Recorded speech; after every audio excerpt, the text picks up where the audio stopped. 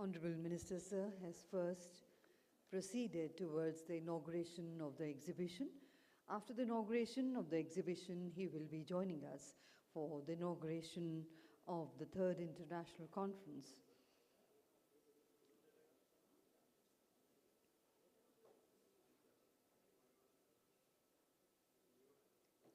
May I once again request for all mobile phones to be kept on to silent mode from now onwards till end of the proceedings of the conference.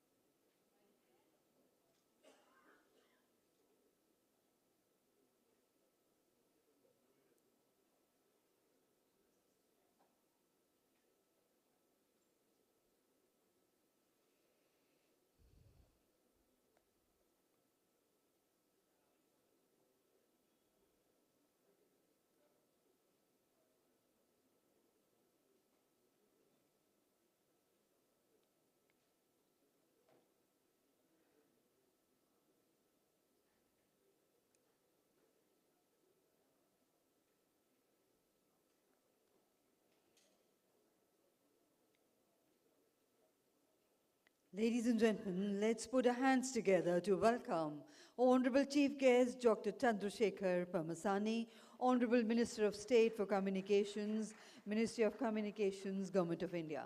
A very, very warm welcome to you, Honorable Minister, sir.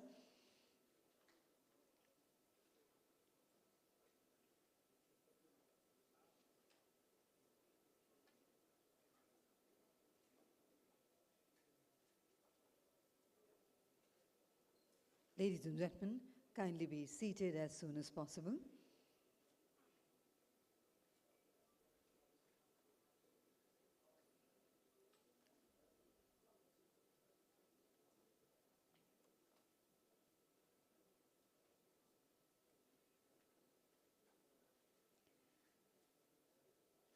Namaskar and good morning, and a very warm welcome to the third International Conference and Exhibition, Bharat 6G 2025.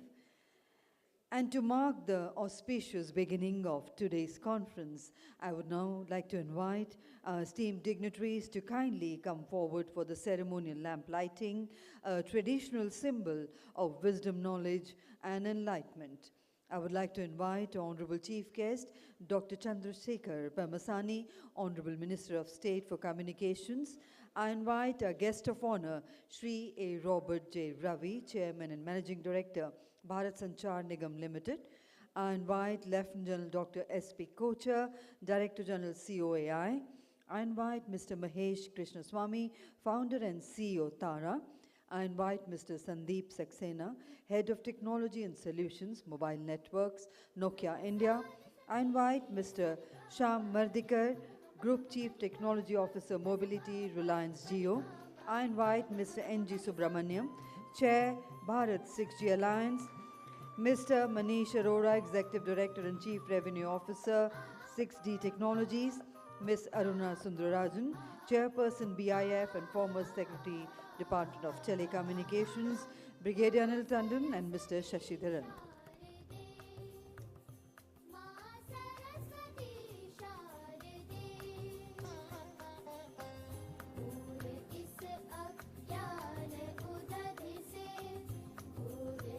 And ladies and gentlemen, let's put our hands together for the ceremonial and auspicious inauguration of Bharat 6G 2025.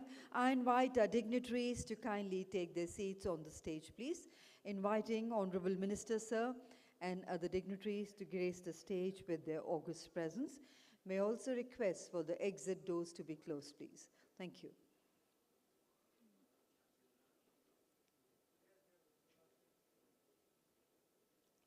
Inviting our dignitaries to join us on the stage. Honorable Minister, sir, guest of honor, Shri Robert J. Ravi, Lieutenant General Kochar, Mr. Mahesh Krishnaswamy, Mr. Sandeep Saxena, Mr. Shyam Mardikar, Mr. N.G. Subramaniam, Mr. Manish Arora, Brigadier Anil Tandon, and Mr. Shashidharan to kindly grace the stage.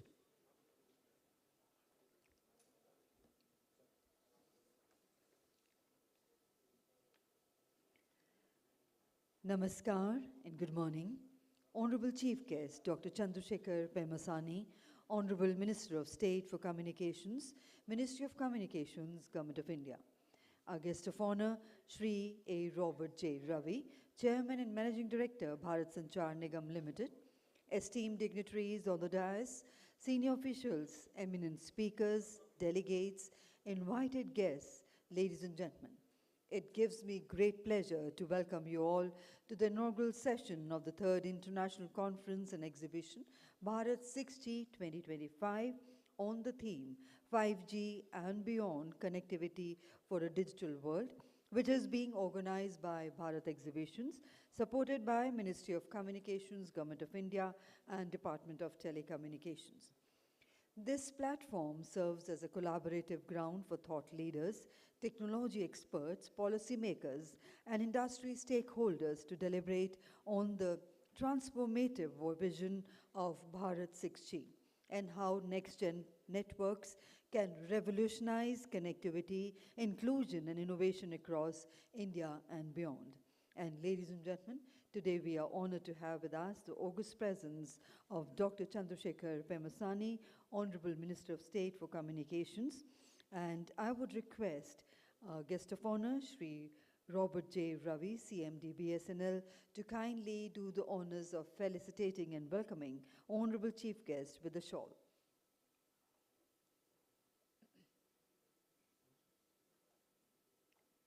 Once again, a very, very warm welcome to you, sir. I would request Mr. Shashidharan, MD Bharat Exhibitions, to welcome Honorable Chief Guest with a floral bouquet.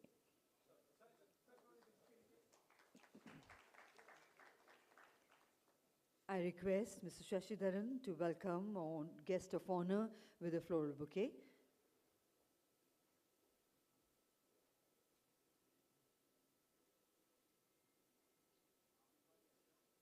Warm welcome to Shri A. Robert J. Ravi.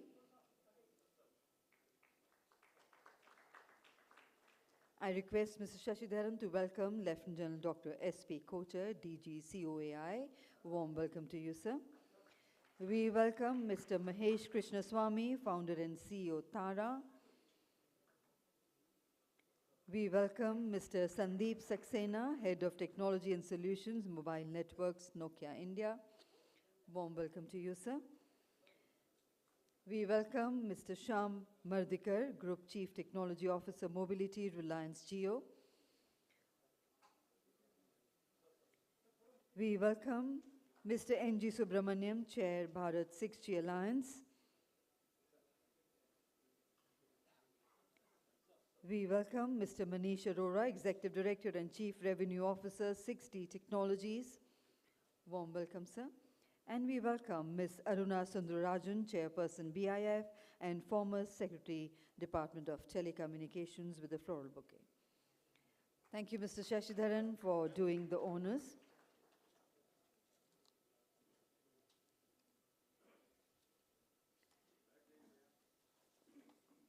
Ladies and gentlemen, it is now time to officially commence the proceedings of Bharat 6G 2025, the third international conference and exhibition, a pivotal platform where vision meets innovation in the realm of the next generation connectivity.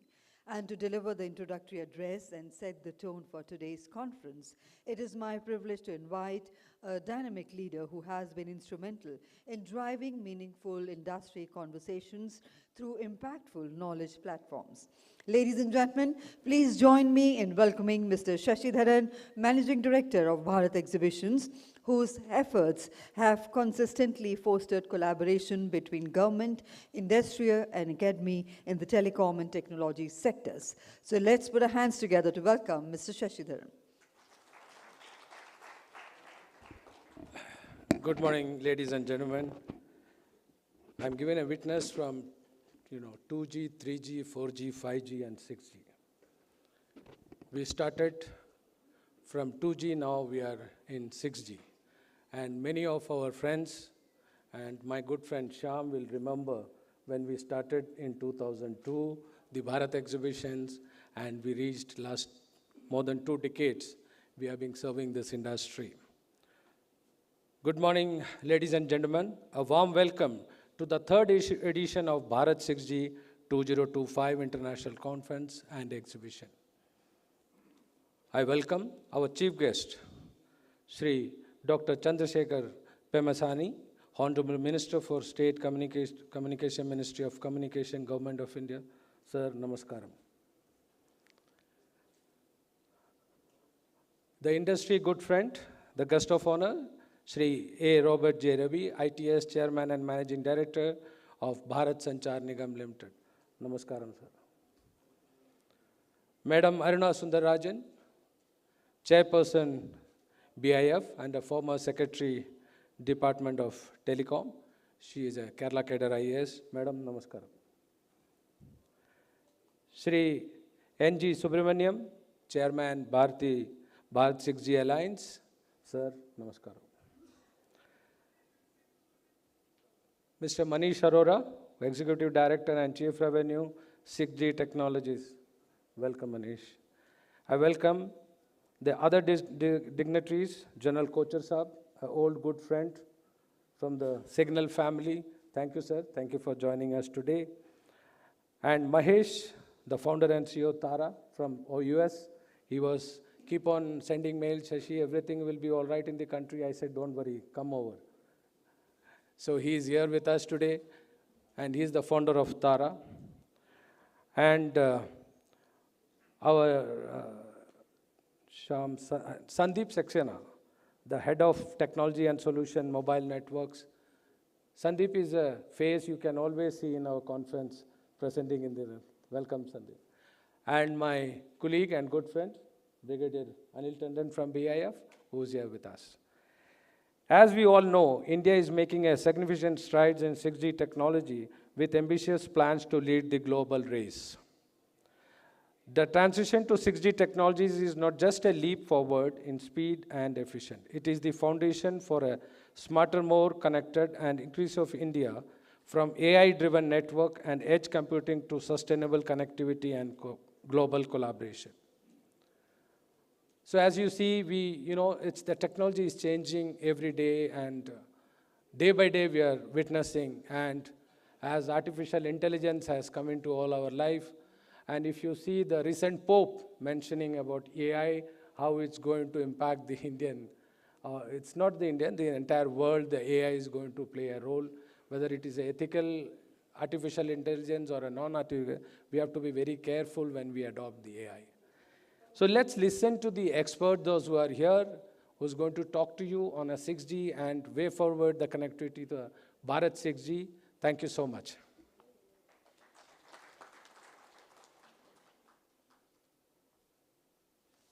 Thank you very much indeed, sir, for those warm words of welcome. And ladies and gentlemen, to set the tone for today's discussions, I'm honored to invite a stalwart of India's digital policy and governance, Ms. Aruna Sundararajan, Chairperson, Broadband India Forum, and former Secretary, Department of Telecommunications, Government of India. She has been instrumental in shaping India's telecom and digital policy ecosystem. So let's put our hands together to welcome Ms. Aruna Sundararajan for the introductory address.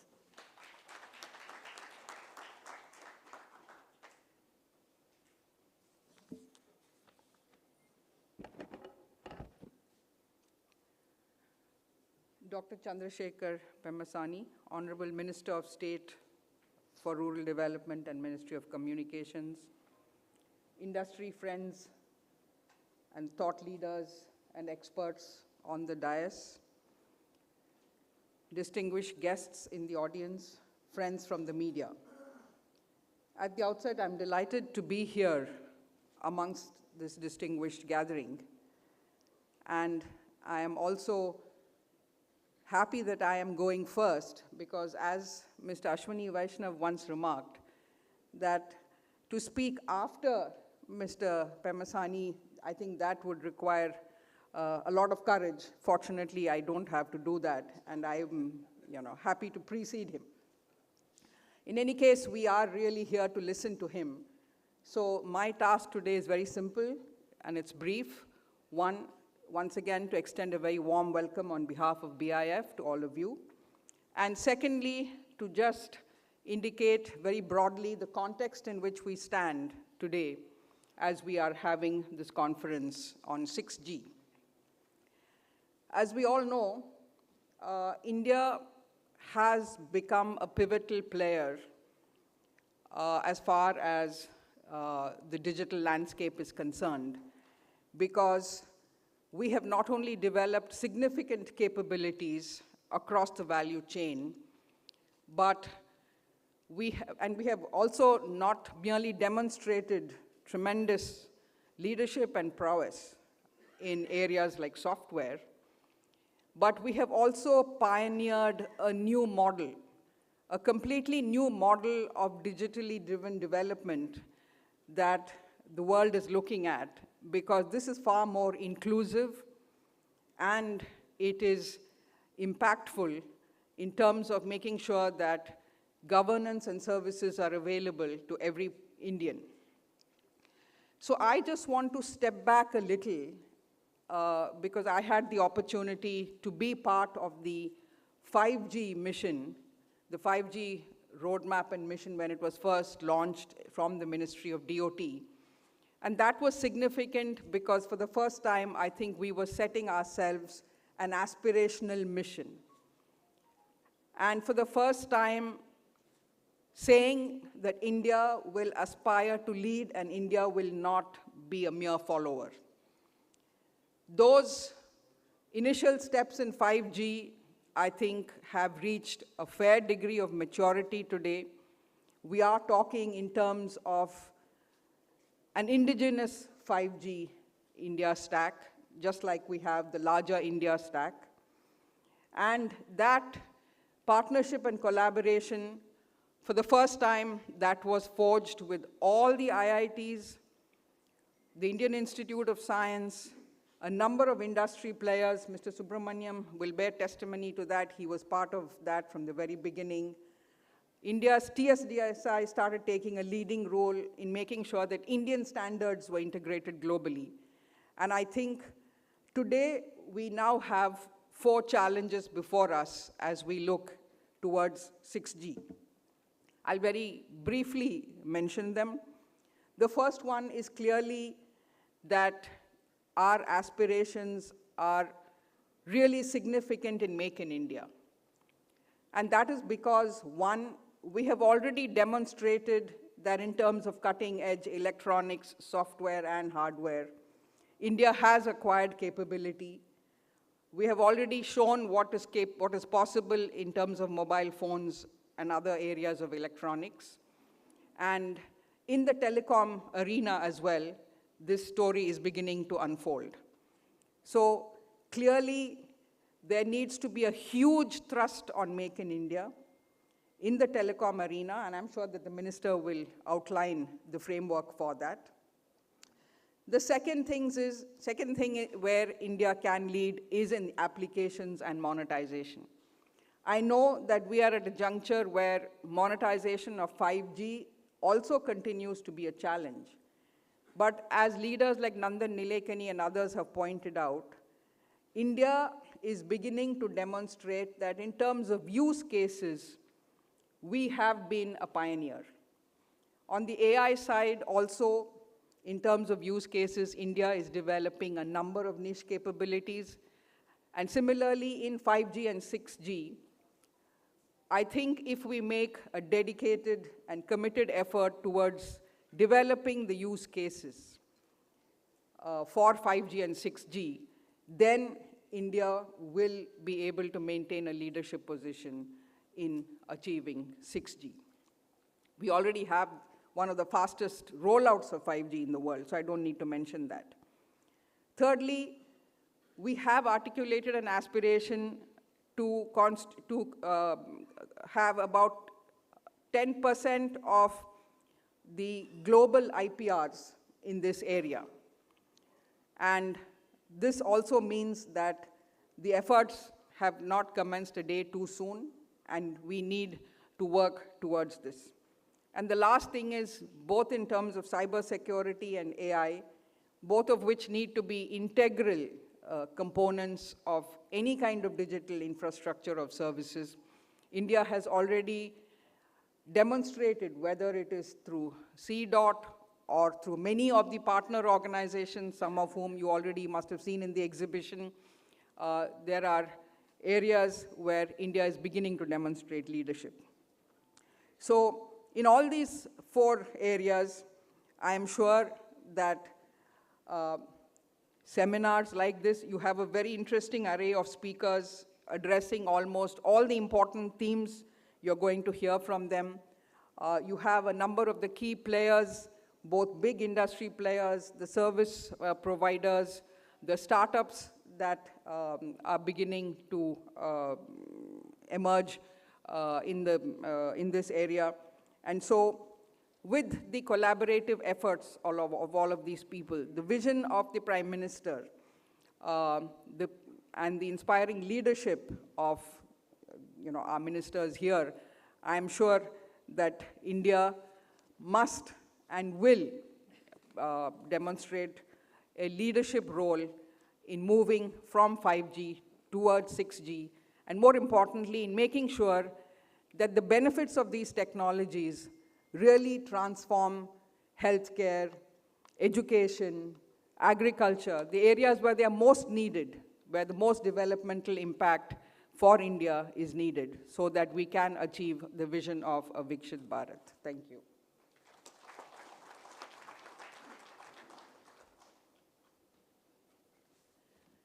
Thank you very much indeed, ma'am, for all those inspiring insights you presented to all of us. And now, ladies and gentlemen, we move to our keynote address, which will be presented by one of a dynamic force in telecom solutions and a leading enabler in telecom and digital transformation, a driving revenue-based growth through transformative telecom and fintech platforms. So please join me in welcoming Mr. Manish Arora, Executive Director and Chief Revenue Officer at 60 Technologies, for the keynote address.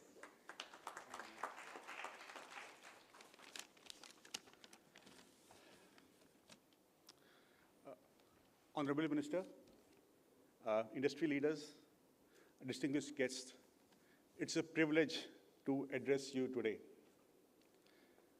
as we explore India's vision beyond 5G. We gather not merely to reflect on the present, but to shape the digital identity of our nation and the world. Yes, 5G is being rolled out globally already. So why look beyond it now? Because in technology, leadership doesn't come from following trends, it comes from setting them. India stands at a defining crossroads. We are home to over 1 billion digital citizens, the world's fastest growing developer base, and a startup ecosystem with a global ambition. We have shown what is possible with 4G scale and cost-effective and fast 5G deployment. Now is the time to leap forward, to lead in innovation, research, intellectual property, and global standard setting. So what is beyond 5G? What is 6G? 5G and beyond is not just about speed, it's about transformation. From connecting people to enabling autonomous systems, immersive experiences, and real-time intelligence. We are talking about ultra-low latency for mission-critical services, massive IoT at national scale, industry-specific network slices, AI at the network edge, and seamless integration from cloud to ground. Beyond 5G, we enter an era of intelligence convergence, where satellites, drones, and edge devices work as one, real-time, seamless, and secure. This is not an evolution, this is a paradigm shift. A world powered by AI, quantum computing, IoT, cloud, and cyber resilience. So what should be our framework? India's vision rests on 3 pillars: innovation, inclusion, and self-reliance. We are building this future through a proactive policy framework, much like the Bharat 6G vision we are all here present for. Strategic missions like the National Quantum Mission by the Department of Science and Technology, Government of India, and massive investments in R&D and skilling, both from public and private sector. We believe 5G and beyond is not just a zero-sum game. India stands for open collaboration, inclusive global standards, and shared innovation for shared prosperity. We invite the world to partner, to co-innovate, to test and scale in India's vibrant digital ecosystem. And as we lead, our networks must reflect our values: openness over control, transparency over opacity, and empowerment over exploitation. We will shape not just the tech, but also the ethics, the norms, and safeguards for the digital era.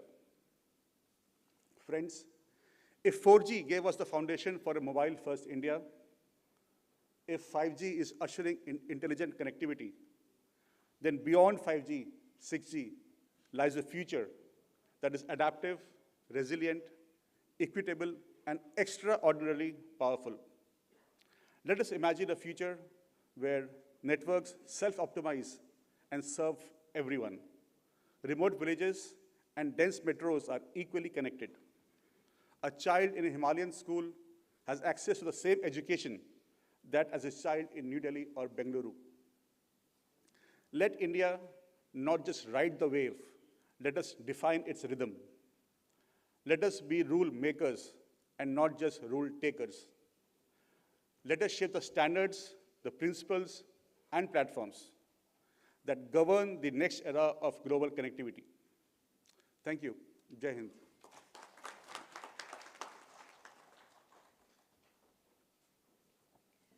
Thank you very much indeed, sir, for that thought-provoking address.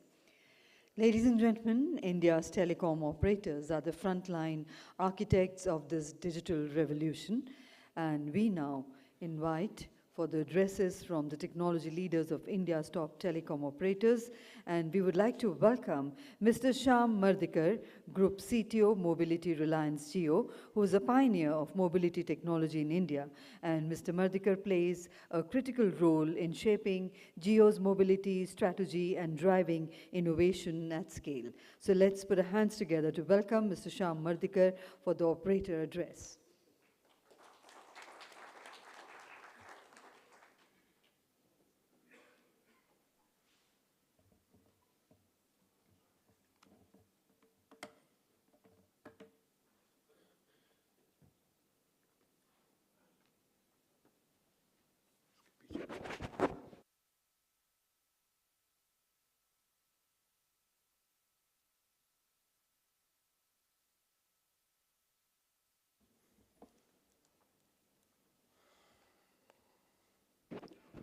Good morning, and as always, Shashi, a pleasure and privilege, Honorable Minister.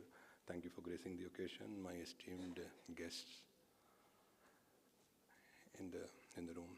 125 years back, this is the place, and this is the time when Shashi was in his teens, that long back. This was the place from where the first wireless signal was sent. This is a place called St. John's in Newfoundland, 1901. Marconi actually sent a transatlantic signal for the first time, and that was the beginning of wireless.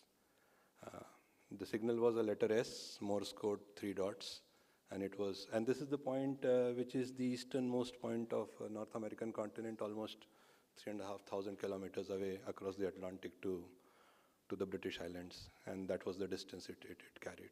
And we've actually moved a long, long way from those 125 years. In fact, if you go back 45, 50 years, in 80s, you can see when the first wave of connectivity on wireless hit the world. We were 10 years late. We were not part of this. We actually came on the second part of the slide. But it was voice, it was 1G, it was connectivity, but more importantly, it actually tried to fit the physical or physiological requirement of communication, connecting person A to person B, and that is where it all started. 10 years later, 2G came in, India got into the big telecom bandwagon. Ma'am alluded to that, how fast we have grown from that time in last 20, 25 years. But if 1G was voice, 2G was text, SMS, and my older colleagues will recall capabilities like USSD and SMS were kind of revolutionary at that point of time, but that was 2G. But between these two generations, what happened is the world connected itself on a wireless pedestal. The first layer, the physical layer, which is, let's say, if you move to the requirement of human beings, it's like the basic law of Maslow, the physiological needs, roti, kapda, and makan, if I could say that. These were the first two generations. 3G connected us to internet. 3G was the first generation which connected us to internet. And at the turn of the century, this came in. Smartphone came a bit later, and the screens got bigger. And this is where you could see issues like safety and security and issues like transmitting personal information, not only text but also pictures came into being. 4G took it to a totally different generation. 4G actually took it to a capability where video became the mainstay of the communication. In fact, even today, since 4G came, even today, 75 to 78% of the data that gets transmitted in the world is video. It is in the form of the movies which we stream, it is in the form of user-generated content which we upload, it is in the form of video calls which we do with each other, Teams meetings, Zoom calls we do with each other, 75 to 78% video. So 1G connected us, 2G brought it to text, 3G made it pictures, 4G made it video. 5G took it to a totally different standard. 5G empowered each one of us, and we're talking about self-optimizing networks, we're talking about personalized communication, we're talking about network slices, we're talking about private 5G. In fact, like the world agrees, we are right now at the midpoint of our 5G journey. This is just the interval. The second half, which is 5G 2.0, is about to come, and in next 4 or 5 years before 6G hits us, we will actually see a totally different turnaround in the way 5G is getting consumed. It will move from a primarily B2C kind of communication pedestal to a more life-changing, and again, I think we've talked about hospitals, we've talked about agriculture, we've talked about education. The deepness in which, the pervasiveness in which it is going to go is going to fundamentally change the way the next generation is going to hit us. And that is 6G. 6G is kind of fluid at this point of time. The lucidity around standards, the lucidity around frequency bands, the lucidity around services. We have this, as an industry, this habit of calling the next generation the solution for all evils. And as we get closer to next generation, we try and realize, we finally get to realize that yes, it has its own set of challenges, right from the infrastructure requirement to device requirement to the distribution of compute over the edge and things like that. But the good story is that as time progresses, and especially with the hyper compute through AI that is hitting us. In fact, all the images which are put in these presentations are a 30-minute effort on AI. Now imagine creating these images maybe 2 years back for this kind of presentation. I mean, and that is how AI is kind of aiding us. That is how AI is using the compute to make our decision systems, to make our delivery systems, to make our consumption systems relevant, to make it to the last mile to the end user, irrespective of what vector, what industry he is part of, and making his life on the digital pedestal easier. So these are the generations for you. And I was thinking about the famous Maslow's law, and if you actually look at these 5, 6 generations, it very sweetly kind of resonates with what Maslow talked about, his own hierarchy on evolution of human beings, right from physiological needs to the self-actualization. And if you map layer by layer, 1G, 2G, 3G, 4G, 5G, you actually realize that we are in telecom coming very, very close to actualizing the industry through telecommunication. So much coupling of digital and humans, of AI and humans is going to unveil itself over the next few years, that our understanding of the way we live, our understanding of the way the planet works end to end is actually going to get defined by the communication pedestal underneath. And that is where the actualization comes. Because let's understand, we're talking about speeds in 3G era, hyper speeds in 4G era, even hyper speeds in 5G era. Beyond the point, all of that is done and dusted. We have speeds now. What do you do with 100, 200, 400 Mbps speed in your pocket? You don't need more than 15, 20 Mbps for a 4K video. You can download movies, 2 hours movies in matter of seconds now. What else is needed? So the functional capability of technology is a given now. And that is where we move from the esteem layer to self-actualization layer, because almost everything, right from physical connectivity to right speed to right flavor of consumption, is all given through 5G. And what is next is something which is unimaginable. It is something which is so much more coupled with the way we will work, the way we will change the world. It can be about a greener planet. It can be about a more digital divide bridge planet. It could be about people innovating themselves over what AI and what hypercompute is going to give them. But the functional capability of communication will now take a backseat, because that is all given.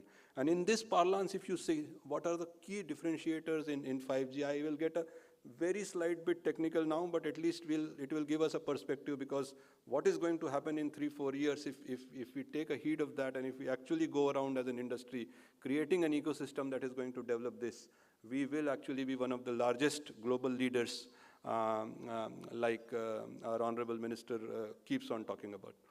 Standalone architecture is a must. One thing which we realized in 5G is, with these variety of architectural topology, NSA2, NSA1, NSA3, SA, operators have chosen to do whatever is incremental to them.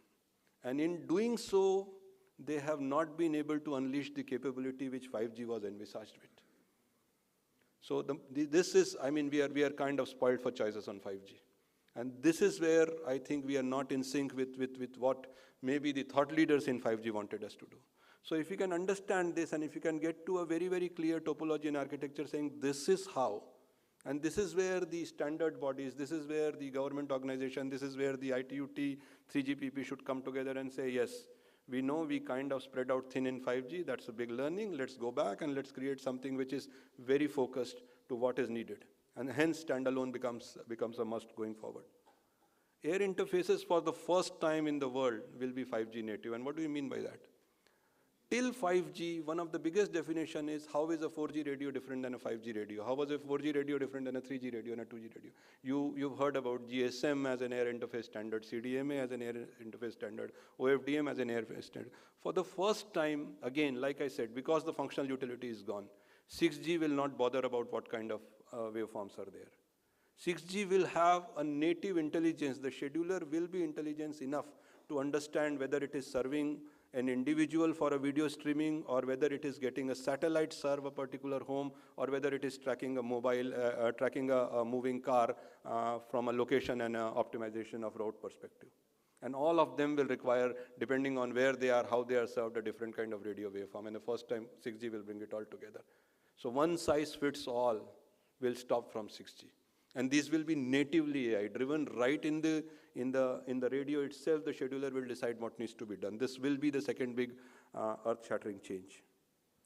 Satellite will not be separate.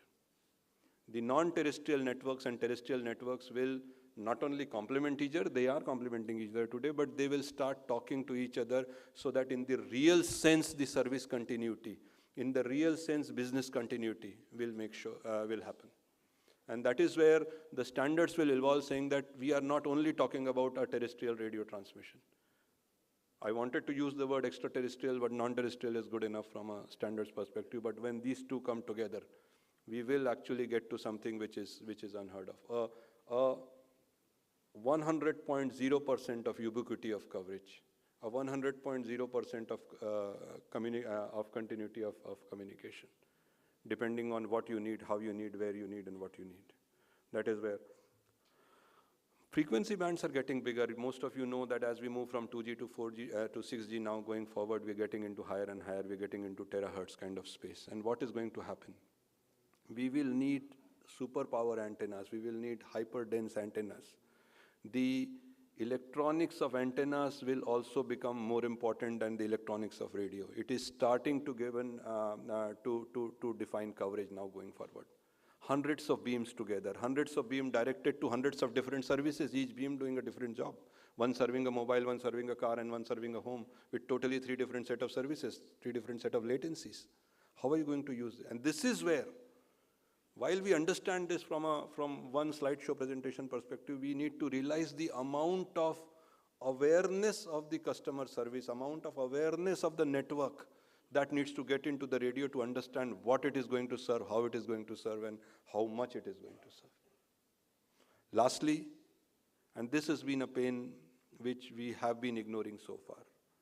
I mean, in ICC finals at Reliance Jio, we consumed 50 crore GBs of data on a single day. World record. I think closest at some point of time, China Mobile came, sir, they didn't cross 45 crore GBs. And in one day we did, and this is one operator. So imagine if we are more than half the share, country as a whole must have done 100 crore GB on a day. Now, the share of uplink in that 100 crore GB, people in the stadium, you look at IPL matches, you look at ICC matches, you look at tourist spots. Now this share of uplink is getting bigger and bigger and bigger. People are uploading videos, people are uploading photos, video calls are happening, and all of that. Theoretically, the telecom networks are designed for a downlink intensive topology because we take from the web, we take from the internet. We have now realized that uplink now needs to be taken seriously, either through better layers, better understanding of the devices, or maybe a brand new supplemental uplink band, which will be dedicated for uplink. Because without that, in next 3-4 years, actually there is no hope to just hold our uplink consumption. Our uplink consumption is 8 to 10% of our total consumption, usually by the rule of thumb. When those 2-minute, 30-second strategic timeouts happen in IPL, this 10% goes as high as 35%. And it is 35% because the network can handle 35%. If wishes be horses, it actually might cross 50%. So how do you take care of those kind of uplinks? So long and short, I think, like I said, I think it's a crystal ball gazing at this point of time. Like I said, I think we have so many standards to rewrite. But if we understand the outcome of these standards, if we understand that what are 3, 4, or 5 moving parts which need to be addressed, this seamless movement from 4G to 5G will actually make us digital leaders and digital pioneers in the world. With our Indian human innovation powered by AI, that will be the real test of 6G to come. Thank you so much.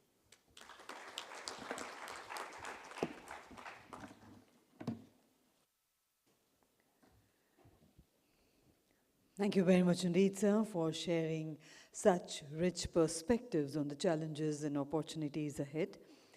Ladies and gentlemen, next we move to the industry visionaries. Their innovation continued to power the evolution of India's digital backbone. And may I invite Mr. Sandeep Saxena, Head of Technology and Solutions, Mobile Networks, Nokia India.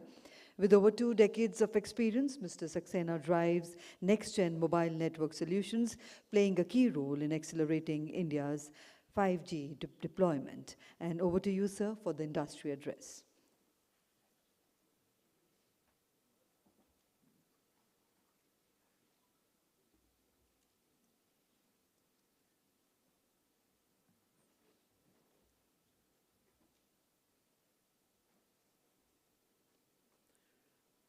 Good morning, everybody.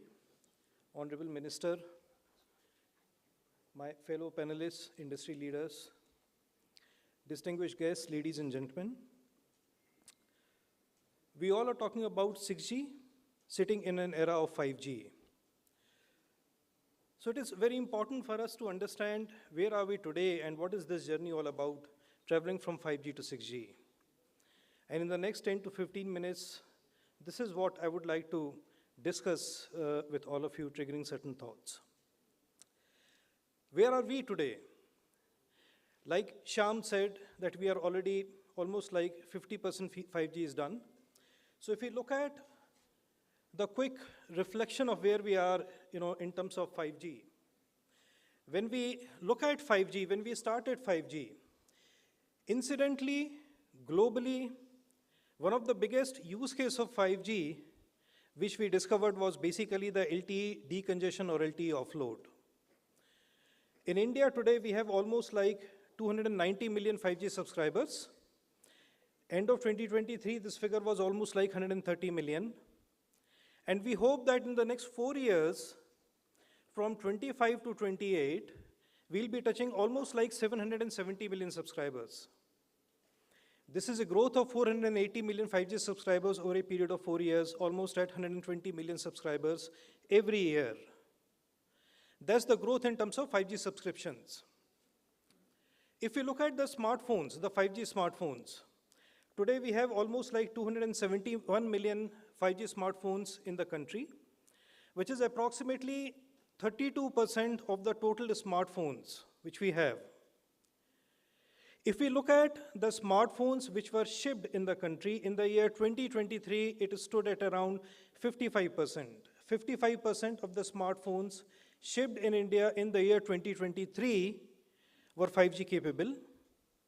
In 2024, almost 80% of the 5G of the smartphones which were shipped in India were 5G capable. So that's the rate in which the device penetration is going. When we talk about the customer experience, the best way to talk about customer experience is basically the speeds, the downlink speed and the uplink speed. And like Shyam said, that it's very, very important for us to have a very big focus on uplink as well. And I'll be touching upon that in the subsequent slides. From a downlink speed perspective, the average speed that we get in 5G is approximately 100 Mbps plus, which is 10 times the speed what we get in 4G, which is approximately 10 Mbps plus. So these are basically the customer experiences. One of the biggest 5G monetization cases, globally as well as in India, is turning out to be fixed wireless access FWA. By end of 2024, there were approximately 5 million FWA subscribers in India, 5G FWA subscribers.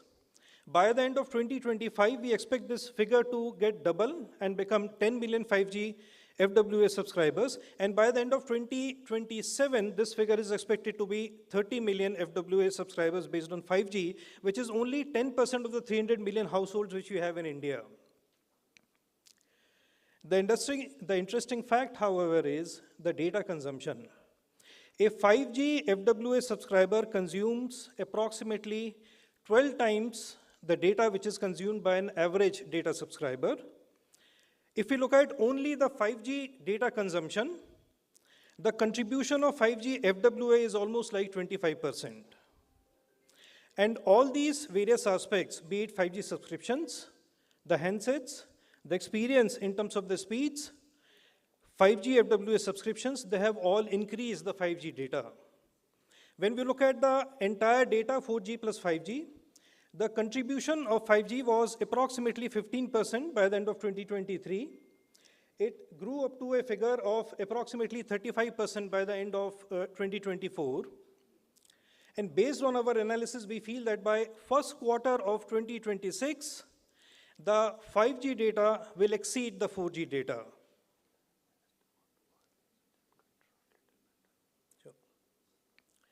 Now, this data update is further fueled by the new monetizable services as well as the device expansion. So when we talk about the new monetizable services, they are basically built around network slicing, be it cloud gaming, be it the critical services, the security services, the services there for the enterprise.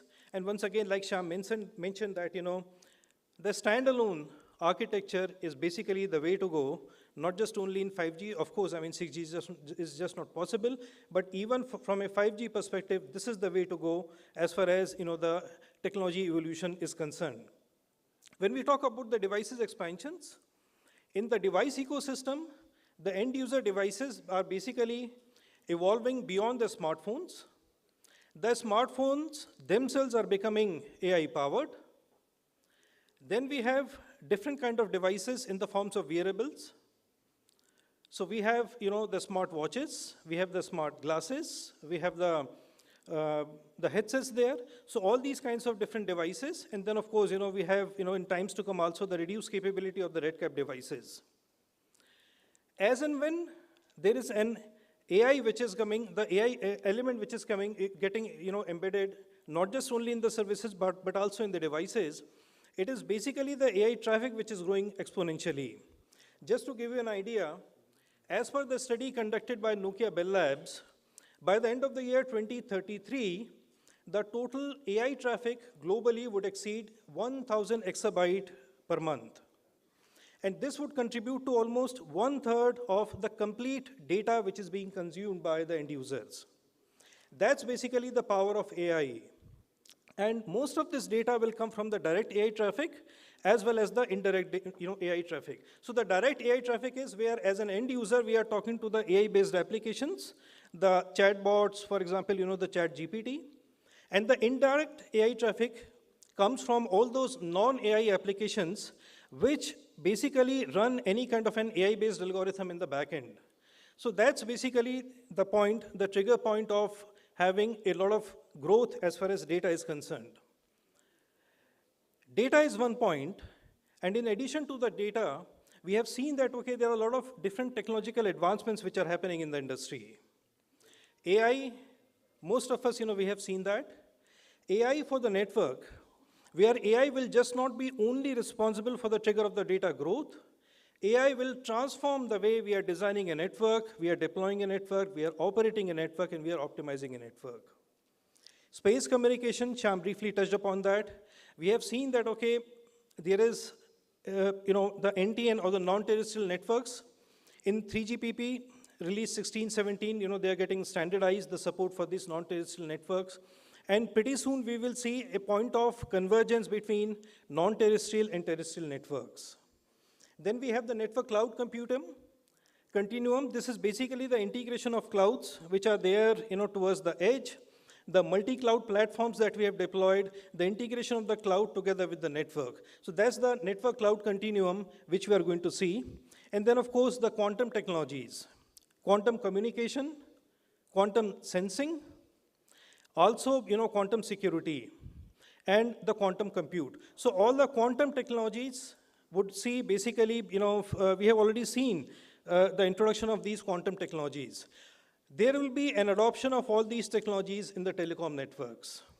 Now, when we talk about the data growth, when we talk about these advancements which are happening in the technologies and their embedment and embodiment in the telecom networks, this will basically mean that we have to move towards a next generation network. This anticipated data growth as well as technology evolution are shaping the future wireless network. Let's read it 6G. The next generation networks, they have to be purpose-built in order to be value-centric, in order to be intelligent, in order to be sustainable, and in order to be cyber resilient and secure network. At Nokia, our 6G vision is centered around these 4 aspects. We aim to deliver the most impactful network which is able to give the best performance, leveraging both efficiency as well as innovation. We aim to deliver the most intelligent network by having the AI-powered automation. We aim to deliver the most sustainable network. The sustainable network which addresses the needs of digital economy, having low carbon footprint, and at the same time, fostering the greater equity both for people as well as for planet. I think Arunaji briefly touched upon, the cyber security and the cyber threats. We know that, okay, there is an increasing threat when we talk about, the cyber crimes. Therefore, it is extremely important that, we are able to predict some of these cyber challenges, the threats there. We are able to proactively manage and address most of these threats and deliver a quantum-safe network. When we talk about the evolution of these next-generation networks, this evolution will always happen in phases. Before we move to 6G, there will be a kind of an interim stage which will be driven by 5G Advanced. 5G Advanced has many, many capabilities. At Nokia, we talk about 4 different aspects built around extension, experience, expansion, as well as excellence. So when we talk about experience, this is all about the experience of an end user, having enhanced data rates, enhanced capacities, enhanced coverages, enhanced network resilience. So 5G Advanced has the capability of giving a network performance in difficult radio conditions as well as the high load conditions. So this is basically, the kind of an experience which will be given by 5G Advanced. When we talk about extension, it is extending the reach of connectivity.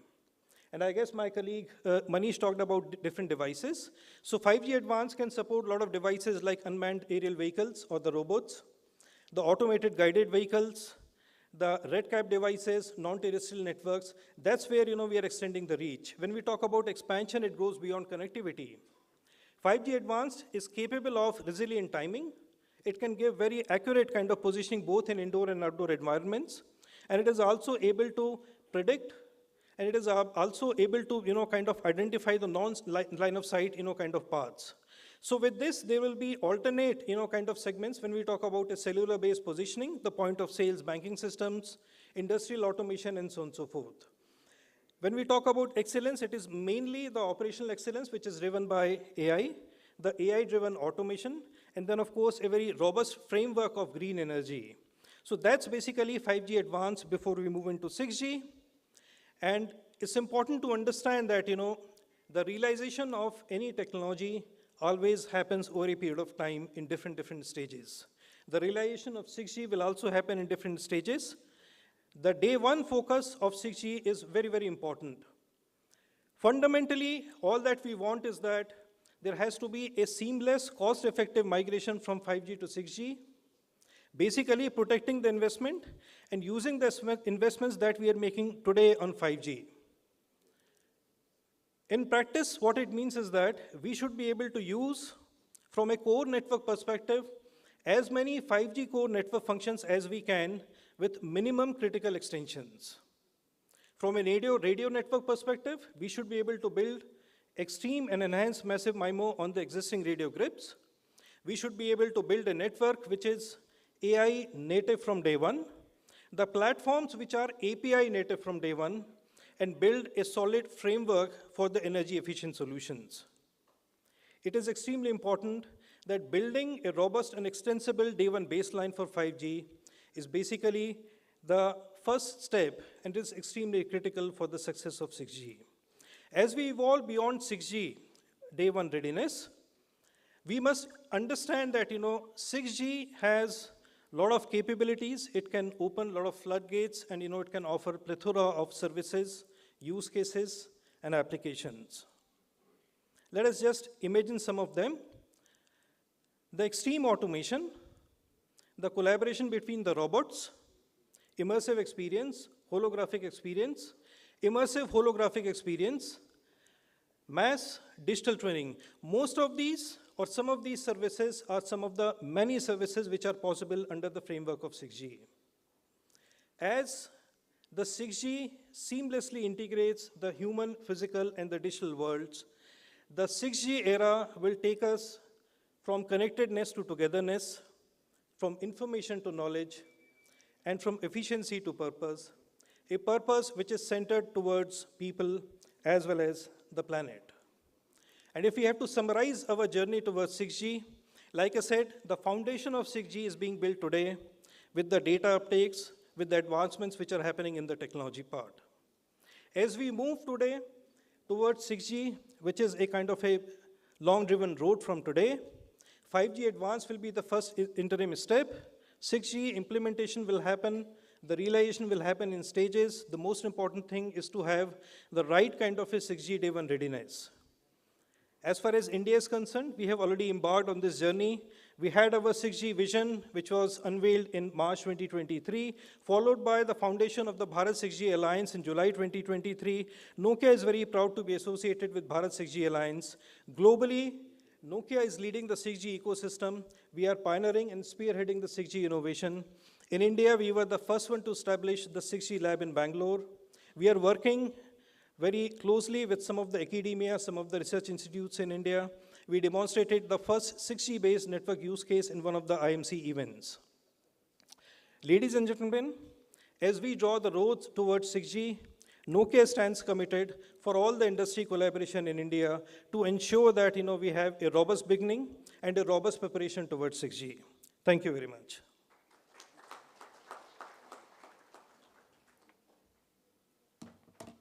Thank you, sir. And for the next industry address, ladies and gentlemen, I invite Mr. Mahesh Krishnaswamy, founder and CEO Tara, who is a pioneer in wireless optical communications, is revolutionizing high-speed fiber-like internet access through laser-based free space optical technology under Project Tara. So over to you, sir, for the industry address.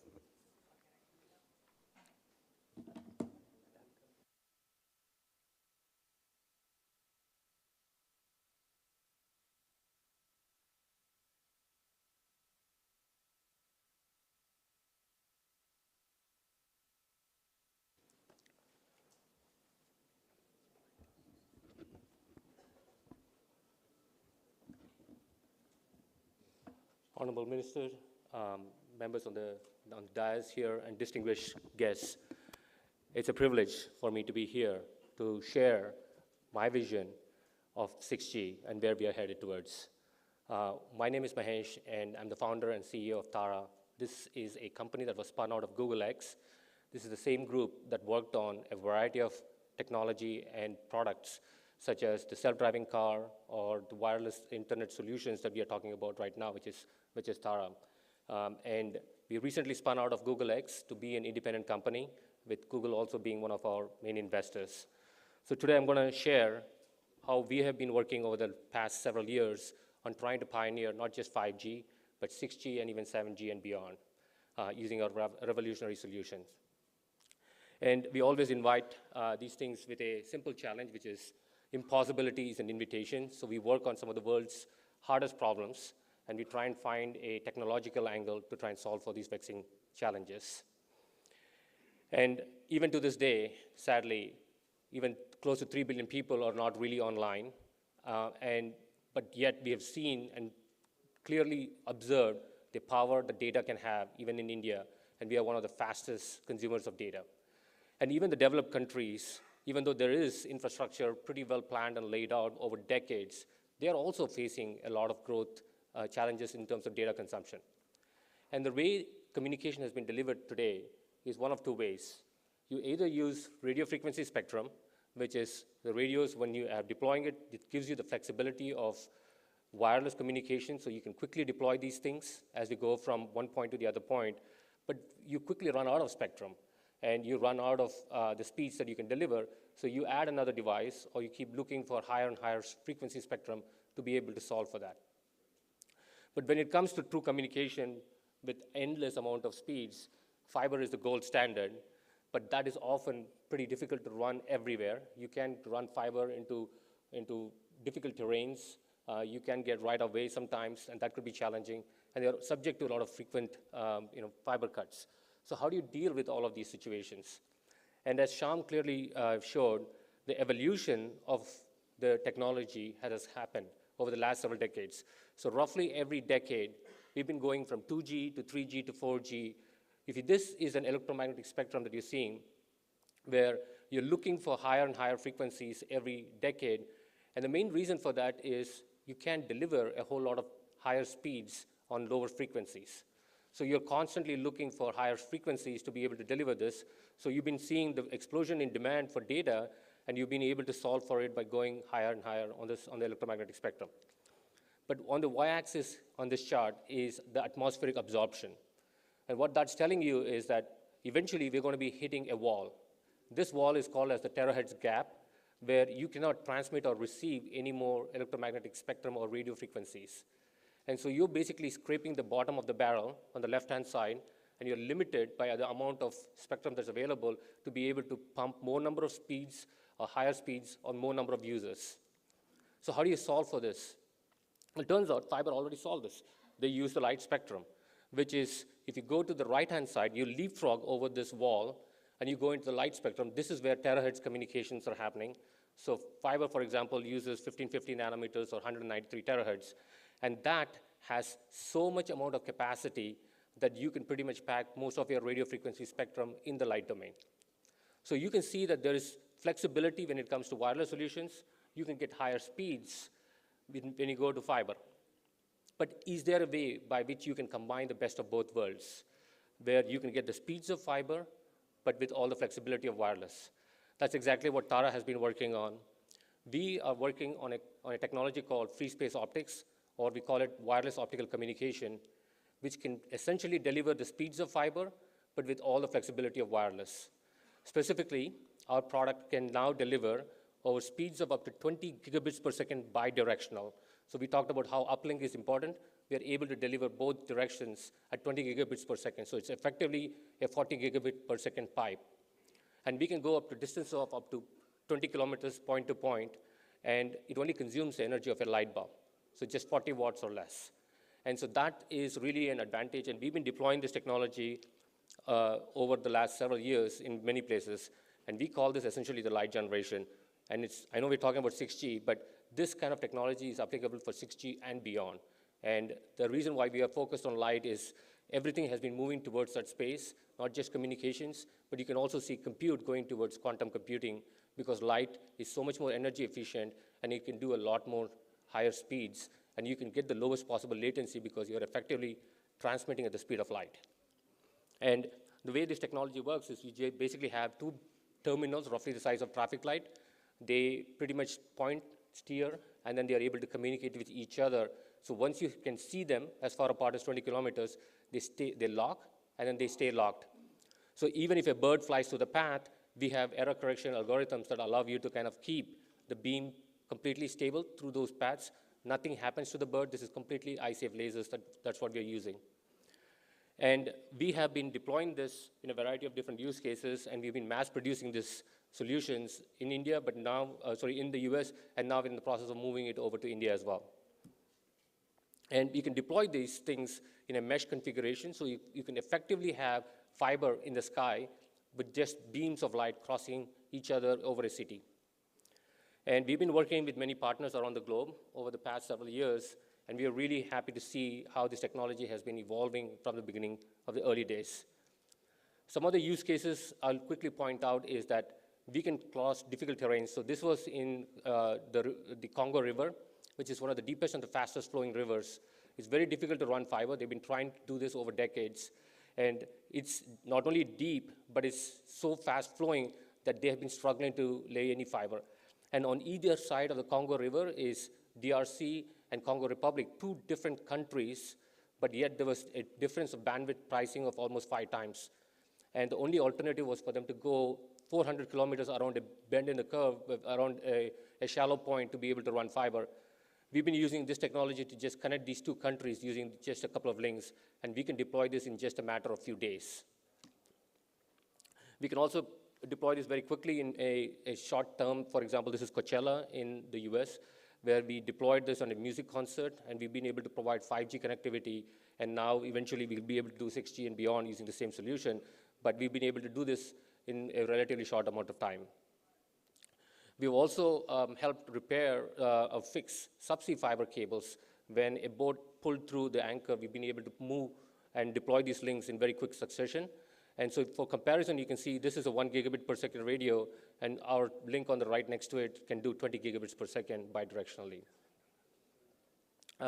We started out here in Andhra Pradesh, and we've been growing into multiple states in the southern part of India now, partnering with Airtel in a variety of use cases. And we've also used this for disaster recovery solutions. So if there is some kind of a volcanic eruption, which is what happened in Tonga, we've been able to restore this. So moving past into other applications, it's very quick to deploy, but where we are going from here is shrinking this essential product that we have down to the size of a single chip. Just like how hard drives went from a very big room size solution to a very small SSD, we are now in the process of shrinking our solution, which is roughly the size of a traffic light, down to a single photonics chip, the size of my fingernail. And this small fingernail chip will be able to do tens of gigabits per second and will enable 6G and 7G and beyond. And that's essentially what we are really betting on. And that's what Tara is all about, not only starting out with what we have today with the light generation, but we'll be able to kind of take this further into multiple different applications to enable 6G and reach further and deeper into the network. So I just wanted to kind of thank by saying that, Tara is really working and pioneering the light generation, which is 6G and beyond. And we have a product that's commercially available right now today, and there's a booth, and you're welcome to come see us over there. But more importantly, we are ushering in the next generation of applications and technology that can going to put us leap forward beyond everything else that we've been doing. Thank you.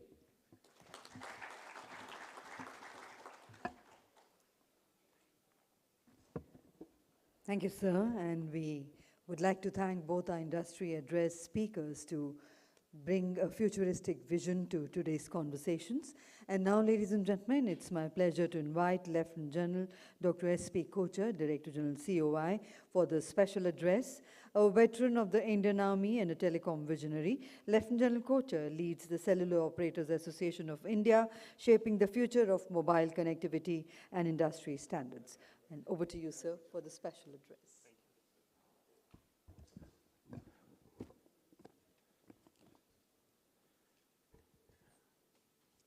Honorable Minister, my colleagues on the dais, ladies and gentlemen, it's a pleasure being here. I will skip the formalities because I've been given a Dimash by Shashi. He's told me that finish in 5 minutes.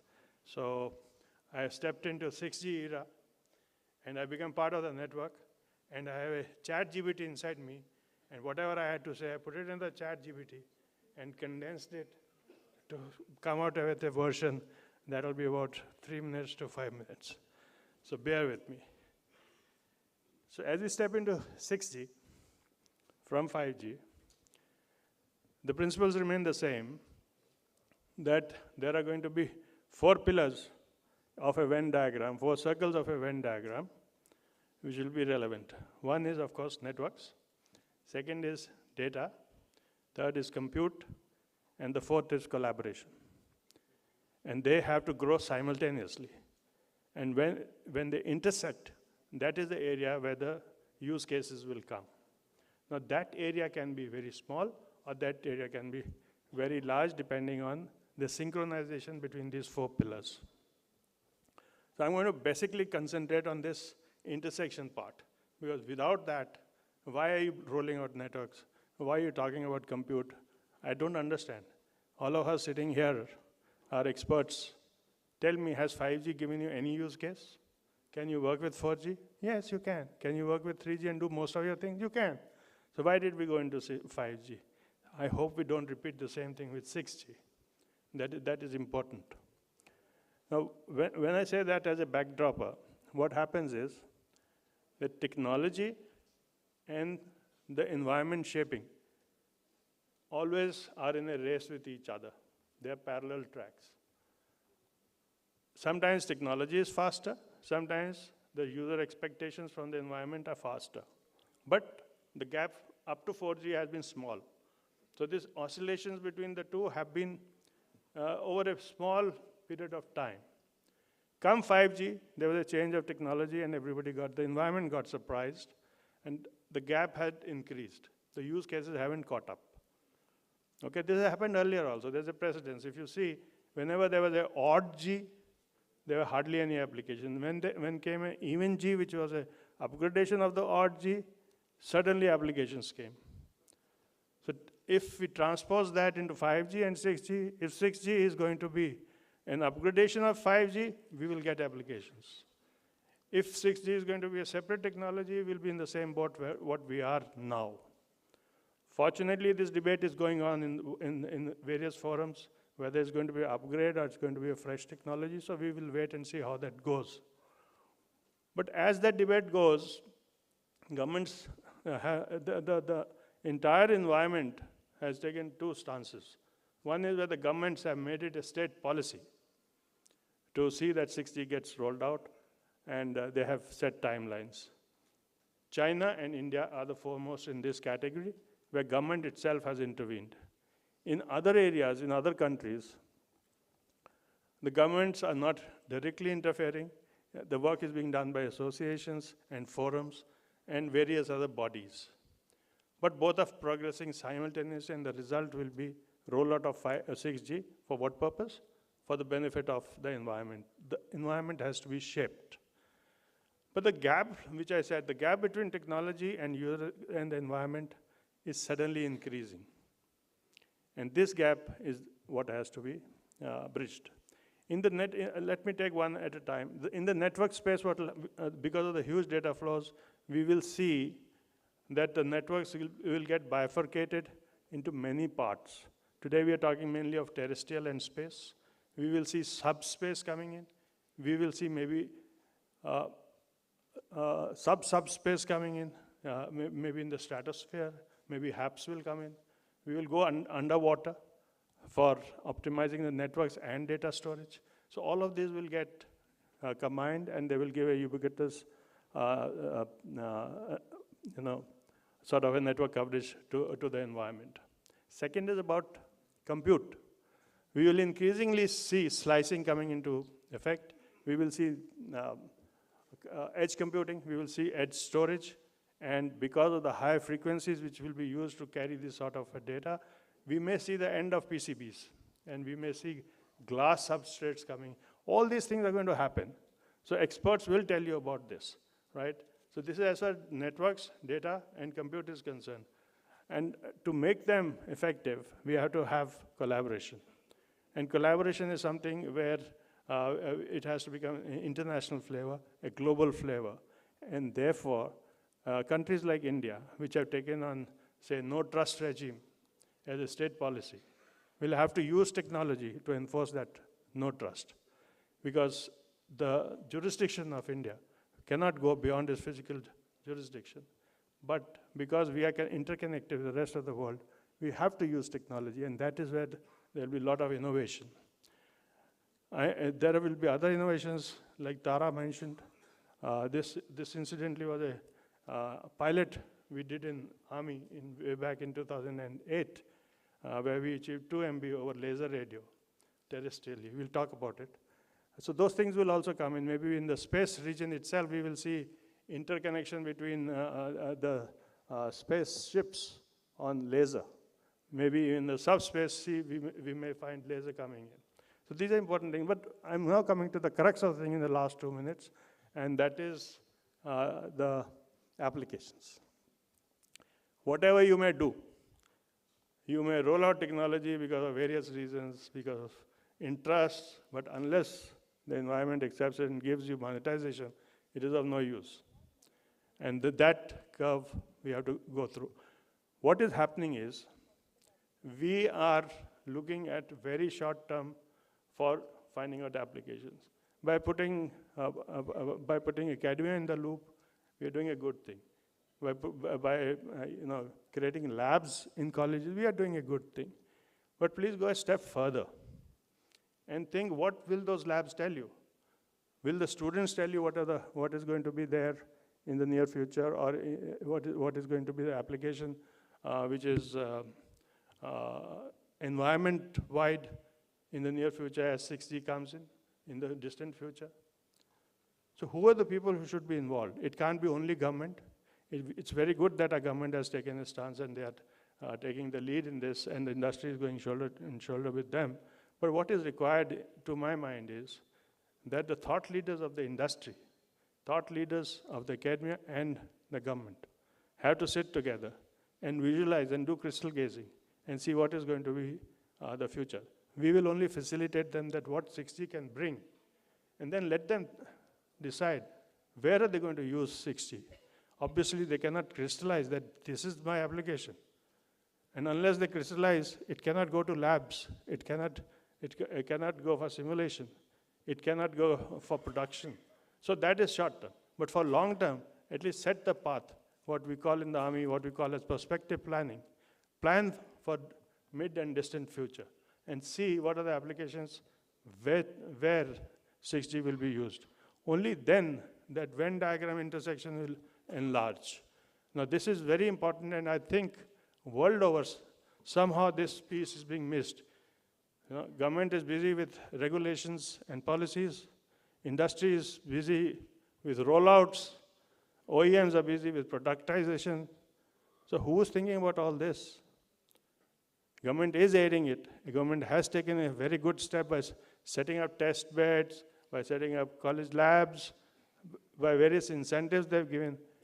But while I respect the startup ecosystem in India, finally the applications cannot be restricted only to a startup ecosystem. It has to go much, much beyond that. And that is where we should be focusing on. I would request you to give it a thought. I may be totally off the curve, but I thought I must say this within the time period that I have been allotted. Thank you very much.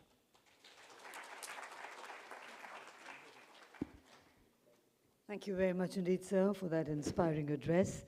And ladies and gentlemen, we are now privileged to hear from Mr. N.G. Subramaniam, Chair of the Bharat 6G Alliance, a respected industry leader and technologist. Mr. Subramaniam is guiding India's vision for 6G, bridging the global collaboration and indigenous innovation. And invite you, sir, for the special keynote address.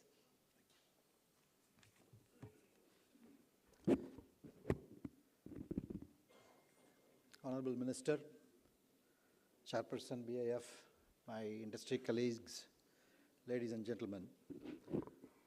I think my previous speakers have all spoken about 5G, beyond 5G, and the art of possible in 6G.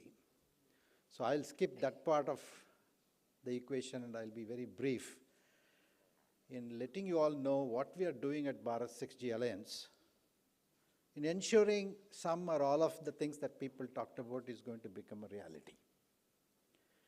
Bharat 6G Alliance was formed under the aegis of Ministry of Communications with about 15 founding members from industry, academia, and startups. The whole objective was to bring all of them together and build a commonality of purpose, bring in an open, collaborative approach to formulating India's requirements for 6G, and ensure that they are well represented in the standards forums so that we get what we want for India and for the region and for the global world. We have come a long way, and the membership has since grown from 15 founding members to to cover a wide range of segments and industry participants. We have formed about 7 working groups covering variety of topics like spectrum, technology, applications, device ecosystem, sustainability, and so on, right? And each of these working groups are very active, involving a number of people from the startups and academia industry, and also working with like-minded 6G initiatives across the world. To facilitate that, Bharat 6G Alliance has formed MOUs with a number of 6G forums or initiatives across the world, US, Brazil, Korea, Europe, UK, and so on, so on. The intent is to share with them what we need, what are the areas that India is working on, what are the areas or features and topics which are very, very important for India, and how do we make sure that we combine our efforts and ensure that these are rightfully represented both at as a requirement as well as the design and so on, so on. So as we speak, the focus is really in participating in as many initiatives as possible, representing ourselves with a very strong focus on requirements and prototypes and demonstration of these prototypes into the standards meetings, into the standards forums. And I must say that there is a lot of work that's going on. From moving forward, what we are planning to do is really, learnings from the 5G thing that we did, and what is it that we need to do more and better so that our requirements are rightfully taken on board in the 6G standards. Number one is that finalizing the spectrum that's going to be in place for 6G. Second is that how do we build massive products and prototypes in the spectrum and making sure that the devices and manufacturability of these prototypes is simultaneously taken care of. And each one of these prototypes that we develop or features that we develop ensure that it is systematically tested, data, results are formulated, compiled in a way that is indisputable, so that they are taken on board, discussed on its merits, and becomes part of the overarching 6G standards. So there's a lot of work going on, a lot of discussions are taking place everywhere. From my own perspective, the more we have understood the requirements for 6G, we believe that AI will lead those requirements. AI will get embedded in each one of these requirements. And the more we see it, we will be using technology which is latest, perhaps technology which does not exist even now, right?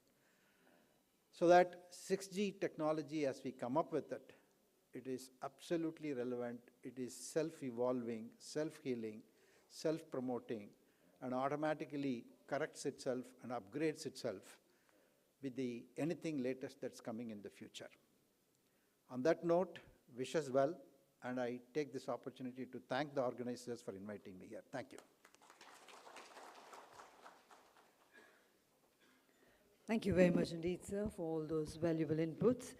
And ladies and gentlemen, our guest of honor, Shri A. Robert J. Ravi, ITS Chairman and Managing Director, Bharat Sanchar Nigam Limited, a seasoned technocrat and policy expert, is spearheading BSNL's transformation and 5G expansion, leading the charge in India's telecom resurgence.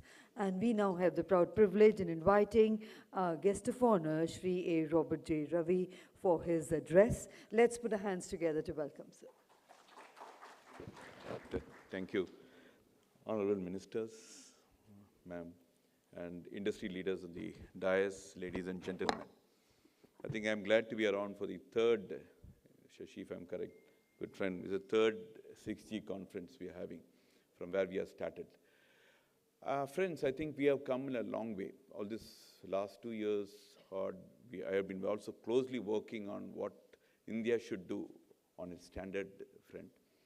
Because, a few countries have did a lot. First started with the US, very interesting program of Pentagon X program. I think how many of you have They're trying to see how 6G they can effectively use in real warfare.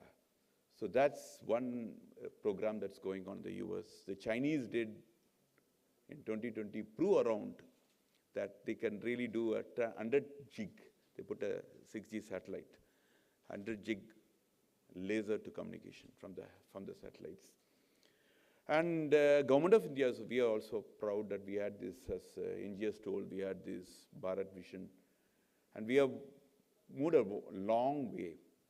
I think the DOT, we are supported close to 120 odd different institutions on exclusive 6G research, ranging from network sensing, reflective intelligence surfaces, all the nitty-gritties of each of this technology, including, as he was mentioning about the antennas, we are also given some of the institutions to do fluid cells. It's a new type of antennas coming in. And close to 200 and odd, 250 crores around the government of India has been spending on this research program. And then I'm glad to say some of these institutions are really gone far ahead. We are one of the real leaders in the RIS. We have 2-3 different products being developed specifically on RI. RSC is nothing but a reflective intelligence services, whereas we know when the 6G grows upon, every device needs to itself act as an antenna. Probably your wall could be painted and that paint acts as a reflective index and that acts as an antenna. That amount of work is also going on, but to put it in short, still we have a long way to go. We are thinking about 1 terabit speeds, assured 20-30 G per user. Latency of microseconds. We are thinking about, can I pack more number of devices? Somebody mentioned once. The first work of 6G is going to be a modernized IoT network in the country, IoT network, where we can have millions of devices packed together in 1 square kilometer. All this comes with the spectrum limited is available. Now the trials are going on in what we call the terahertz spectrum. See, the 300G and above. But that does not mean that the sub-gig is not being used. It's going to be a mix and match. This comes into new innovative technology in spectrum. We talk about eigenvalues, blind detection, dynamic spectrum allocations. So this is going to really encourage how efficiently we are going to use this spectrum in the use of the development of the 6G. Second, then, this is going to find various applications in all our lives. Maybe the true reality of a remote village connected on an hospital, the dream will come true. Where robotic surgeries, though we have around 200 odd robotic surgeries done in India today, mostly concentrated on urban areas, we will soon see this happening in the rural, where it's going to have a seamless ubiquity connectivity. We are also proud to see this ubiquity portion of the standard was developed by the 5G Indian standard. Indians, we made the standards for that. And that is going to be one of the key things in the 6G. When we talk about what we call a 3D communication, the terrestrial and the non-terrestrial together is going to be a 3D communication. The most interesting thing of this 6G is going to be the sensor network, which we also call the sixth sense communication. A real communication where we are going to be away from the smartphones. We think about it, maybe your brain-to-brain communication, all this becomes a reality in 6G, but still a long way. My request to you is, as we always have, once we have the policy in place, we are today close to around 500 different researches happening. Each one needs to adopt a bit on this, and then we should have our own standards. Standards also, 3GPP standards already released, 21 is getting prepared. We are expecting around 2028, which will set the first standard in the 3GPP. Parallelly, we have a standard from IEEE coming on the terahertz also. So we also should, apart from contributing on the standard, I think the government of India's first initiative with at least 10% of all these patents in 6G should be with our country. We are there to support, I think, with the operator side, as well as the government side, there's going to be enough support in the government, in the ecosystem to develop. And thank you, and hope the conference will be successful. Thank you.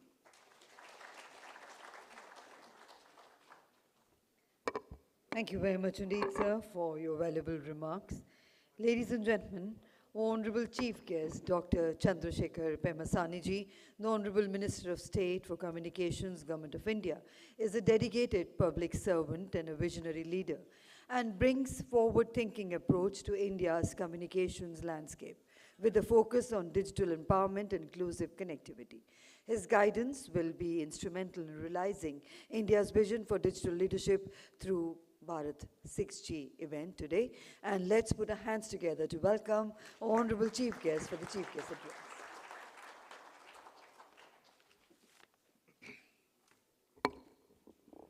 Thank you. Distinguished and accomplished leaders, guests, and ladies and gentlemen, namaste and warm welcome to all of you for Bharat 6G conference. Today we stand at the threshold of another technological revolution that will shape humanity's future. As India continues its journey toward becoming a global technology leader, our path forward with 6G technology will define our nation's prosperity for decades to come. Under the visionary leadership of our Honorable Prime Minister, Sri Narendra Modi ji, we have witnessed 5G revolution. India achieved one of the fastest 5G rollouts globally, deploying more than 470,000 BTS across the country in just over 2 years. We expanded 5G coverage to over 80% of our population, bringing high-speed internet to previously underserved rural communities. Through the Make in India initiative, we developed domestic 4G and 5G equipment manufacturing capabilities. And India has established the lowest 5G data rates globally while maintaining quality service, democratizing digital access for all citizens.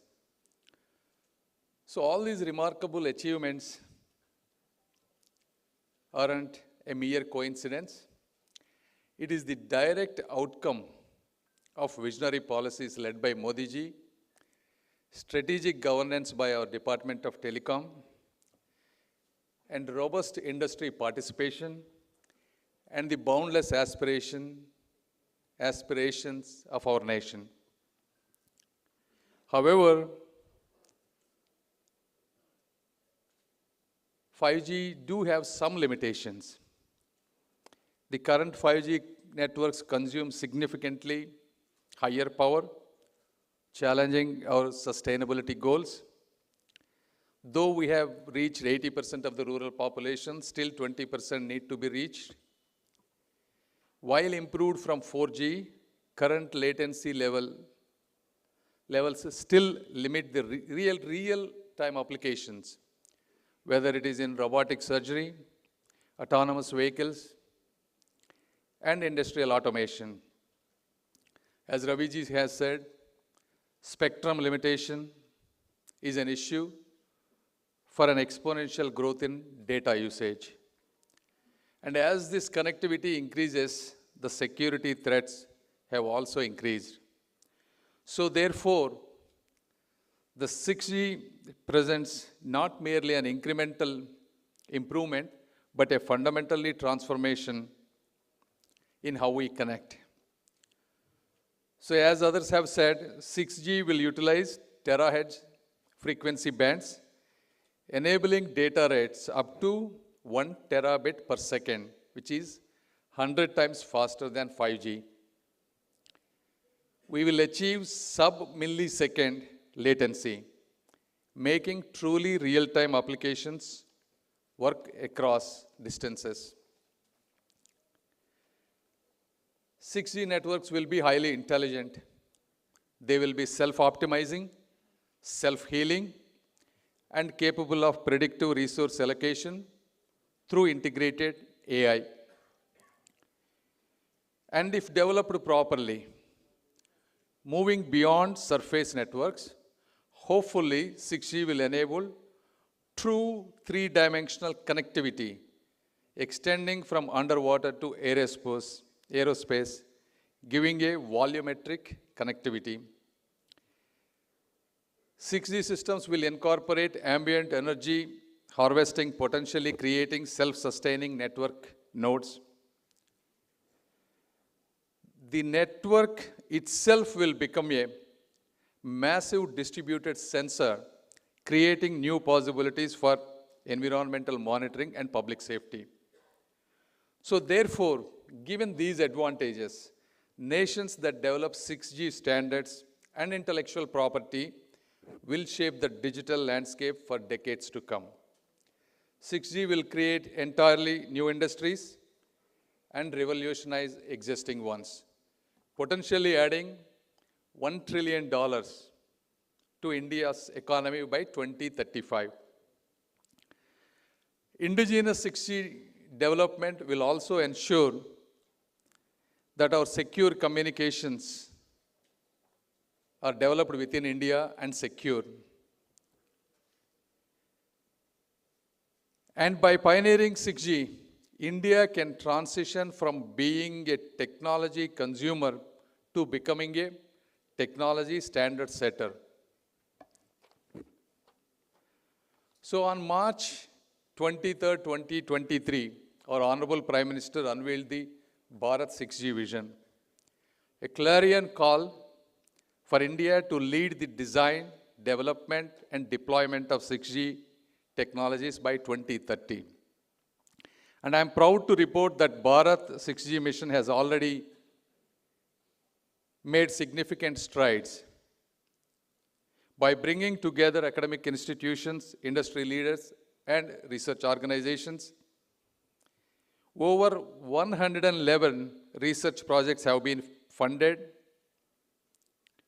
with a sanctioned amount of 300 crores. And India now ranks among the top 6 nations globally in 6G patent filings. The IIT 6G testbed has successfully demonstrated several breakthrough technologies in quantum communications and AI native networking. And India has signed 6G research cooperation agreements with Japan, Singapore, and Finland, creating valuable knowledge sharing pathways. And our regulatory framework is being aligned with international best practices, ITU, 3GPP, and so forth. And the Department of Communications is already working on comprehensive spectrum planning for terahertz bands critical for 6G. And Subramanian ji just told me we're also working on recyclable, energy efficient chipsets developed by our innovative people.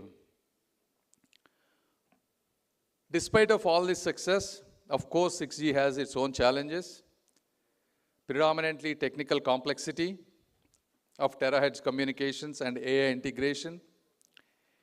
And as everyone has said, we must ensure this would not cost so much money that doesn't help the rural communities. And most importantly, this 6G initiative, we have all the industry experts. And you look at telecom as an overall, I mean, we have the largest markets. All the private players, they have been established for almost 20 years. We have wide open markets to raise money. Most of these companies are quite profitable. They have had ample time to build their ecosystem. And we have vast amount of talent pool. And we have enough time. So there is no reason for us not to lead in 6G. India missed leadership opportunities in previous generation technologies, as you all know. 2G, 3G, 4G were technology adopters. 5G, we became fast followers. But with 6G, we have this greatest opportunity, indeed a responsibility, especially for South-South and geopolitical security. So to our young innovators, I say the future of 6G is in your hands. Your ideas, your creativity, and your passion will shape a connected India that leads the world. Let us commit today by all the stakeholders for making Bharat 6G not just a technology initiative, but a national mission, one that will secure India's place as a Vishwa Guru in the coming technological era. Together, we will build a 6G ecosystem that is made in India, but made for the world, secure by design, and transformative in impact. And the entire government of India, from Modi ji and my cabinet minister, who works tirelessly for improving the technology in India, and myself, we're all available for whatever the problems that you have, whatever the solutions that you are requesting. Please feel free to come to our office. Monday to Friday, typically I am available from 9:30 to evening 6. We will listen, we will solve, and we will bring all the stakeholders together. So because this mission should not be just like any other mission, but it should be a transformative mission. And I pledge and I promise we will do our level best. And I hope and I wish the future of connectivity will be written in India. Thank you.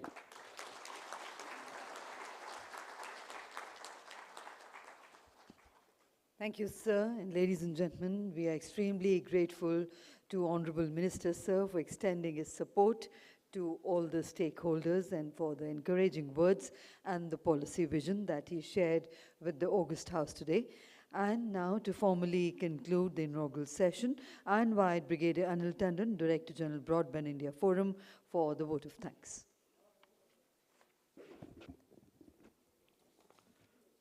Honorable Minister, sir, the dignitaries and experts on the dais, as we come to the end of this inaugural session of the Bharat 6G event, it's my honor and privilege to extend a vote of thanks to all our esteemed speakers, guests, government dignitaries, friends from the media, and valued members. Let me begin by first thanking the Chief Guest, Honorable Minister. We wish to thank you, sir, for having taken time off from your extremely busy schedule and spent that more than 1.5 hour here, and your support to inaugurate the event. We welcome your clarion call for Make in India 6G, and I'm sure all the people here would work towards it. Especially, I think the government thought through it much in advance, having a 6G mission document as early as in March 23, while the 6G is supposed to be ready, launched somewhere around 30. So I'm sure everybody here would take note of your clarion call for Make in India and getting the maximum this thing.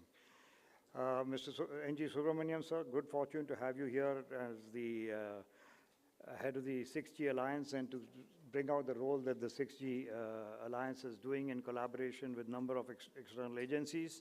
As a Broadband India Forum, we are also a member of the Alliance, and we look forward to working with you closely. My thanks also to Madam Aruna Sundarajan, who is the former Secretary Telecom and Chairperson BIF, for taking the time out and provide us, laying the introductory address on how the government industry collaboration is important for the growth of 6G. Not going to all the others, I must thanks to Robert Ravi, CMD BSNL, my friend Shyam Madikar from Jio, Sandeep Saxena, then Manish Arora, General Co-Chair, Mahesh, and last but not the least, Mr. Shashi Dharan, who's the organizer of this event, MD Bharat Exhibitions. I also wish to thank the media partners for this event, Communications Today, and the Broadband India Forum Directorate team, who have also worked hand in hand with the Bharat Exhibitions team for making this event a success. Thank you once again, sir, everybody on the dais and those here who've spared the time to come and listen to it. Thank you. Thank you very much indeed. I have a request, Honorable Minister, sir, to kindly do the honors of presenting a token of appreciation. First to our guest of honor, Shri A. Robert J. Ravi, ITS, he's left. To Mr. N.G. Subramaniam, Chair, Bharat 6G Alliance.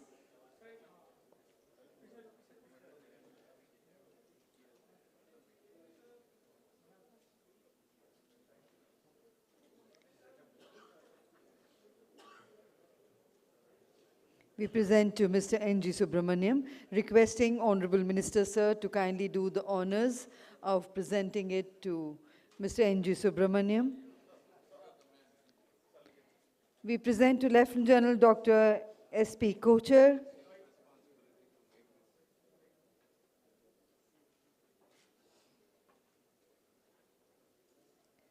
To Lieutenant General S.P. Kochar. To Mr. Mahesh Krishna Swamy, founder and CEO, Tara.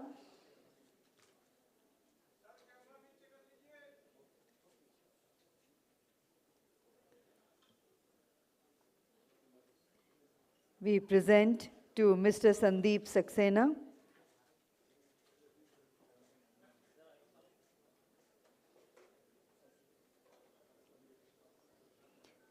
We present to Mr. Manish Arora.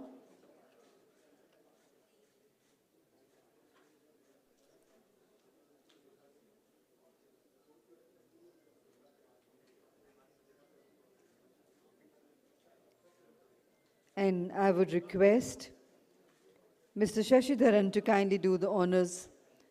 We present to Mr. Shyam Mardikar also. Thank you. And I would request Mr. Shashidharan to kindly do the honors of presenting a token of gratitude to our Honorable Minister, sir. We are extremely grateful to you, sir, for sparing your valuable time and being here with us. Requesting all the dignitaries to kindly come forward for a group photograph with the Honorable Minister.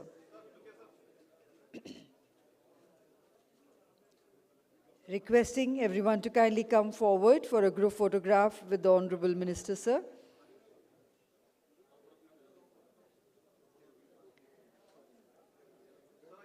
A group photograph, Mr. Shashidharan, a group photograph, please. And ladies and gentlemen, with that, we close the proceedings of the inaugural session, Bharat 6G 2025. The journey from 5G to 6G will be transformative and inclusive. Let's look forward to a day full of thoughts and leadership and collaboration. So please stay with us for the next technical sessions. I invite all of you to join us for a short networking tree bake served in the exhibition area. The next session will commence sharp at 12:15, requesting everybody to be seated back in time. Thank you. I request all the eminent speakers of the upcoming session to kindly load their presentations with us before they proceed for tea. Thank you.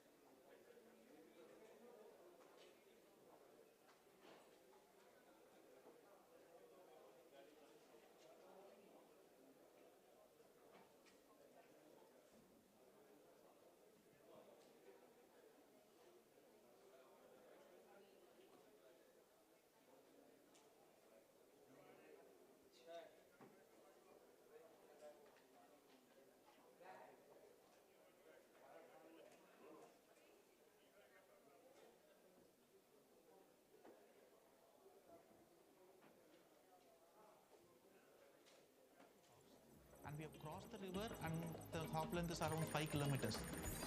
With this, we were able to launch 5G service on both the sides of the river. Tara's team has also become better. They showcased us their planning tool. We as joint Tara and Airtel team can predict the availability of the link, hence deploy it in only the areas where we think it will give us the availability above a certain threshold which is desirable.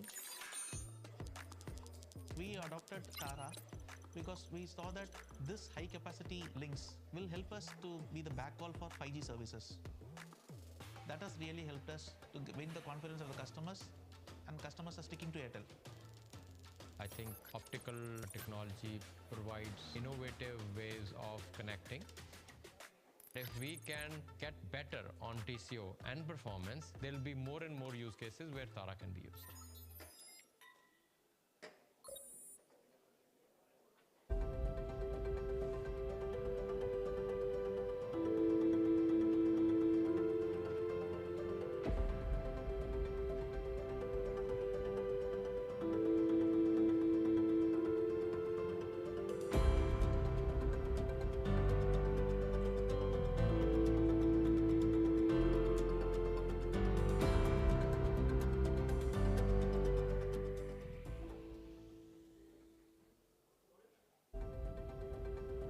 We've been adapting to change for over 150 years. Now, we're driving the next evolution, where networks meet cloud, alive with intelligence, enabling people, machines, and devices to interact in real time like never before, and making high-performance connectivity more consumable, adaptable, autonomous, open to innovation, to collaboration, networks that sense, think, and act. Because by working together with service providers, enterprises, and the world, we can create a more sustainable, productive, accessible future. By accelerating the impact of digital to reach people, places, and industries that have never been reached before. That demands more than change. That demands transformation. For us, that means pushing further with a clear vision and a new logo that symbolizes our purpose. Because it's only when all the right pieces act together that brilliance happens. The precision of tech leadership, the dynamism of a new digital era, and the kaleidoscopic colors of innovation. This is Nokia, but not as the world has seen us before. We've always connected people. Now, we create technology that helps the world act together.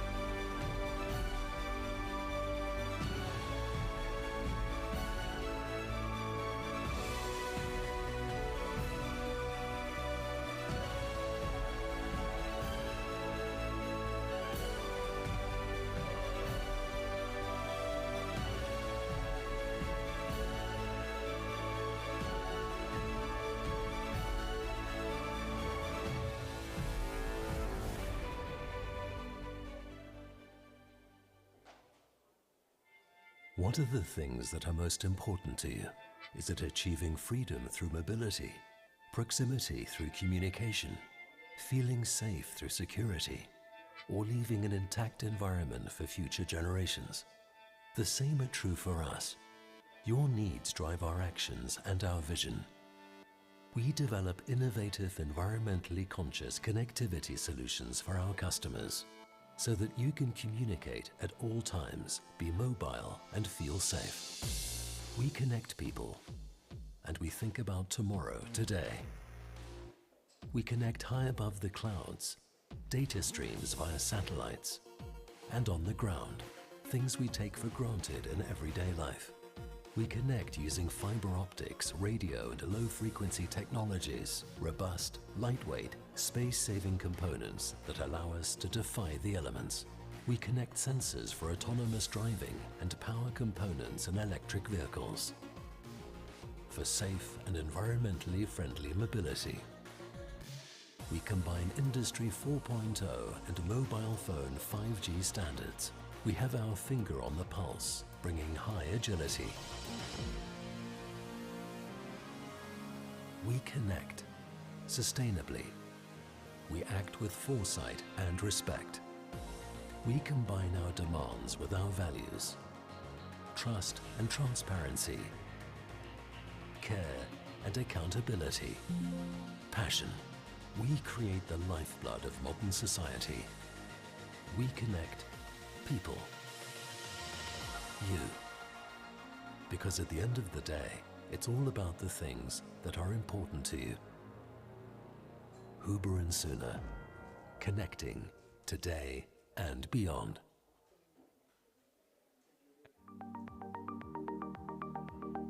Too early to talk 6G?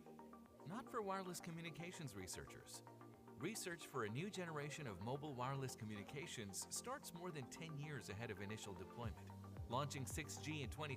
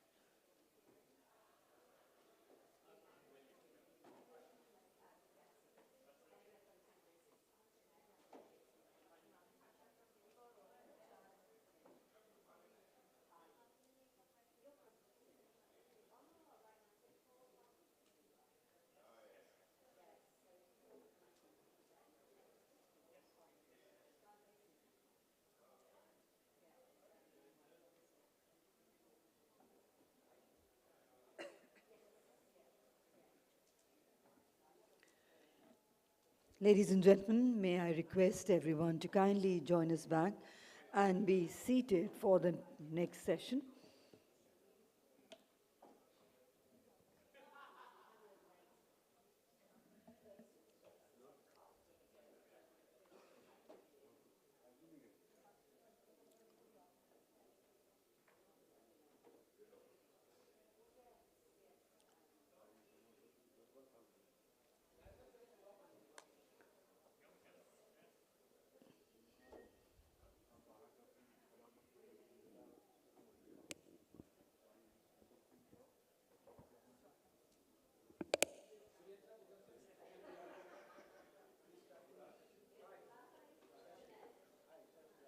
Ladies and gentlemen, once again requesting everyone to kindly be seated back so that we can go ahead with the proceedings of the next session. We are already running behind schedule by about 30 minutes. We would like to cover as much as time possible in the upcoming sessions. I would request everyone to kindly be seated back in time for the next session.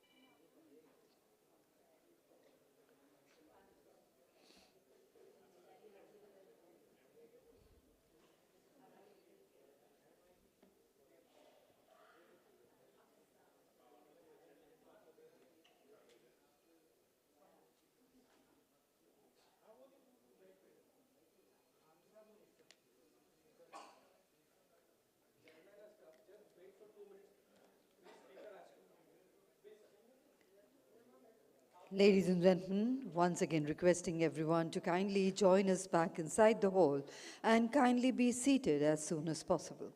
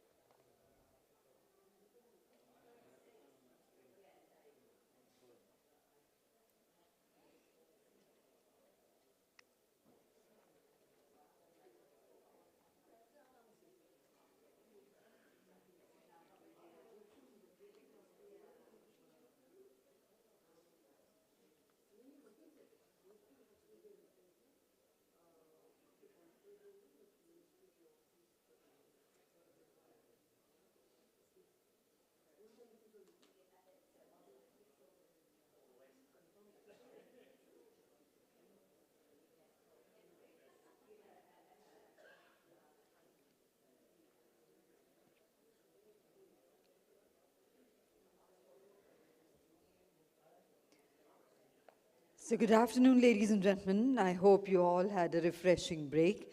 And we now resume our technical session 1, which promises to delve into the transformative potential of 5G and beyond, especially its impact on enterprise verticals and emerging technologies like AI, edge computing, and cloud-native infrastructure.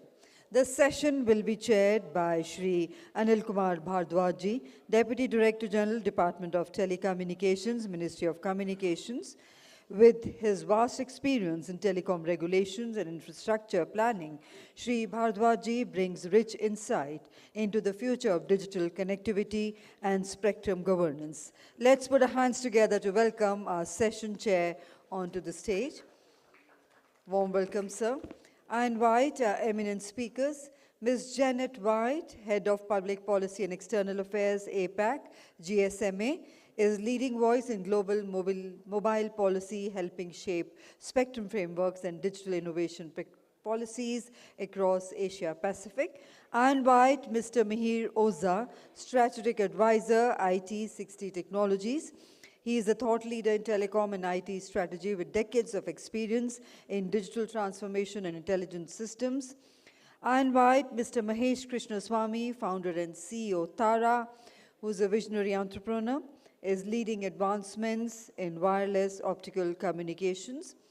Inviting Mr. Arun Gopinath, Head of Mobile Network Technology Center, Nokia Bangalore, who leads Nokia's Mobile Network Innovations Lab, driving research on AI integration in telecom. I also have the privilege of inviting, on the stage, we welcome Mr. William Oliver, Senior Director of Products, Cineverse, who is a senior telecom strategist and has been at the forefront of secure connectivity at global roaming evolution. So ladies and gentlemen, with those words of brief introductions of our distinguished panel for technical session 1 on network transformation in enterprise verticals, 5G advanced and 6G. Before I hand over to our session chair, I would like to remind the time duration for the session now is 1 hour 30 minutes, which with 15 minutes maximum for each presentation. And we will have question and answers in the end after all the presentations are over, if the time permits. Over to you, sir, to kindly carry forward the proceedings. Yes, sir.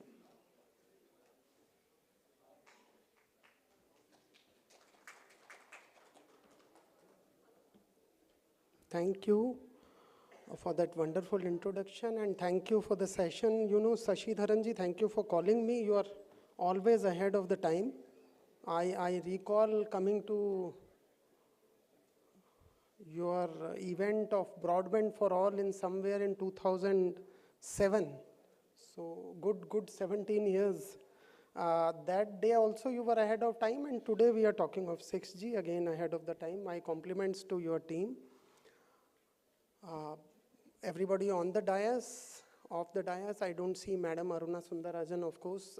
She is the one who has given direction to us, and we, as we sit in DOT, actually it is the National Digital Communication Policy 2018, which we have implemented.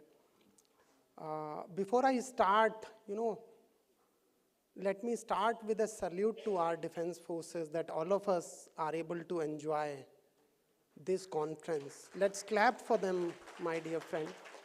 We are all enjoying this thanks to them, and my salute goes to them. Coming to the topic, we are talking 6G. Let me just say the networks. Basically, because I have 5 experts sitting beside me who know technology definitely more than me, and Janet with her, across the globe experience has far more understanding of where the networks are going. But let me try and say what we see from a policy making side. The networks are going faster. The latency is becoming lesser, better. The dream still remains like real life, but I mean, we are getting there. Coverage is expanding. The spectrum, from gigahertz to terahertz, we are going. The only challenges, and my hats off to the people who are developing, how do you get all these bands into this? And that challenge is increasing day by day. Right from 700 megahertz, and we are talking of 500 megahertz, also to ubiquitous connectivity, with satellite also coming and everything. So let us see where the world is heading. That is the direction. Better slicing, application-specific slices, application-specific on-demand network, and the compute. The phenomenal increase in compute which is happening, and networks are adopting self-restoring, self-healing networks, and that is where the networks are going. And 6G is going to enhance it, as the 3GPP started the discussions in March, and I'm sure we will move forward. I won't take more than 5 minutes. Achha, I have to move this, sorry. Telcos, when we talk of monetization, they are, of course, A, on-demand capacity, B, the solutions with API or end-to-end solution, and then C is the new revenue streams.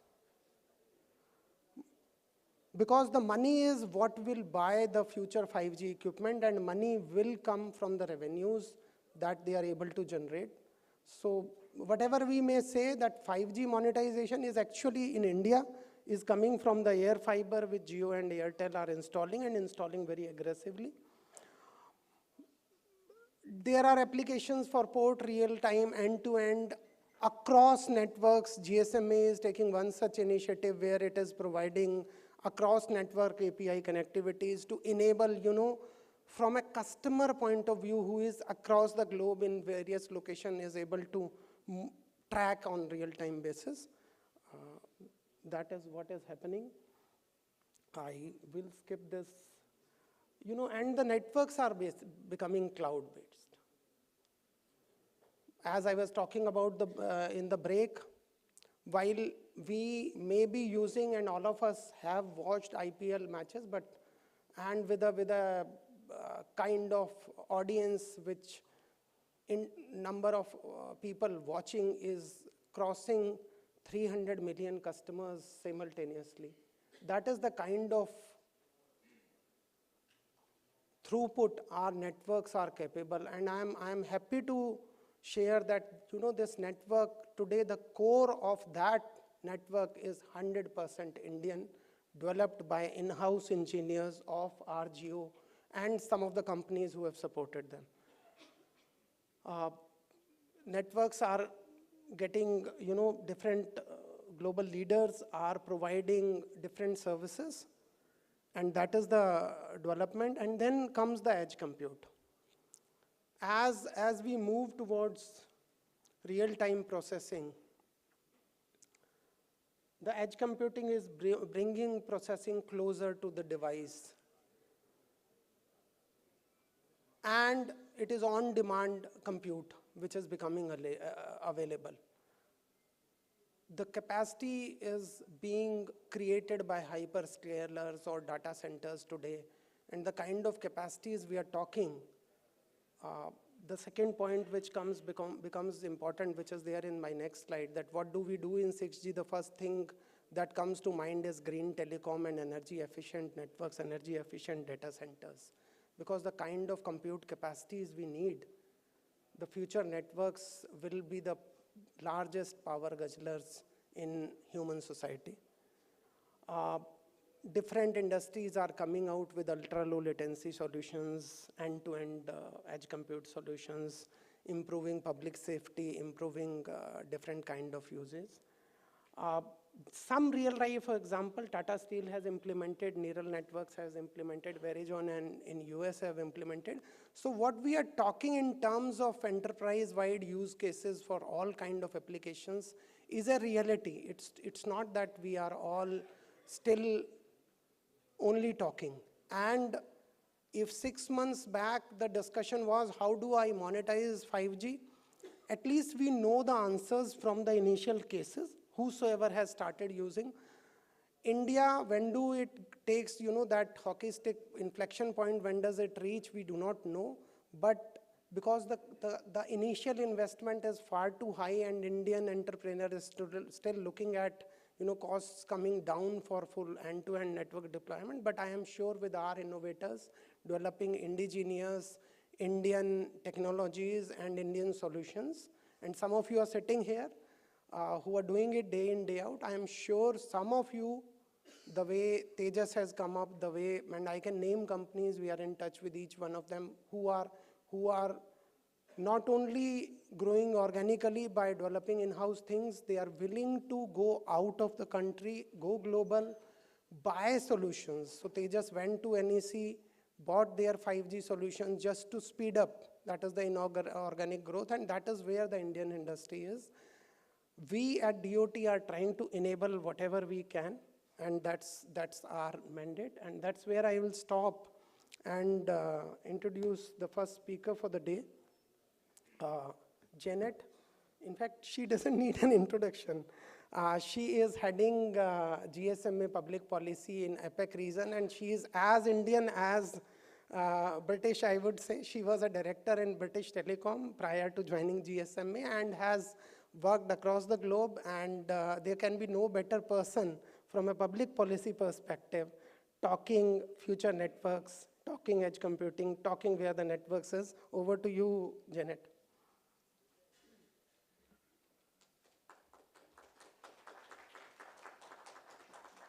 Well, thank you. That's such a beautiful introduction. I feel very humbled by that. Can we put my slides up, please? Yes. Okay, so it's great to be here today. And we're talking very much about 6G. I know the conference is about 6G, but today is very much about the here and now. And that is the transformative potential of 5G advanced and enterprise verticals. So we're not just talking about faster networks. We've heard this a lot today, and some of the things, I'm going to try and skip over them. You might have heard them before, but we're witnessing the reinvention of networks as intelligent, programmable platforms that can power Industry 4.0 and enable new business models and support for digital societies. Now, I said maybe some of you are new to GSMA, but my colleagues said, oh no, everyone knows GSMA, but I feel I just have to, there'll probably be a few of you in the audience who doesn't know who we are. So we're the global voice of the mobile industry. We represent over 1,000 companies in 200 countries.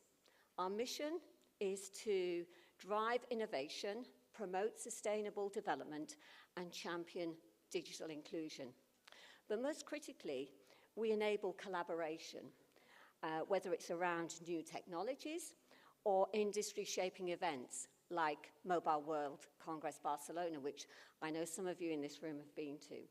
We're also at the heart of conversations on spectrum, policy, and standards, shaping the future of connectivity. So, let's get straight to the point.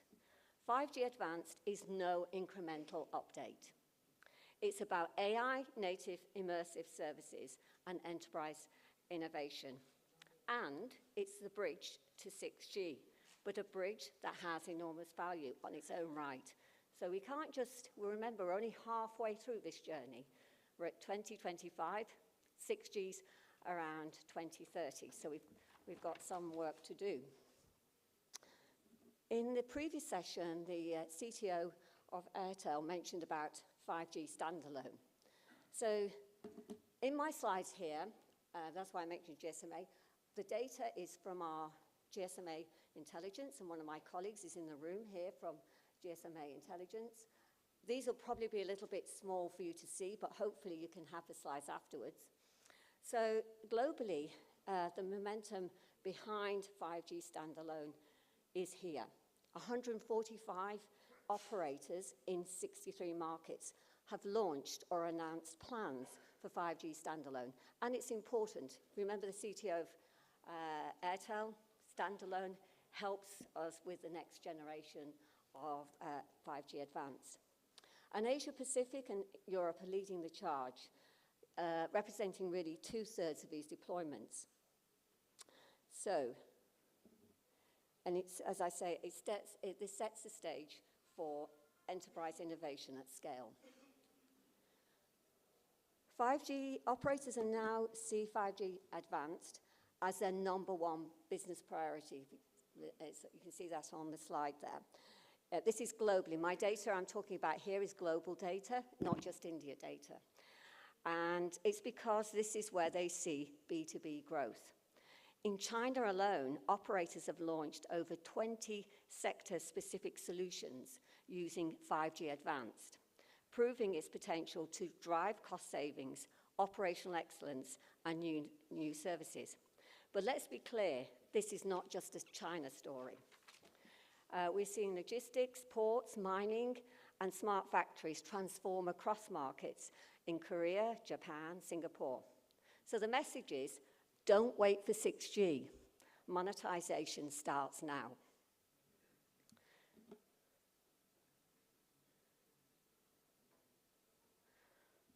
Private 5G is rapidly moving from proof of concept to mission-critical enterprise infrastructures. I'm looking at Debashish over there, we've been talking about 5G private networks, and there are some here in India. I've actually had the pleasure of going and having a look around one of the factories in Chennai. But only 2% of enterprises globally have adopted it, highlighting there's a huge upside here in India.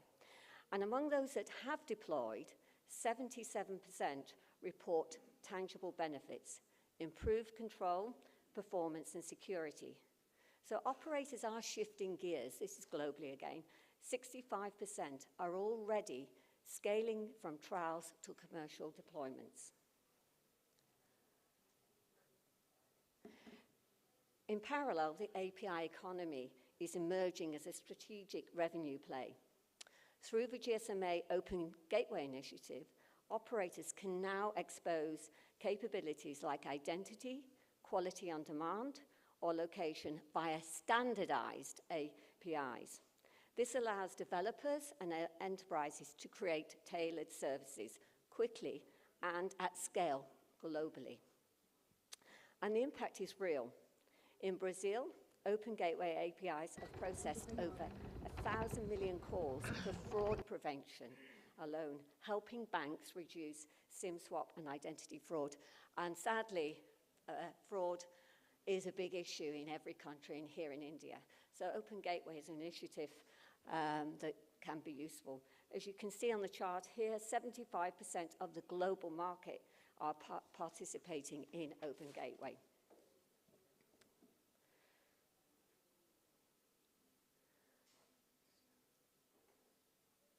Oops, I think I've gone the wrong way, have I? Yeah, I'm going the wrong way. Apologies for this. So AI, cloud, and edge computing. We've heard a lot about that.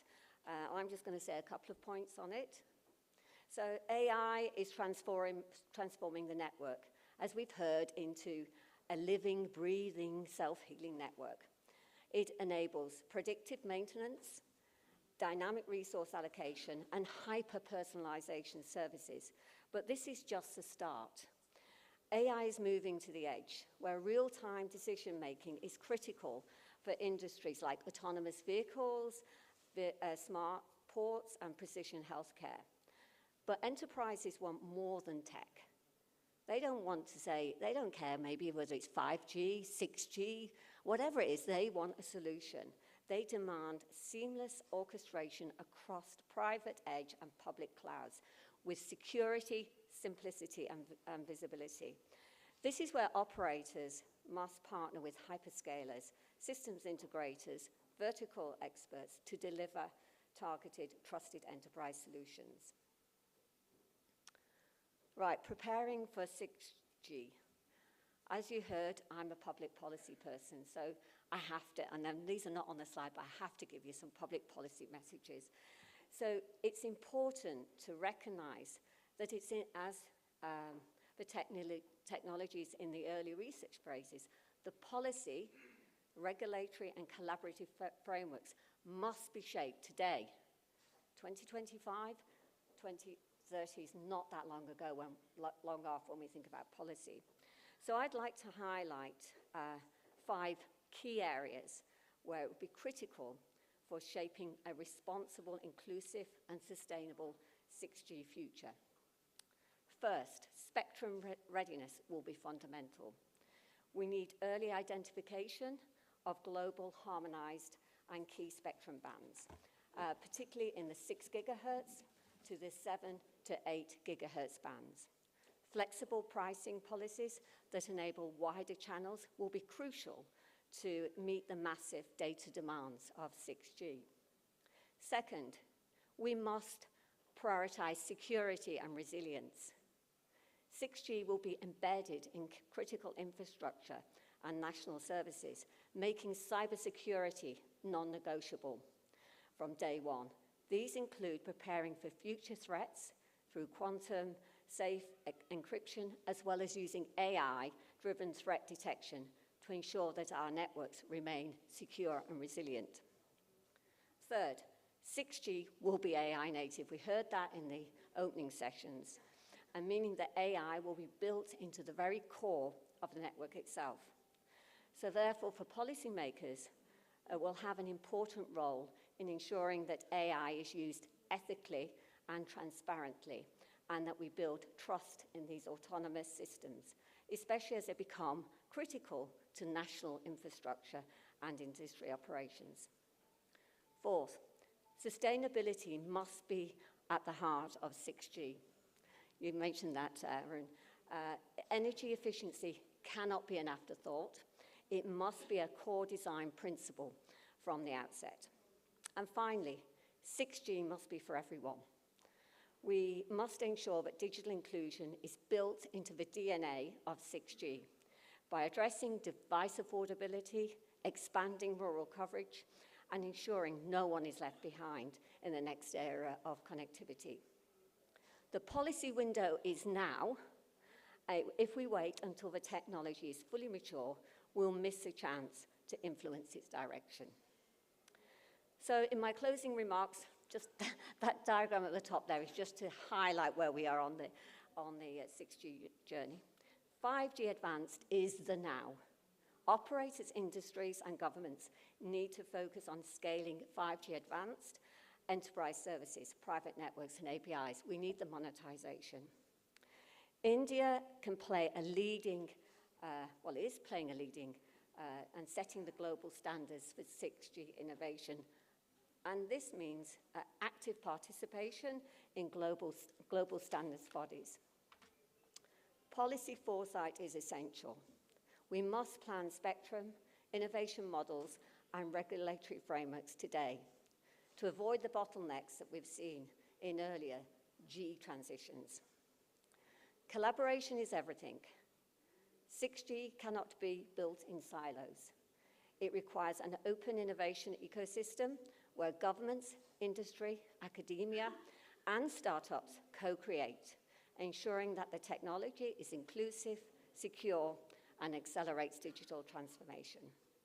India has the talent, the ambition, and the digital maturity, but the time to act is now, to shape 6G, not just to adopt. Thank you.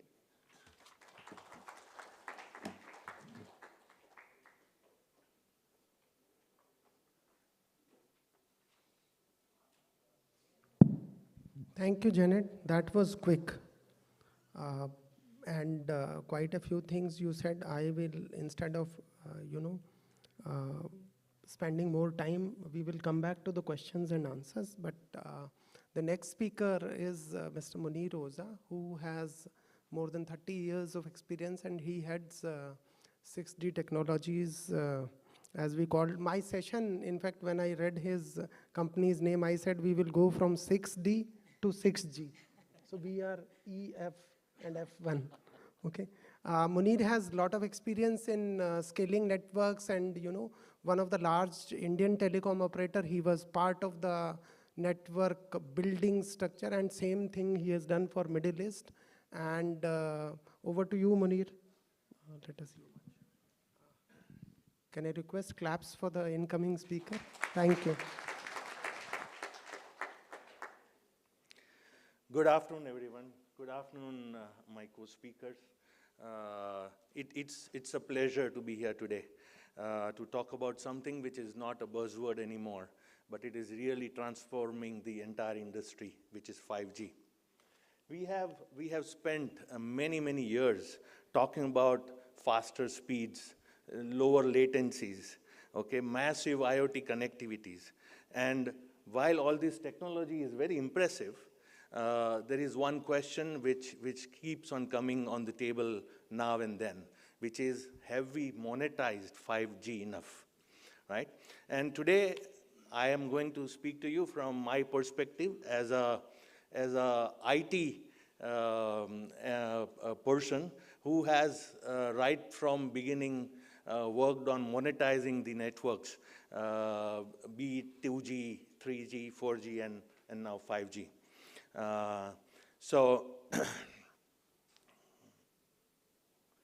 So let us talk about some data, okay? And this is just about knowing it, okay? This is from some of the research agencies across the globe.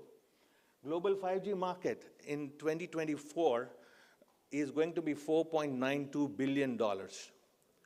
5G enterprise market is going to reach $82.67 by 2034. Enterprise spending in 5G is expected to hit $4.5 trillion by year 2030. And 5G will add $13.1 trillion to global economy output by 2035, right? While we talk about all this, the question is, how will it happen? What will make it happen, okay? And that is what we will talk in the next few slides here. So what are going to be the enablers for the monetization, okay? I mean, all distinguished speakers and all the keynote dignitaries spoke about this subject before me, okay? In my view, the monetization enabler will start, at the helm of it will be managed private 5G networks. Okay, we talk about network slicing at this point of time, okay, but that network slicing will turn into managed private networks, okay, and everything will revolve around managed private networks. The models can be subscription-based enterprise tiers. That means that the 5G networks with the AI capability will have intelligence to know that which enterprise or which particular customers requires what kind of network capacity and the network latencies. And according to that, the subscription will be formed in the industry, right?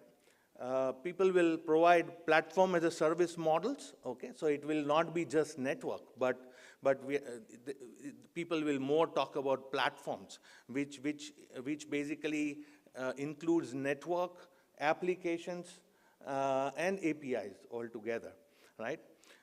People will have to talk more about end-to-end use cases, okay, and the delivery, rather than just talking about the network and the capacity, okay, because the time where the SIM connectivity was the only way to monetize the network will be gone. What we will need is end-to-end use case that will be required. And to enable that, what will be required is right partnerships, right collaborations, and co-build of use cases, okay? So this one is very important, because no one person can deliver the entire benefits and gamut of 5G. Look at the enterprise verticals, which will, I mean, almost every industry vertical will need 5G going forward. But if you talk about few of them, one of them is the manufacturing industry, healthcare and telemedicine, retail and logistics, agriculture, smart farming, energy and utility, entertainment and gaming, telecommunications itself, automotive, security and defense. And the sky is the limit. I mean, there will be many applications that will evolve as we move forward on the journey. Now, talking about some of the use cases, okay, and people who spoke before me talked about some of them, okay. One, if you see the area of healthcare, you will see remote surgery and telehealth coming into picture. Just imagine a situation where someone has certain symptoms and goes to a doctor, and doctor prescribes MRIs and all those scans to be done. Goes to a radiologist gives his view and diagnosis based on his knowledge that he has gained. But imagine a situation where the same MRI scan is compared with thousands and lakhs of MRI scans that have taken place in the world, and the diagnosis is compared with all those and given a precise diagnostic to the patient, right? The real-time patient monitoring, smart diagnostic, AI-powered diagnostic, smart ambulances and live data. Coming to industries, real-time robotics and automation, predictive maintenance with AI, digital twins for simulation and optimization. This is where it will enforce a lot of innovation, where you can have a virtual copy of your entire use case along with the network, and you can test it. You can put more new use cases. All that is going to be possible with 5G and the applications around it. Coming to logistics, the smart cells, some of them are already in place. Autonomous delivery drones and vehicles who gets the real-time data from the field, and based on that, it changes the routes all around. Supply chain tracking with edge sensors and seamless store integrations. Okay, these are the logistic use cases that are very relevant and will see the monetization opportunities. Coming to agriculture, 5G powered IoT devices that will enable precision agriculture and autonomous farming. 5G enables smart irrigation, which will definitely save water, add to the sustainability objectives for the world. Livestock monitoring, where you will be able to see what your livestock situation is, health is okay or not based on the sensors. In the gaming is going to be one big monetization area for 5G, and the immersive experience in the 3D gaming is something that we will see going more in 5G. In the automotive sector, we'll see vehicle to cloud communication. The data people, when they drive the vehicle, the data will be on a real-time basis, go to the cloud, analyzed, and manufacturer will be able to make improvements based on that data. There are use cases around the insurance companies who will use that data to decide what premium should be charged to the car owner, etc. Robotaxis, again, this is where the real-time data will go and analyzed and on a real-time basis communicate with the taxis, robo-taxis there. And the safety of the environment, okay? The images from the car, when the self-driven car is driving, the images will go on a real-time basis to the cloud, analyzed, and the safety aspect will be included into the car dashboards and car system. In the area of defense, we already saw some glimpses of it over a period of last couple of weeks. Okay, and you know, where enhanced intelligence reconnaissance, okay, which is something that was very prevalent, where based on the images of the area, there is automatic changes in the direction of the drones, etc., that can take place. Okay, all these use cases are something that are yet to come live. Some of them are live, some of them are yet to come alive. Okay, and that is where the 5G monetization opportunity, according to me, will take place. To conclude, 5G is more than faster data. It's catalyst for high economic growth. Early enterprise adopters have seen measurable ROIs with 5G and the use cases that they have deployed with 5G. The future belongs to smart-scale 5G and 6G solutions. This is the conclusion, but one big thing is that it has to be a co-developed model. It is not only telco, or it has to be with the industry partners, application providers, cloud providers, everyone working together jointly to make this a reality. Thank you so much. Thank you, Mr. Ahuja. You know, sometimes it is so wonderful to lead panels where the speakers stop at 10 minutes, not go beyond the allotted time, but very nicely explained about the networks where they are going.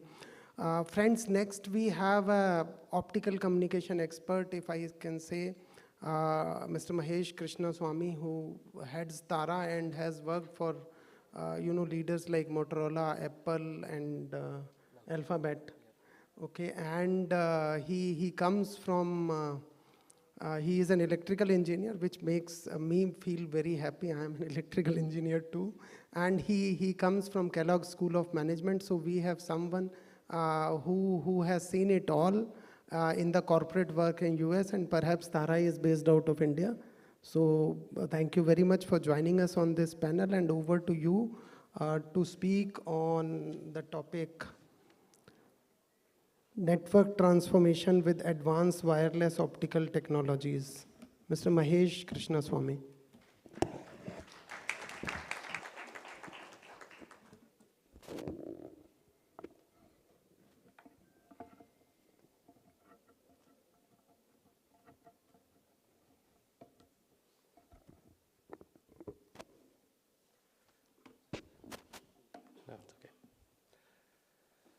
Hello again, everyone. I spoke earlier this morning about what we have been working in the space of 6G communications, specifically using a technology called wireless optical communications at TARA.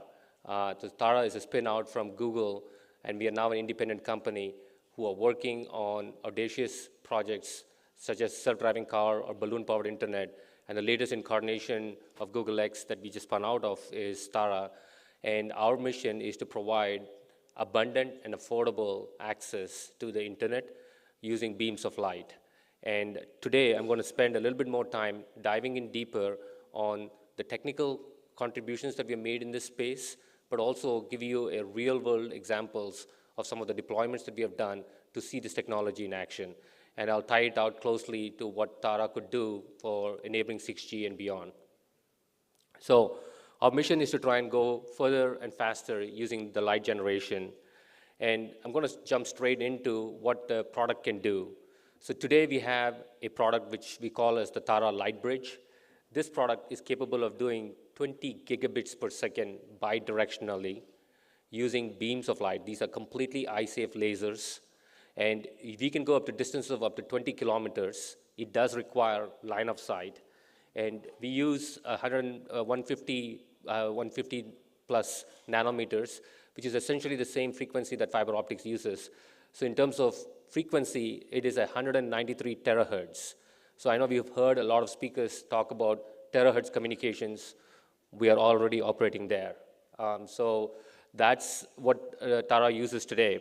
And the technology, the product that we have weighs only 13 kilograms, but it consumes less than a light bulb's electricity. So it's 40 watts or less, so you can deploy it in places where there is no power with just a simple solar panel and some batteries. And we also learned how important it is to build a sustainable 6G solution, which means that you don't want to provide a solution which is energy hungry. And one of the beauties of using light is that the higher up you go in frequency, the less power it consumes. And in our case, it's just less than an incandescent light bulb. And we are completely eye-safe lasers. And the biggest benefit of this is that when you deploy Tara solutions, you can do this in just a matter of minutes. All you need to do is just have these two sites talking to each other. And it doesn't require any spectrum licensing fees, or it's not subject to any interference because these beams are so narrow. And you can get this done, up and running in just a matter of minutes. And I'll tell you a little bit more of some of the use cases that we've deployed in the coming slides. But let me first stop by saying that the adoption is, we started off the simple rural expansion, but little did we know how wonderfully our partners around the globe have been deploying the solutions to not just enable rural expansion, but extend fiber backhaul to places that is not there. So this could be going from a tier 1 city to a tier 2 city. It could be just building-to-building communications in an urban setting. So we extend existing fiber. All you need is one side. You just need to have fiber, and it's almost you just laid a fiber onto the other side, but just wirelessly. And it can enable very high capacity backhaul. So we talked about 5G, and we have deployed many of the use cases today to enable 5G backhaul because, let's just face it, you need more and more data, and how do you provide so much data? And so that's exactly what we're doing today. We don't try to replace or substitute any of the existing solutions out there, but we work in harmony with fiber as well as radio frequencies that's out there. So you can improve your network resiliency. So if you already have fiber and it's aerial, it's subject to a lot of cuts and it's unreliable, you can deploy Tara solution as a redundancy network. So between the combination of the two, you will have a very high available solution that can help enable connectivity. We can cross very difficult terrains, and I'll go through that in a little bit more in detail. But perhaps one of the most important reasons is augmenting radio capacity. We are literally running out of spectrum, and we are running out of capacity that we can deliver using the existing radio solutions. So Tara can essentially operate using the light domain where you have infinite amount of bandwidth, infinite amount of spectrum, and you just have absolutely no limits on what you can do using this light solution. So this is what Tara sets us apart. We basically have these two terminals, roughly the size of a traffic light. All you need to do is just point them to each other. This could be as far apart as 10, 20 kilometers away. And as long as they can see each other, the two terminals will lock, and then they continue to stay locked. And we have algorithms that make sure that the beam is always in alignment. You're talking about beams as narrow as a chopstick, up to distances as far apart as 10, 20 kilometers. So think of taking a laser pointer and trying to point at a moving target at 10 kilometers away. That's essentially what we're doing. So how do we do this? How do we have lasers talking at such high distances over such high level of precision? This is where we use our precision pointing and tracking algorithms, which continuously maintains this. We also, in order to set this up, we have a built-in camera into each one of these terminals. We use this for initial alignment. So think of it like a rifle scope, where all you need to just do is get the other terminal within the crosshairs, And as long as you're there, these two terminals will talk to each other, communicate, and stay locked. And we are able to maintain this level of high precision throughout the entire connectivity. So then the question is, like, what happens during poor weather conditions and how far can you actually go? We have been deploying these solutions, as I said, up to most of our deployments are around 10 kilometers or less, but the product is technically spec'd for up to 20 kilometers. But we just, as engineers, wanted to test how far we could really go, and we pushed the limits up to 53 kilometers from the top of a mountain down to the valley in San Francisco. And we've been able to operate this in light rain, some small, modest weather conditions as well, and we've been able to keep the link up throughout the entire period. So what are the key differentiators on this? You can see here, this is from the roof of one of our buildings to the top of a mountain, which is about 10 kilometers away. The visibility was over 20 kilometers. But even when the visibility starts to degrade or there's a light rain, we are able to plow through, and there's enough margin in the system to be able to compensate for some of these weather conditions. Historically, when you go higher up in frequency, you're subject to a lot of environmental degradations. That's why millimeter wave is subject to a lot of rain fade, and we're not immune to all of that. But what we can do is rely on different modulation schemes, different hybrid solutions, and we change down to different frequencies in order to maintain the link up even in adverse weather conditions. And we've also noticed in some cases where we deployed the link and all of a sudden we see a disruption and we notice that a new building has come up, and that happens every so often. So in those situations, we can easily work around because these beams are so narrow. We just need to find a small opening. Sometimes it's just a little bit more higher. Sometimes we just have to find another path to be able to complete the line of sight.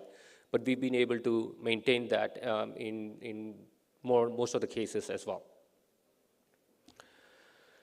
One of the main differentiators when it comes to radio frequencies versus what Tara using the light domain operates is that you typically, if you were to see the green curve, that's typically where most of your microwaves operate, which may be up to 2 gigabits per second, 2.5 gigabits per second.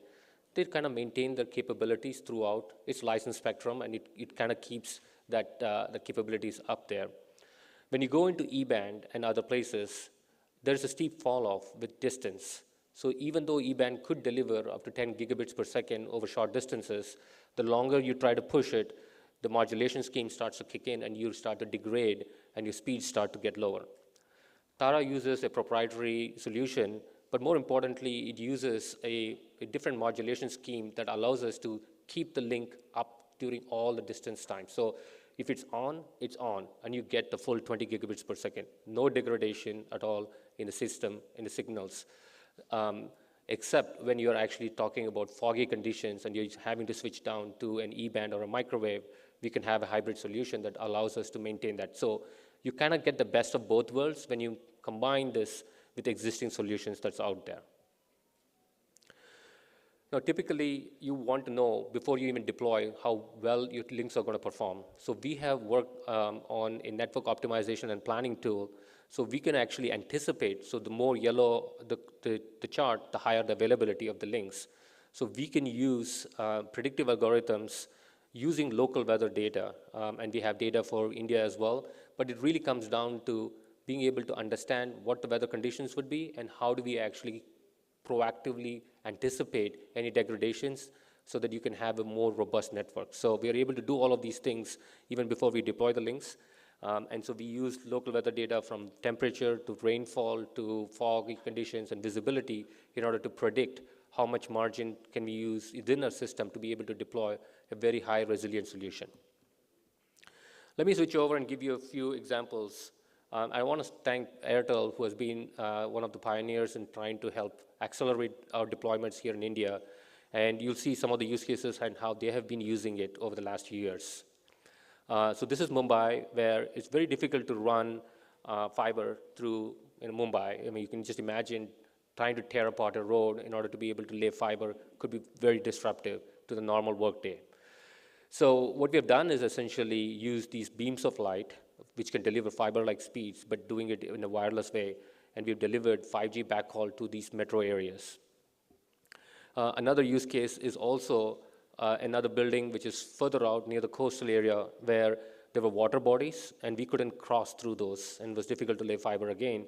So using one link, we've been able to provide the entire throughput connectivity for all of those buildings. You're talking about almost 1,000+ homes in those buildings, just provided with one link.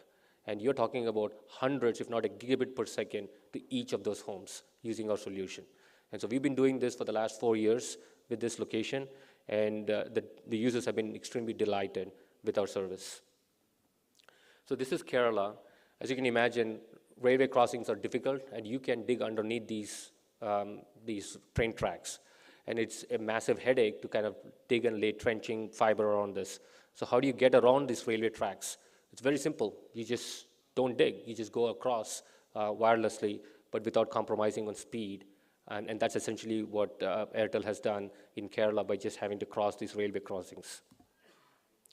Another one also in Kerala, as you can think, there's a lot of water bodies, and you want to be able to crisscross and not just be limited.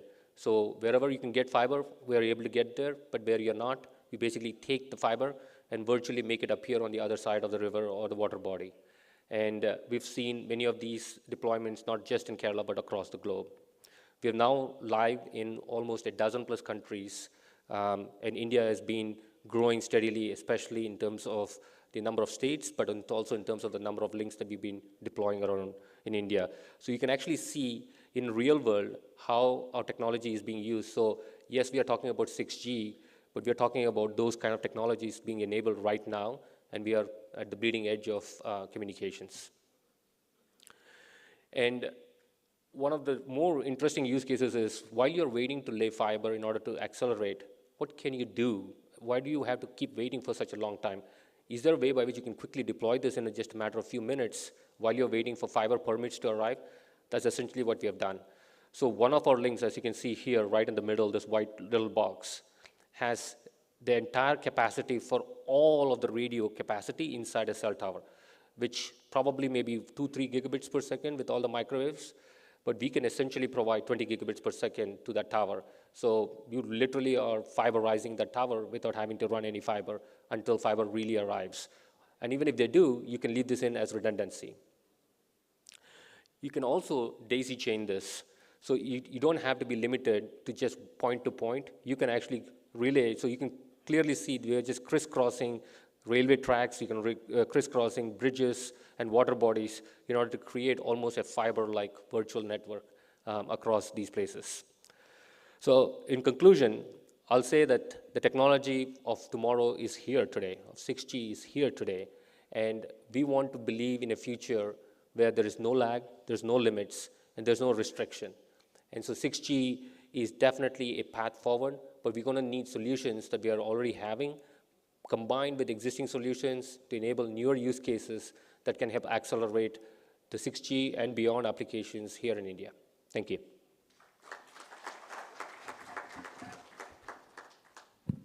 Thank you, Mahesh. You really showed us the light. Next, ladies and gentlemen, we have Mr. Arun Gopinath, who heads the Nokia Mobile Network Technology Center in India with a manpower of almost 3,000 people who are developing the applications which we hear in different conferences, that is O-RAN, 5G, 5G Advanced, and all these slicing in every network. Over to you, Arunji, for your talk. And as we approach toward last speakers, let me remind you, we are the people sitting between the lunch and these wonderful people sitting in front of us. Thank you so much, Anilji, for the introduction. Very good afternoon, ladies and gentlemen. It's really a pleasure and honor to be with you here today. But I have a challenge. Everything that I wanted to say has already been said. Yeah.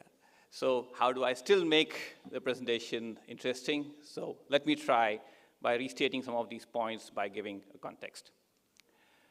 Friends, as we speak today, this very minute, ChatGPT is receiving 170,000 queries. 170,000.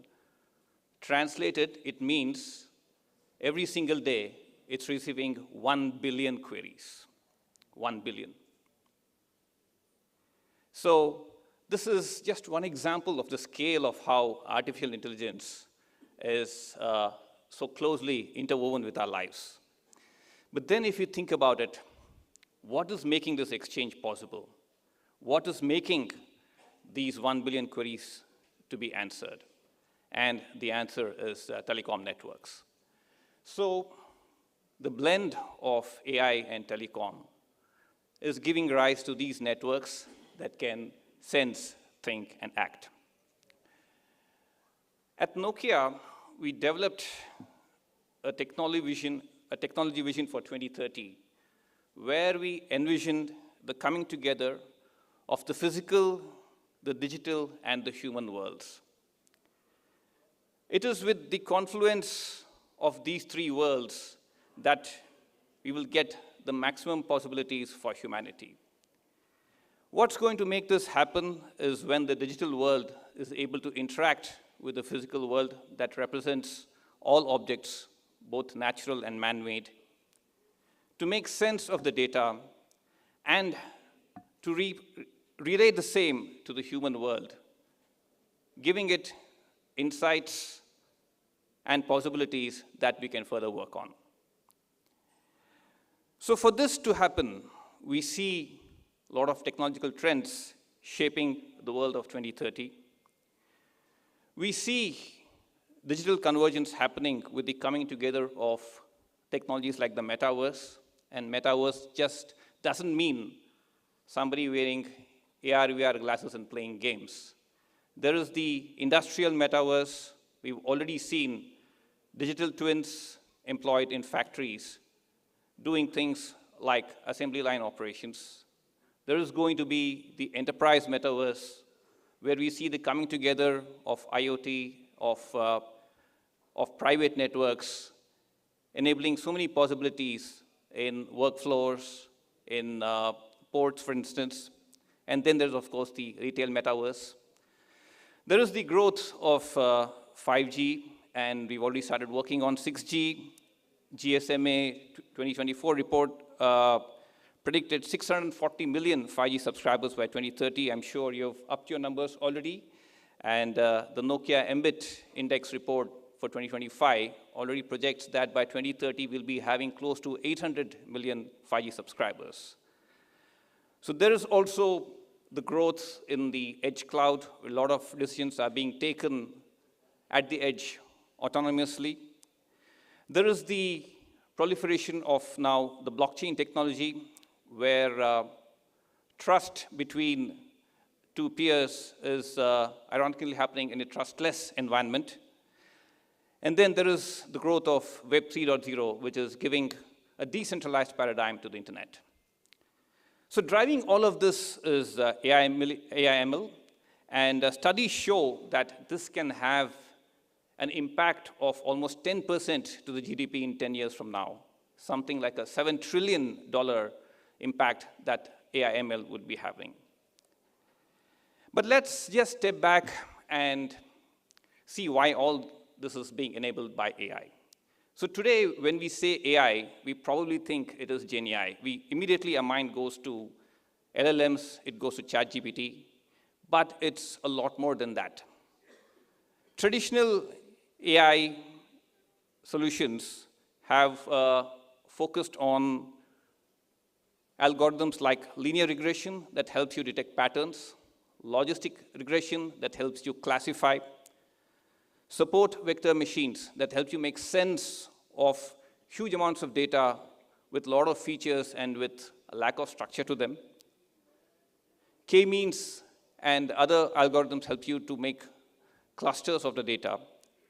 Put all this together, try to give it a semblance of how the mind thinks, neural networks, and you further enhance the possibilities.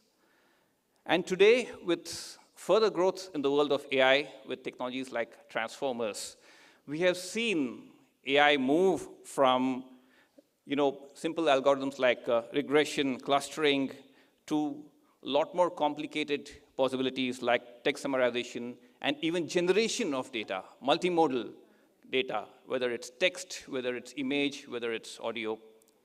So this is what is making AI such a potent force.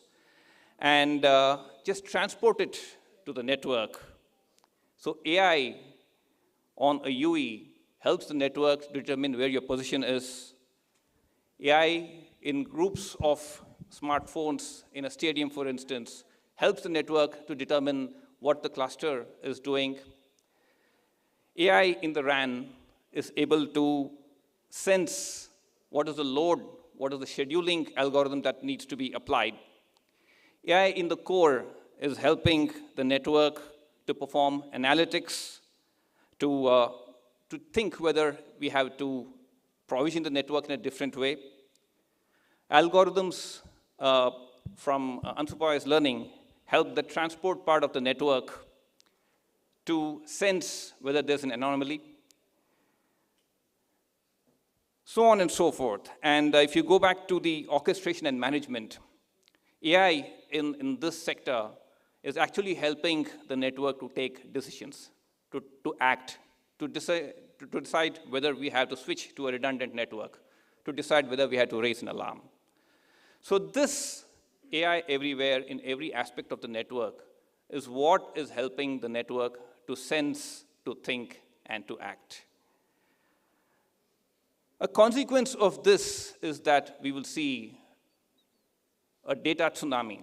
Yeah, there's going to be a huge need for data. My colleague Sandeep Saxena ji showed this graph in the morning. So studies by Nokia's Bell Labs Consulting show that in about 10 years from now, the global WAN AI traffic is going to go to something like 1,000 exabytes. Yeah. So I asked ChatGPT what is an exabyte, and to give a sense of comparison, it gave me a beautiful answer. Assume each of us has a smartphone with 128 GB memory. Yeah. So 1 exabyte is something like 8 million such smartphones. Yeah. Multiply it by 1,000, and it's like almost if everybody on the planet had a smartphone with 128 GB, that would be the amount of data that is going to be consumed in just 1 month. So there is going to be a huge amount of data that we have to prepare for, and 1/3 of that, nearly 33% of that, is just going to come because of AI. So what does this mean? That when we are trying to bring together the human, the digital, and the physical worlds, at the confluence is the network. Sandeep Kocharji in the morning mentioned that there's going to be a race, yeah, and this is going to be the race. On the one hand, there is the race in AI technology. On the other hand, to keep pace with that, there has to be a race in the network technology as well. So what this means is that there has to be an evolution also on the network side. So for the network capabilities, whether it's to come up with autonomous networks, managing intent-based autonomy, whether it is network as a sensor, whether it's optimizing due to the industry needs, whether it's coming up with more sustainable and efficient solutions, we see that on the one hand, there has to be growth and evolution of evolutionary technologies like edge, like network cloud continuum, like the cloud RAN. A lot of decisions taken in the cloud help to offset the storage on the devices. They help to manage the networks and to manage topics like latency.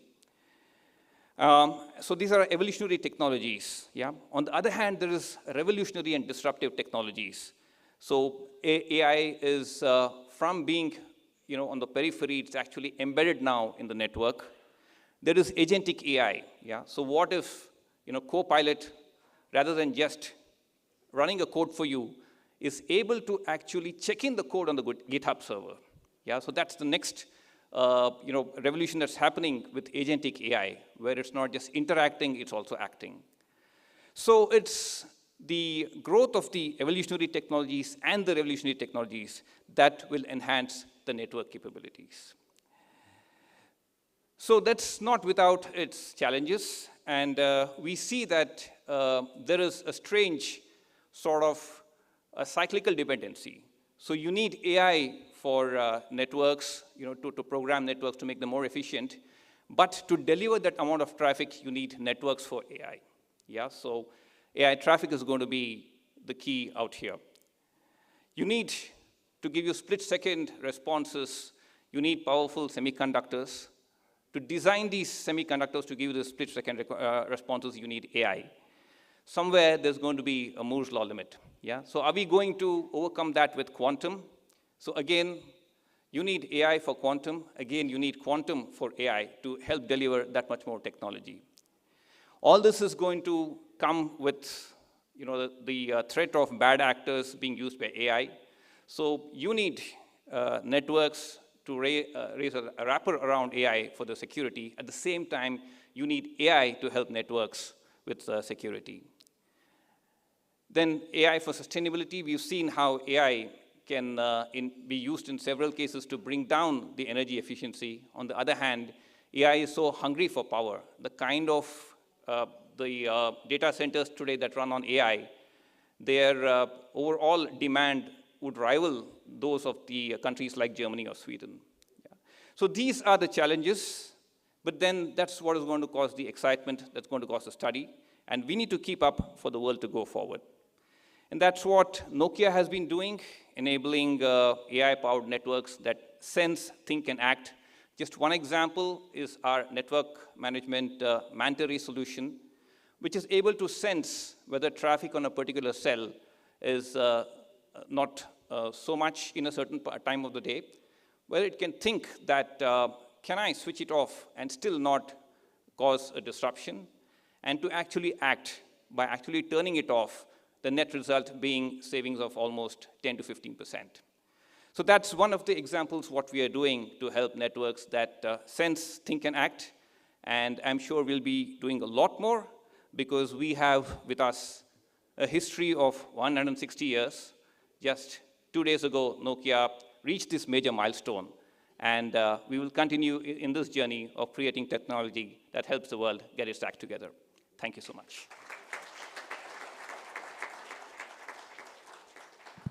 Thank you, Arun. Especially thank you for contextualizing hexabyte for us. I'm still thinking, how much it takes to create a hexabyte, and we are talking of that kind of traffic.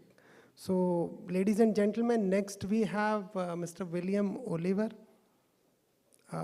He works for Cineverse, but what's interesting, he started his career as a stage actor on London stage as well as BBC and Sky Network. So, and he is going to talk about monetization of 6G. That's what we had at Syracuse. Over to you, Mr. William Oliver.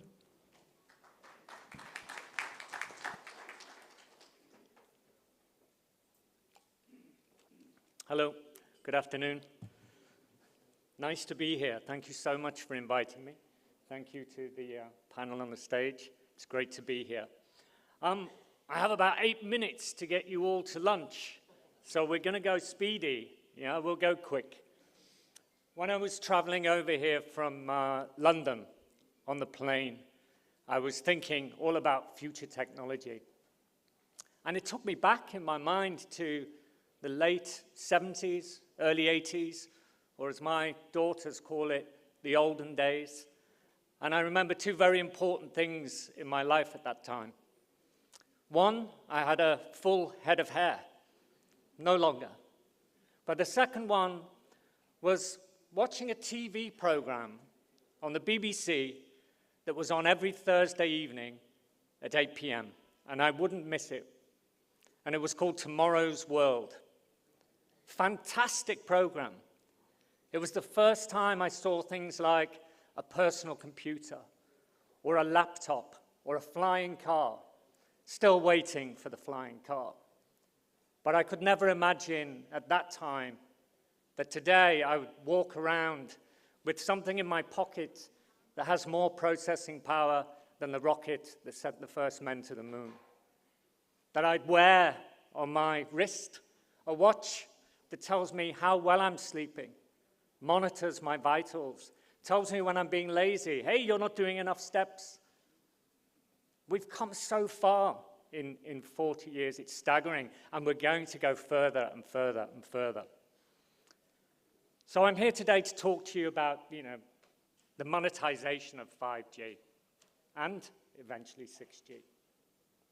I'm not really going to go into a lot because a lot of what you're going to see on these slides has been said today. It's great to hear that we're all singing from the same hymn sheet.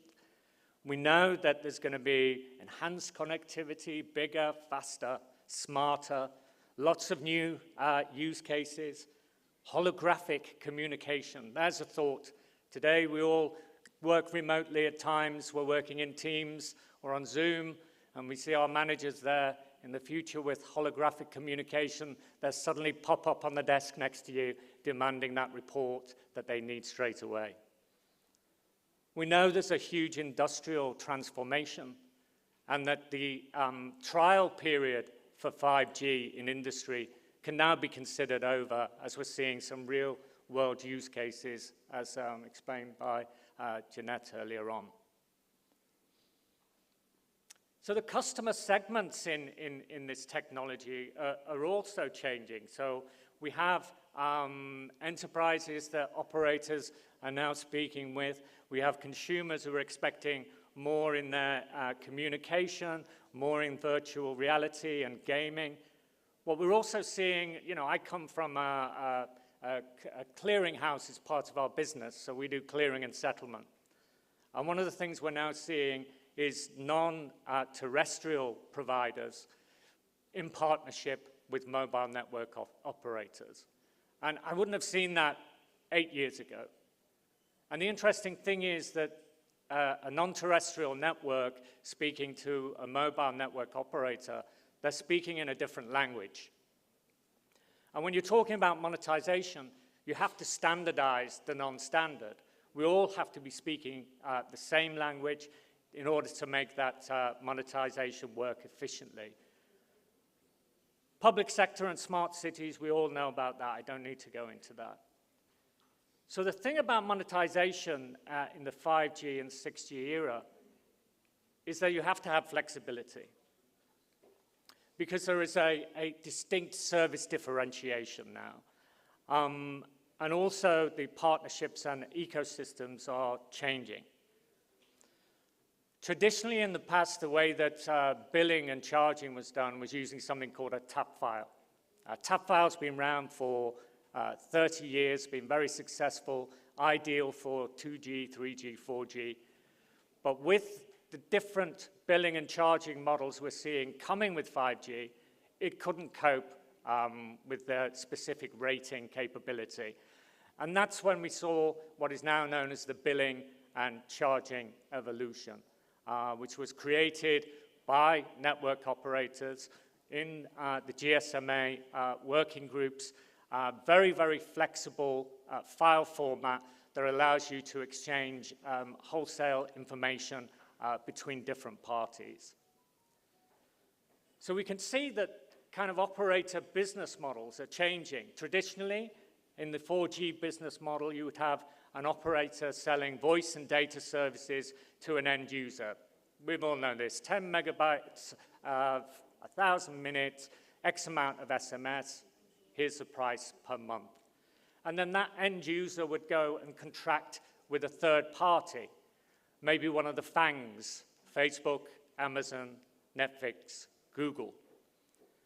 But in 5G and in 6G, we will see a change in that business model, and there's two distinct business models that are coming out to the fore. One is the operator as an enabler, and here that's kind of traditional connectivity, selling network slicing for a specific use case.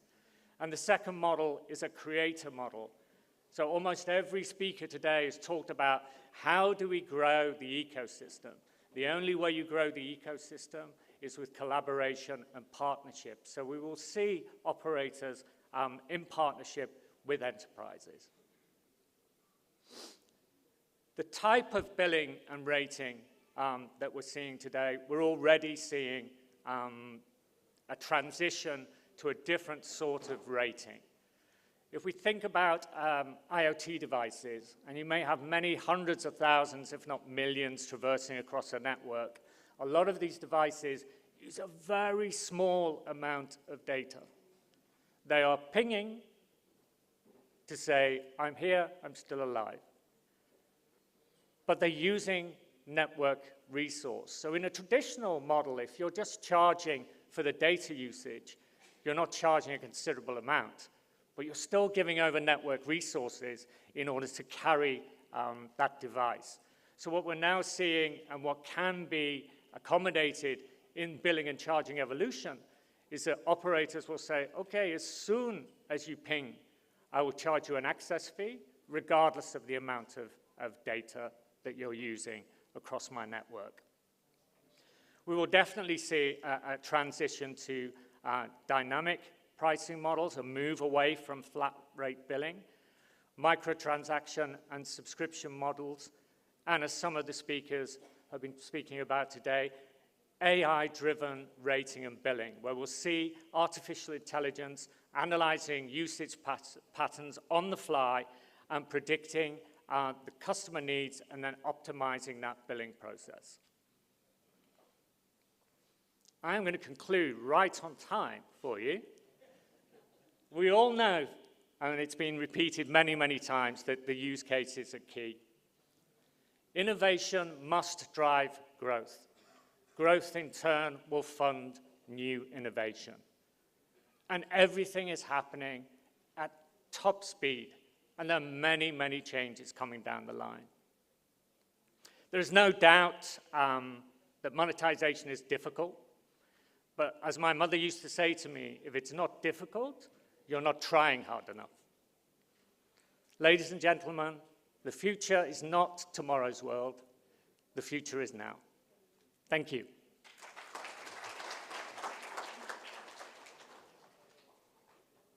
Very well spoken, Oliver. The future is now. And if I recall, that was the theme of IMC 2024. Shashidharanji, do we have time for questions? Maybe one round each. So do we have questions from the audience? I see Narang sir. Can anybody hand over the mic to Narangji? Yeah, I think it's a very interesting session, and my question basically to one and all, but specifically to Arun, because you touched the problem that I was going to talk about, the dichotomy between the AI with all the aspects. And particularly my focus is on the AI security and rather AI for security, cybersecurity of 6G networks, and particularly the sustainability. Sustainability is one of the core pillars of the 6G. And when we are talking about 6G being AI native, all the way, everywhere, every layer, every block, how can we make 6G sustainable? That is a real problem which we have been talking from the beginning of discussion of 6G, but I don't see any structured attempts to solve this problem. And any initiative that you are aware of on that, and even other interplay, because that is the real crux. AI is becoming pervasive. It is creating, like when you talk about the agentic AI is not as simple as it comes with its own cybersecurity risks. Because you are trying to access a code on a GitHub which is not tested, tried, optimized, and there might be some worms within it. Instead of trying to help this thing, you are creating problems for your network. How do you address these kind of challenges? Any thoughts, anyone?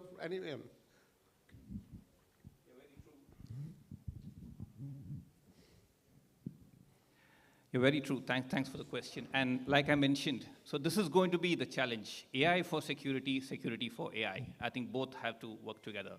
So there has to be, there's already many of the architectures that are coming in that are seeking to enforce security at every layer of the network. So that is something that is happening.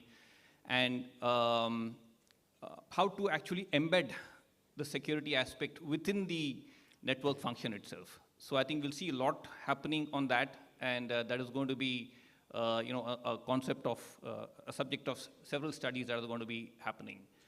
On the topic of energy, so some of the obvious things that, are being done is, for example, we know that, training of this huge amount of data is going to generate that much of, is going to require that much of energy, and you need that much of energy to cool it.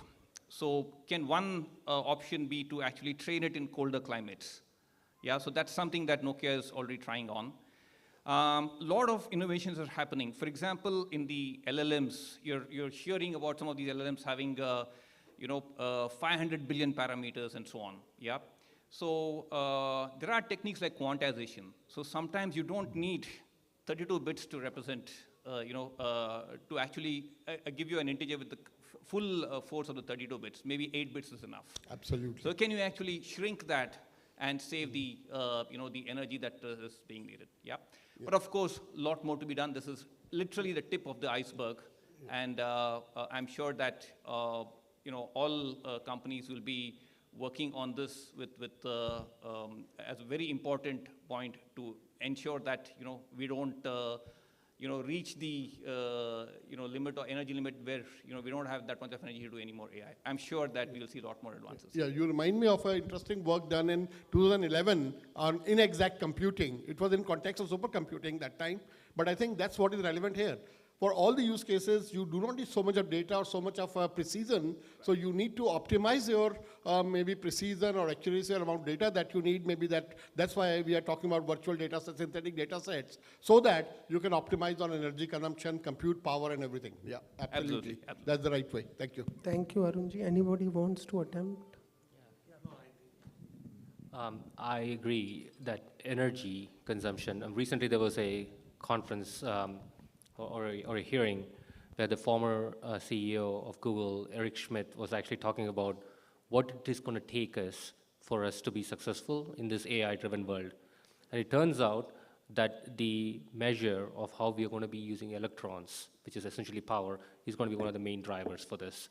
And the data centers are obviously very, very power hungry right now in order to be able to process all of the compute that is necessary to do an efficient AI modeling. But if you look back in history, and it's a great example of how we've been evolving. We started out from mainframe computers, and then when we started having personal computers, how many of you remember the Windows NT and the client-server configurations? So historically, we've been pinging back and forth between how much processing is done on the server side versus how much is done at the device side. And this has been cyclically happening over and over, and you're seeing that happen all over again right now with cloud, and now data centers are actually starting to do. So you can think of this like a dumbbell, where on one side is your network, on the other side is all your devices. And the pipe in between that is the communications and the connectivity layer. And we've been ping-ponging as to how much processing is happening between the two. Today, all of the AI is being driven through the data centers, which means those are the ones that are power hungry. And as you know, that there isn't enough amount of energy to do all of that.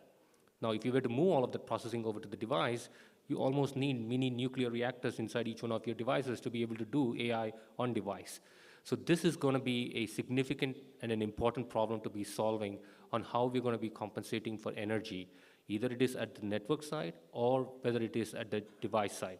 But it's going to probably end up becoming a hybrid solution, in which case the connectivity pipe also has to be fat enough. So the things that you can do on the device, you should do it. The things that you can't do and you need the network support, you're going to have to do it on the network.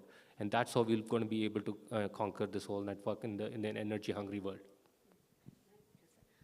On a practical level, GSMA, we've set up a group, or we're just about to set up a group called the AI Observatory. So we're sort of looking at what data is being generated, where it's coming from, measuring that sort of data. We don't have any answers for you at the moment, but it's maybe just some view that we are doing things, we recognize this, as I mentioned in here, my talk, it's got to be done, and the design has to be done at the start of it on energy efficiency.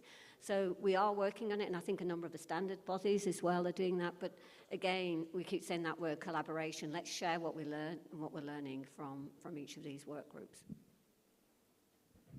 Thank you, Janet. I think I already have a message from the Master of Ceremony to wind up the session. So ladies and gentlemen, please clap once more for this wonderful panel.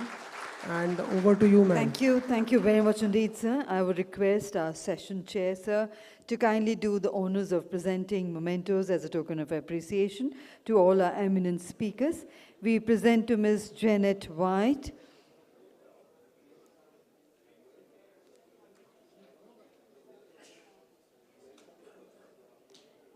Thank you. We present to Mr. Mihir Oza.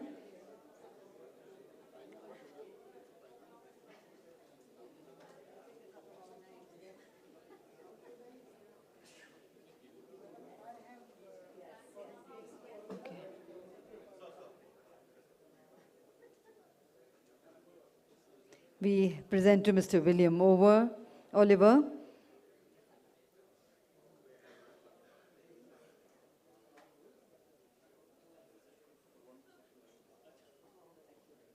Thank you, ma'am, for that wonderful presentation. To Mr. Mihir Oza, to Mr. Mahesh Krishnaswamy and Mr. Arun Gopinath.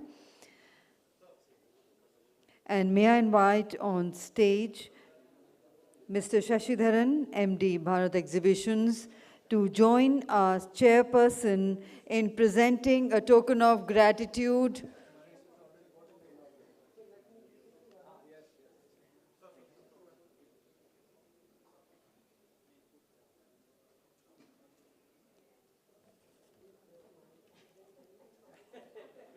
And I would also request Mr. Shashidharan and Shri Anil Kumar Bhardwaj to present a token of appreciation and gratitude to our partners and supporters. We present to 60 Technologies. May I invite their representative to kindly come up, 60 Technologies. We present to our partners Tara. Do we have the representative? I request them to kindly come. Okay.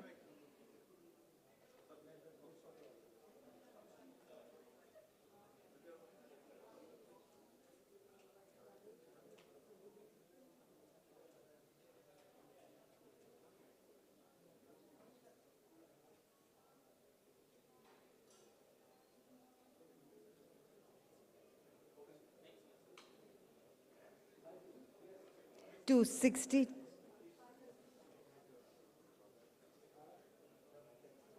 Technologies, Tara, and our associate partners, Nokia. Do we have the representatives here? You may kindly come up.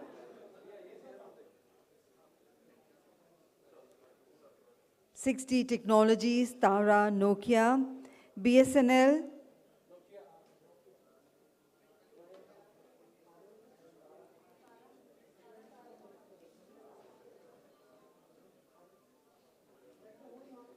Cineverse,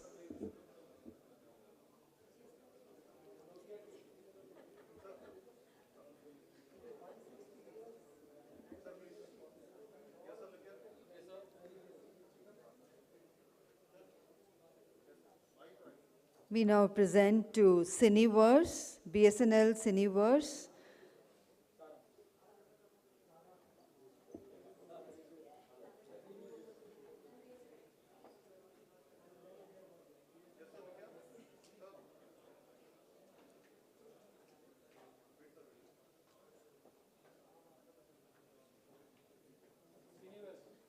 Cineverse.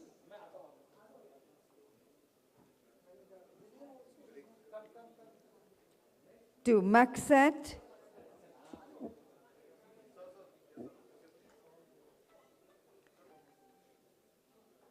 To Maxat. STPI. Maxat. STPI.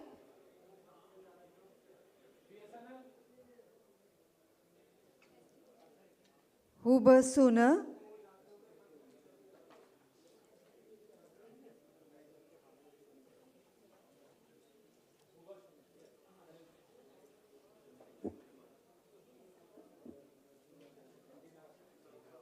eSpectra.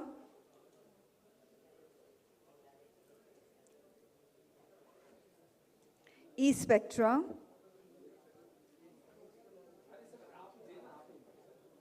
Keysight. Keysight.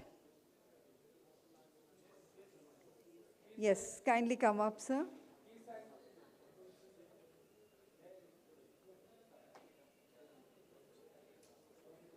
Steel Bull.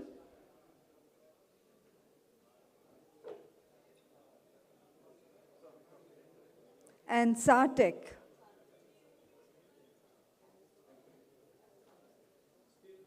Steel Bull and SATEC. So ladies and gentlemen, let's put our hands together for all our supporters and partners for extending their wholehearted support to us in successfully organizing today's event. Thank you to each one of you for extending your support to us. Ladies and gentlemen, we now break for lunch. The next session will begin at 2:15. I request everyone to kindly be seated back in time. Thank you.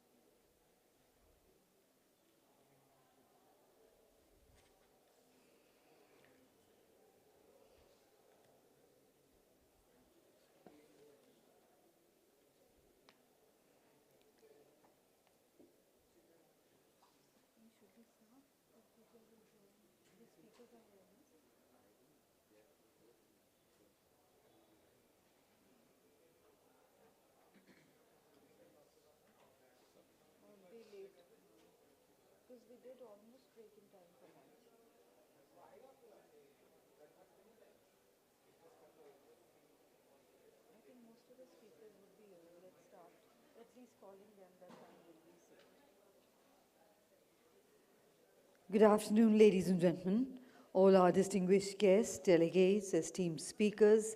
Welcome back to technical session 2 of the conference. We now move into a pivotal discussion that looks ahead into the transformative realm of 5G advanced and the evolution towards 6G. This session is titled Advancing Connectivity, Tackling Cybersecurity, Sustainability, Supply Chain, and Device Ecosystem, 5G Advanced and 6G.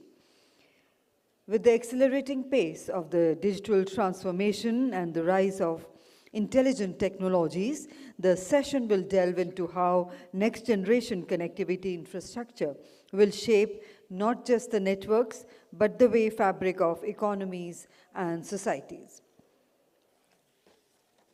And ladies and gentlemen, to chair this important session, it is my privilege to invite on stage Mr. Bhaskar Chaudhary, Executive Director, Technology Consulting, PwC India.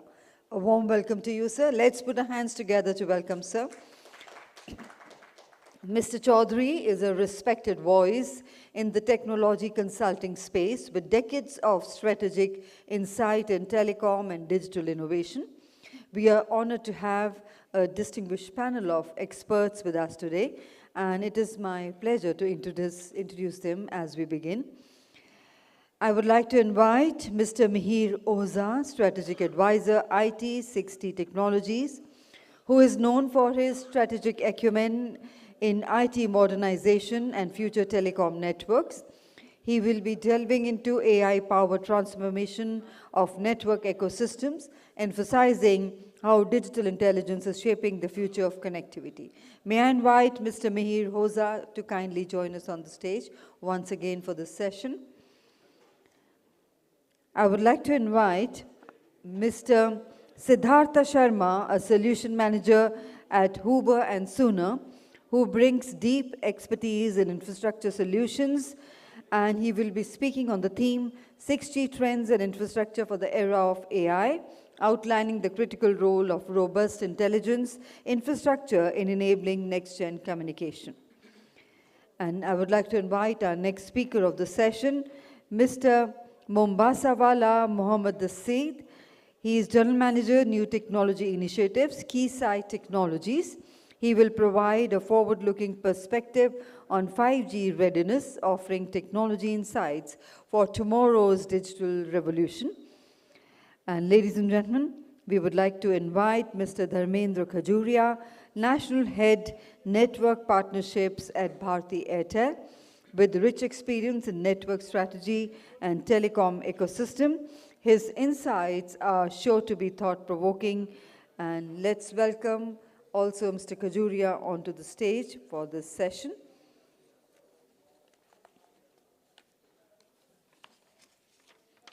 And ladies and gentlemen, if you could kindly take this, yes.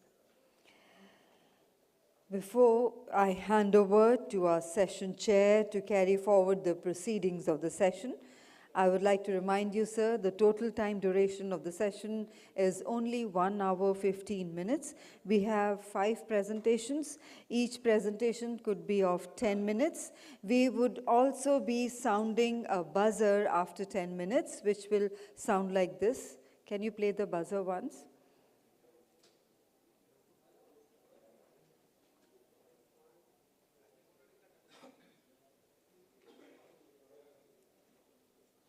Can you just sound the buzzer? Yeah. So this kind of a buzzer will go off after 10 minutes, so all the speakers and our chair is aware of the time duration getting over. And if time permits, ladies and gentlemen, we will have question and answers in the end. Otherwise, you all can pass on your questions to the chairperson, who will then pass it on to the speakers, and they will be addressed to later. So I now invite our distinguished session chair, Mr.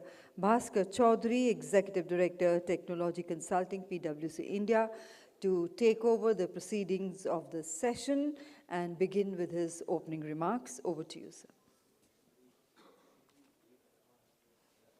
So I think they'll be joining. Maybe who's here, we can start with their presentation. The later will be joining.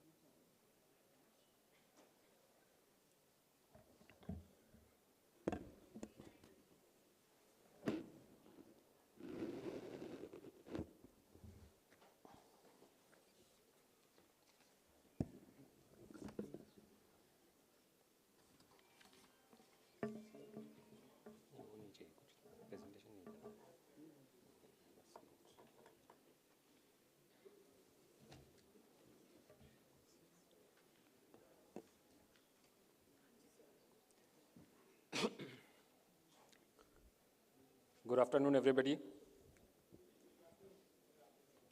I think this is a session just after lunch, so we have to make it interesting to keep everybody awake. So first of all, thank you very much, the organizers, for arranging this very important session. We'll talk a little bit in terms of why 6G is important at this point in time. We actually had an opportunity to hear industry leaders in the first session.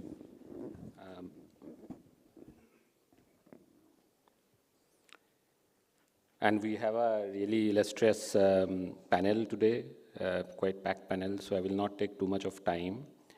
I would like to thank the organizer for giving me this opportunity to have this conversation with these industry leaders, regulators, representatives from government. We are all aware that 6G is very important. Now the point is that why it is important. Maybe I spend a couple of minutes talking about why it is important and why it is important now. So if we really look at the history of telecom, starting from 2G days until 5G, we would probably observe that every 10 years there has been a generation shift. So 2G to 3G, it took 10 years, 3G to 4G, 4G to 5G, and 5G to 6G. We are talking about 2030 as a timeline for 6G to be operational. Now we are sitting at 2025, which is the middle of the decade. Now why are we even talking about 6G? A lot of people ask question that have we been able to leverage the benefits of 5G fully before we embark into the journey of 6G. Now, the reason 6G is important from an India's context perspective, because we all know telecom has been extremely regulated sector, right? I mean, we have been having number of industry standards bodies. They have been defining the requirements, specification, etc., like ITUT, 3GPP. On the software side, there is a little bit of, different ecosystem with ETSI coming in, then TM forums and likes of those. Now, in case of 6G, I think from India's perspective, we have a potential now to contribute into the requirement specification of the 6G and also influence the industry bodies. So that is precisely the reason why middle of the decade, now 2025, 5 years away from 6G being commercially available, it is important that we put our thoughts together. There are few topics which are very important. Maybe I'll very briefly touch upon those, which in my opinion is super critical for us to be aware of. I think one thing, while we embark into the journey of 6G, one thing which we need to really keep in mind that we come up with a superior technology, and as years progress, we have all the technologies, not in the telecom only, but the IT and in other peripheral industry, technology advances, it brings in a lot of new opportunities. But at the same time, we need to be really prepared in terms of how do we create the roadmap, how do we migrate from one technology to another. The reason is that there are a lot of capital investment that different players have been investing for 5G. we need to ensure that when we move into 6G, we have a very seamless roadmap, how we migrate from 5G to 4G. If we look at 4G to 5G days, there have been some fundamental architectural change. For example, on the 5G core side, historically 4G used to be more VNF-driven architecture, the virtualized architecture. From there, 5G core, it was like more CNF-driven and cloud-native architecture. So there was an architectural change. As a result, there was not a seamless migration path. We need to be very careful when we go for 6G. We need to enable the tech companies, service providers, etc., so that there is a very easy migration path from 5G to 6G. So that is very important. Then the second part is I think a lot of people in the first session, a lot of panelists, they talked about use case and use case monetization, which is very important, certainly. But to do use case monetization, we need to have an industry ecosystem. We need to have device ecosystem. We need to have technology provider. We need to have service provider. And then we are talking about identifying an industry problem or a business problem and solving that. So when we have a problem identified in any vertical industry, for example, whether it is healthcare, education, manufacturing, ports, mining, etc., identification of a problem and having a technology or productized technology, there are gaps in between. We need to bridge that gap, which is a creation of an ecosystem who will bring all players together. And then also a very important question is that who is going to invest, who is going to do the work, and who is going to pay for it, and who is going to get the return.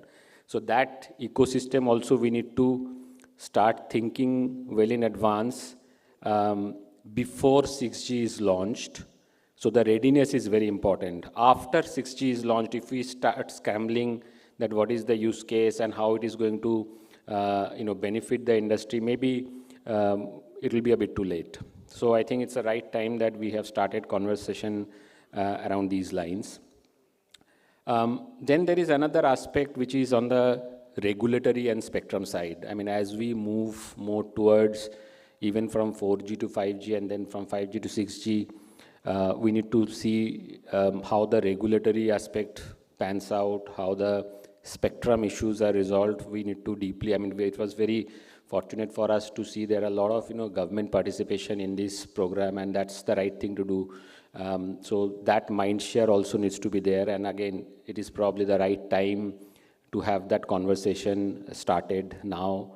And this is even more important because we are seeing the satellite space, the SATCOM space is heating up in India. I mean, there are a lot of entries of SATCOM players. So we need to look at how the SATCOM and telecom interplay works.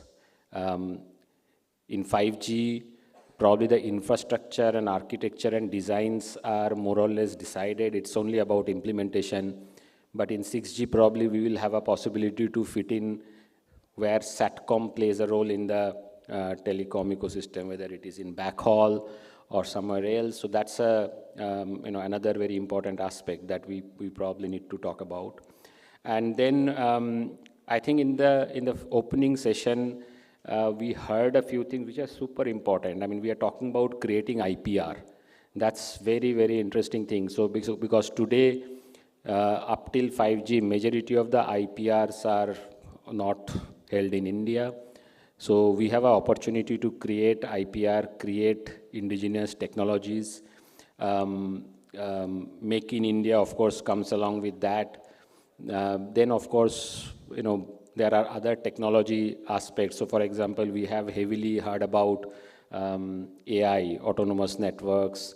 Then when we are talking about 5G and moving on to 6G, there are huge amount of data and huge amount of device which brings in the question of security and cyber security. So there are quite a lot of topics to discuss, and it's very interesting. And I again would like to thank Bharat Exhibition for organizing this event. We have a power pack panel, so I would rather hear from the experts. And so I think that's, and basically what we talked about. We have a little time constraint, so we would like to go pretty fast. And of course, we would like to keep some time for interaction with all of you. So, yeah. Thank you.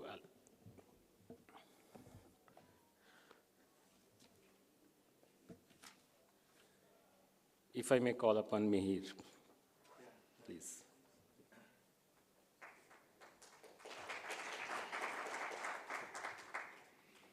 Good afternoon, everyone. I'm Mihir Oza, part of 6D Technologies. Thank you all for being here.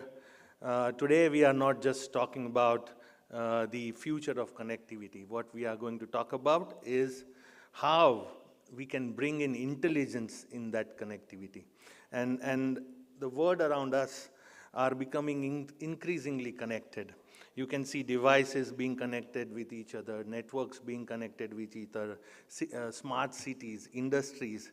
But raw connectivity is not just going to be enough. What is required is the intelligence in that connectivity. And that is where AI and digital, when it combines with the capacity and capability of the 5G and 6G networks, is going to make a big difference. So if you see the evaluation of connectivity from 5G to 6G, today 5G is more of a very low latency used in enhanced mobile broadband, massive IoT applications. Okay, but when we talk about 6G, 6G will bring in 100 times faster data speeds up to 1 Tbps. Okay, it will bring in latency to the level of 1 millisecond. Okay, it will have a native AI integration, and we heard a lot of speakers talk about that. 6G is expected to connect about 500 billion devices globally by 2030. Okay, and AI, along with digital transformations, will unlock a new level of operational efficiency and the customer engagement. What AI is going to enable, okay, is proactive, real-time management of the digital infrastructure. We will have things like digital twins, where you have a completely virtual replica of your network, of your applications, which you can use it to simulate your new use cases, your innovation, and optimize the network performance.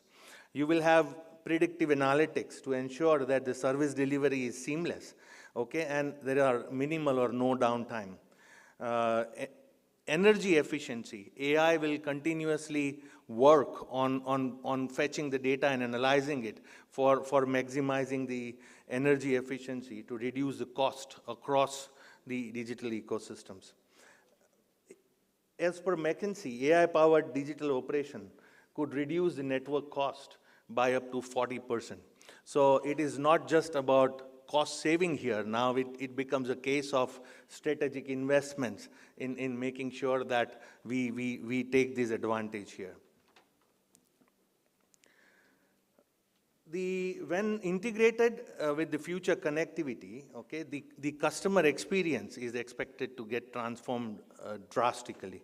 Okay, you will have hyper-personalized networks, clouds, okay, and faster and smarter networks.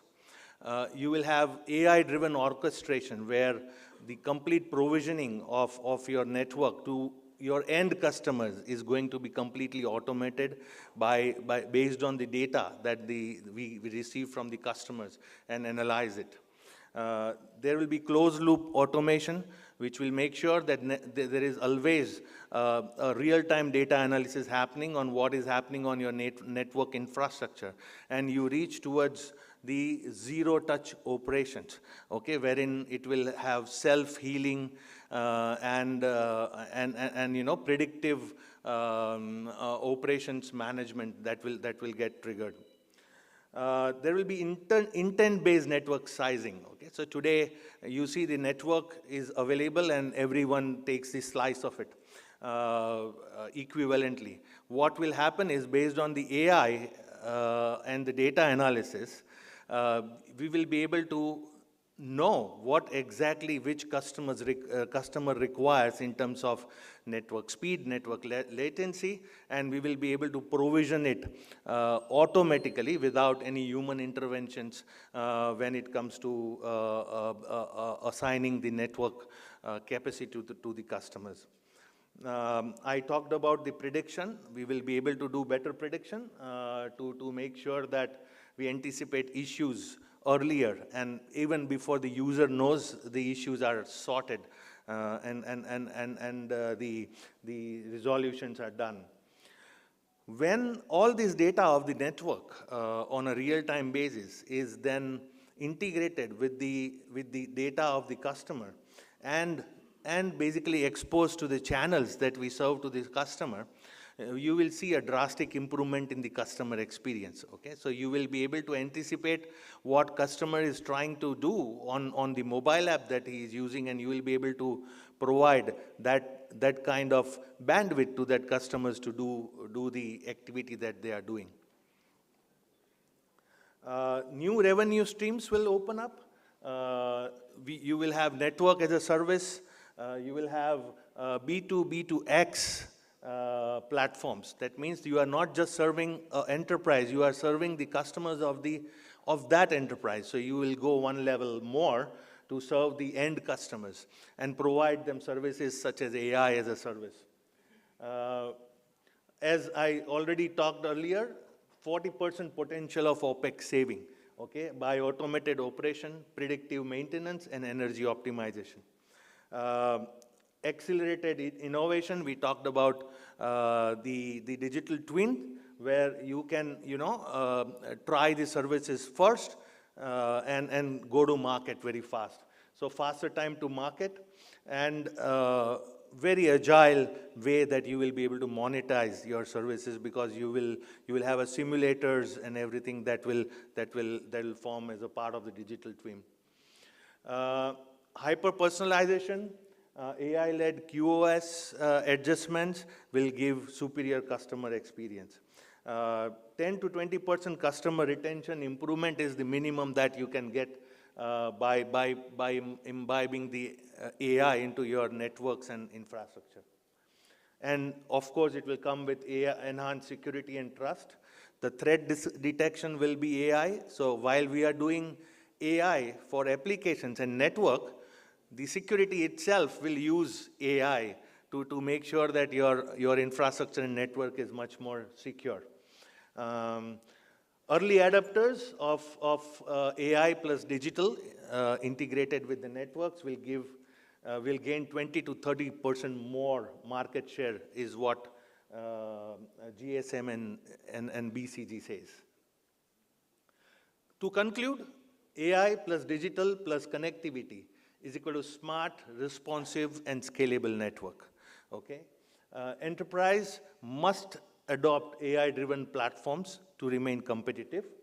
Ecosystem collaboration is key, okay, because as I said in my earlier session also, partnership is must, because it's not just going to be the telco or a network operator who will play a role here.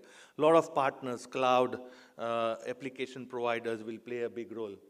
Prepare for 6G by building AI-ready infrastructure today.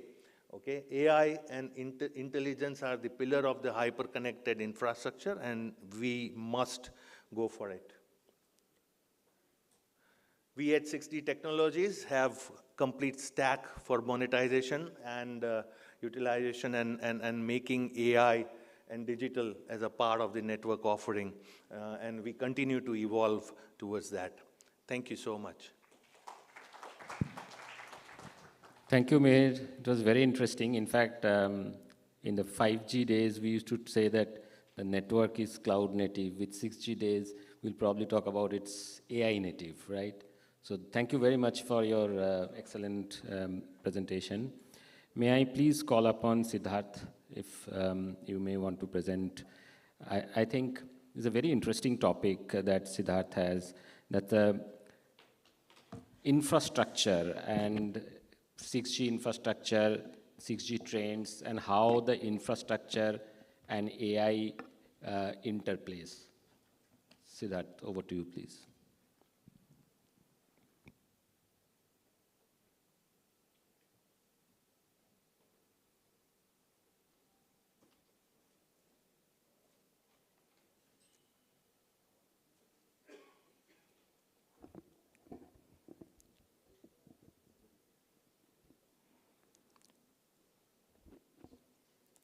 Thank you. Good afternoon, everyone. So I'm Siddharth from Huber & Schuner as a solution manager. So let me take you to introduce Huber & Schuner globally. It's recognized and it's headquartered in Switzerland, known for its expertise in electrical and optical connectivity solutions.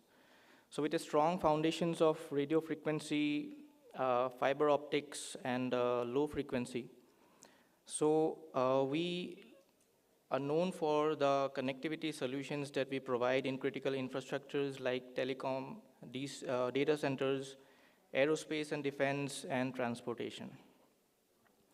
So in the slide there you can see where we are located. So there are some sales locations and production plants. So I'll not go through the numbers here. You can see the net sales and the EBITs and all the numbers there. So going forward, today I'll talk about the infrastructure for the era of AI, where we bring in the optical circuit switch that is from Polatis. I'll talk about in details in the later slides. I'll also go through the slides on hollow core fiber, which is quite new in the fiber technology and the fiber world. It has ultra low latency. We'll also touch base on that. We'll also talk about the WDM coupling modules from our Cube Optics that is based in Germany. And also a little on the 6G lab automation in regards to our optical circuit switch. Going forward, if I talk about the optical circuit switch, it is used mainly in the data center applications, where you see you have some in-network applications where you can replace your spine layer replacing the OEO switches in the spine layer with this optical circuit switch. So on the right, you can see a box which is our optical circuit switch from Polatis. So this is all optics switch where you bring in your input signal as in fiber form, in optical form. The data that is, or it's the switching is done in the optical form, and the output you get it is also optical. So this is quite different from that additional switch, like the OEO switch does, where it brings in the optical network comes in as input.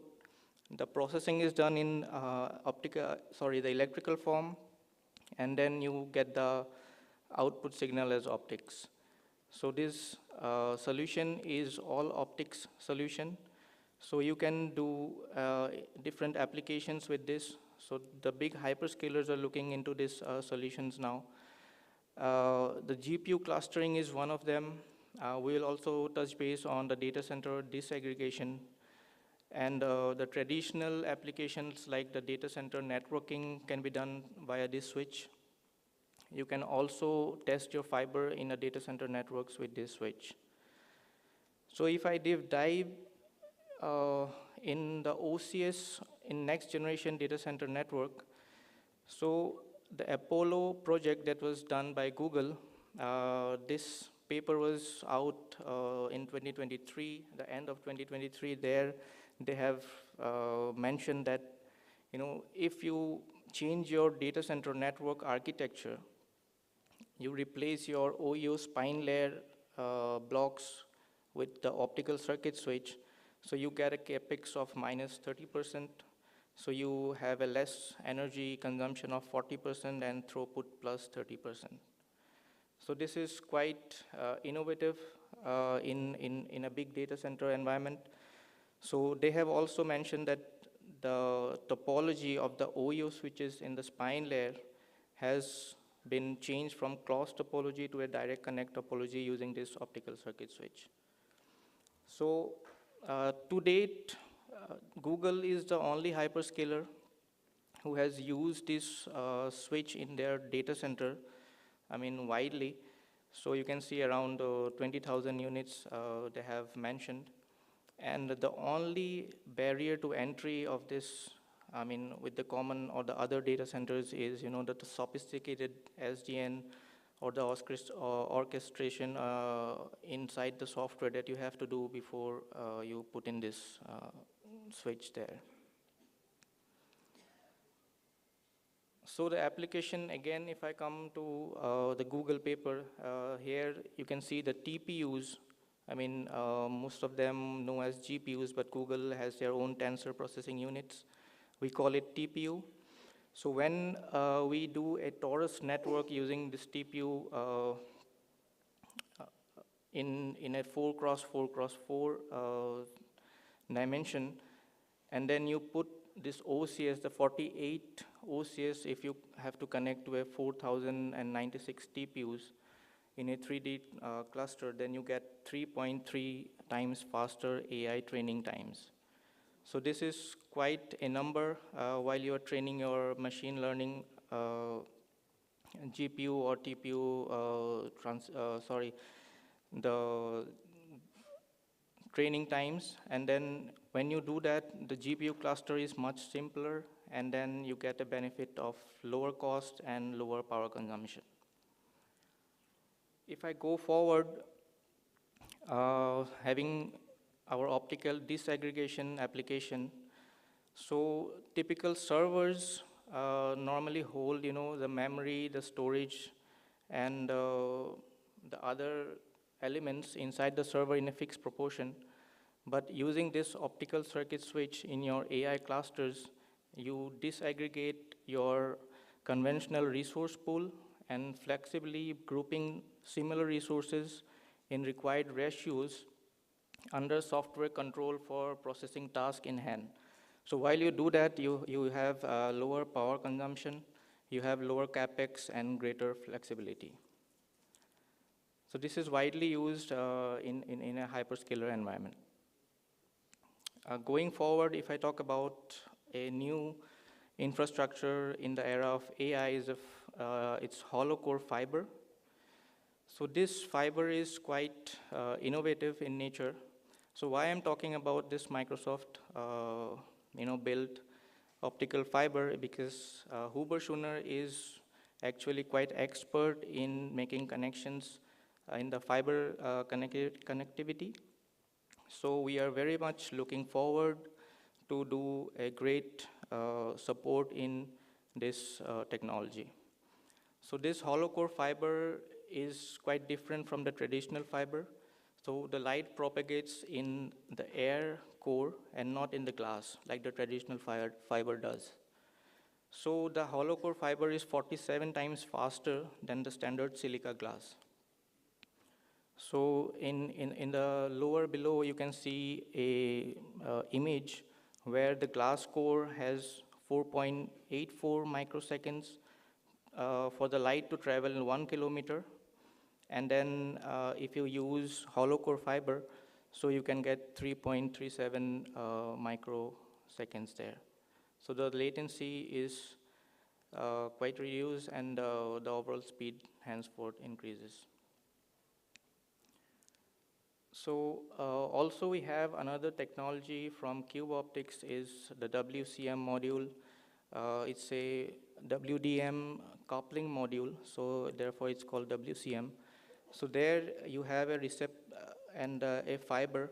So that is chip on board technology actually. So this is called co-packaged optics, and this chip is right next. I mean, it's integrated in the board. So this WCM is a high density optical coupling and multiplexing device. So that plays a critical role in next gen systems, where the optics are integrated tightly with processing chips, and you get greater speed. So it's designed to handle the space and the performance demands of AI that's coming in the data center and the future high-speed communication hardwares. So this is quite innovative in nature, and we are really expert in building these optical transceivers. Going forward for the 6G lab automation, like I mentioned, we are using this optical circuit switch in different application. So if you use this optical switch in your labs, the lab efficiency increases because it's not converting, the optics to electric and back to optics. So the latency increases, you have less power consumption, and the format and the speed is independent while you're using this OCS. So you can also program your switch or partition it. So all the signals that are coming in from different components in a 6G environment, like the transport equipments, the RRH, the BBUs, or the RF over fiber, so all can come in. You can switch them whatever you need as per your requirement, and this can be done using an SDN, so you can sit at your home, open your laptop, and then you can make them a switching. So with that, I think that's all from my side. And lastly, I just like to add, let's push the boundaries together. And thank you. Thank you, Siddharth. This was very interesting. In fact, way back when we used to talk about SDN, the software-defined networking, I think those days nobody thought about bringing in AI, SDN to support AI, and for that matter, how AI can help the networking. So that's, I think, one of the area which will probably be very relevant in 60 days. Thank you so much for the very interesting presentation. If I may request Mr. Mombasawala, that one of the topic that we talked about initially is the roadmap. How we talk about a lot of things around 6G, but what is the readiness? How do we get there? If you can please help us understand that. I'll talk about it. Okay. Thank you. I'll need 5 minutes extra. Sure. Okay. So am I audible? Can you turn it on, please? Am I audible? Where is the slide changer? Okay, so I'm not going to use the mic because I generally cannot talk well when I'm stationary, so I'll be talking from here. My name is Mombasawala Mohammad Saeed. Mombasawala is my family name, but that's the way people call me. What are we going to talk about today is 6G and AI. Okay, what is 6G? 6G is big, as you can see it, and I'm not worried about it. What I worry about is are the 3 components that you see, where we envision the continuum of these 3 worlds, which is digital world, where we transact information, physical world, the way we see the things around, and the human world, the way we conduct ourselves. We need a continuum of that. And what does continuum means? Continuum means they have to exist together if we really want to realize the potential of 6G. That's the continuum word that Einstein kept on using in his paper for describing the universe, that the time, matter, and the space has to have a continuum. They have to exist together. This is what we need in 6G, right? And what are the use cases? People have spoken about the use cases, and we have always been talking about 6G with the forward transmission and reception, okay? One thing that we never spoke about is the new element which has come in called sensing that you see on the top. Now, sensing is going to give a new dimension of use cases to 6G. There are other use cases also which I'm not going to talk about because people earlier might have spoken about that. But what is this going to give us, and how do you describe sensing? We are going to start with what we call it as immersive communication. And what does that mean? Is to sense and emulate the human world. So whatever we do in human world, we have to convert it into electronic format and reproduce it on the other side. And this is going to enable a very important use case called holography. What if I were wearing a jacket of 100,000 sensors with a whole dress and I am reproduced over here? And I need very strong controls, very, very low latency, okay, and the timing control between different sensors, etc. So time lock, etc. So the conditions are getting stringent. When I read IMD 2030 KPIs for 6G, it did not excite me much. Only 2 of the parameters that are very critical that I realize will have an engineering challenge are latency, that is 0.1 millisecond latency that we are envisioning in 6G, and the positioning accuracy. What is the positioning accuracy that we have in 5G? Any guess? 5G positioning accuracy around 10 meters. In 5G advanced, 3 meters. In 6G, we are looking at 1 centimeter. If we don't have that position accuracy, we will not be able to robotize things. will not be able to have holography, okay? And you can read that. In immersive communication, it is not just bandwidth, it is not just the data load, it is also the position accuracy not listed over here. But the latency is very important. Look at the one, haptics control, where you have the factory automation and robotics. This latency is extremely important. So the world is going to revolve around two things, position accuracy and latency as we go forward in 6G. I'm not talking about all use cases, but many of the use cases, okay? Now let's talk about sensing. Sensing is a very difficult exercise because sensing can be done with what we call it as reflectometry and not with the forward communication. And we have not done it with any communication means. Our waveforms are designed for communication, not for reflectometry.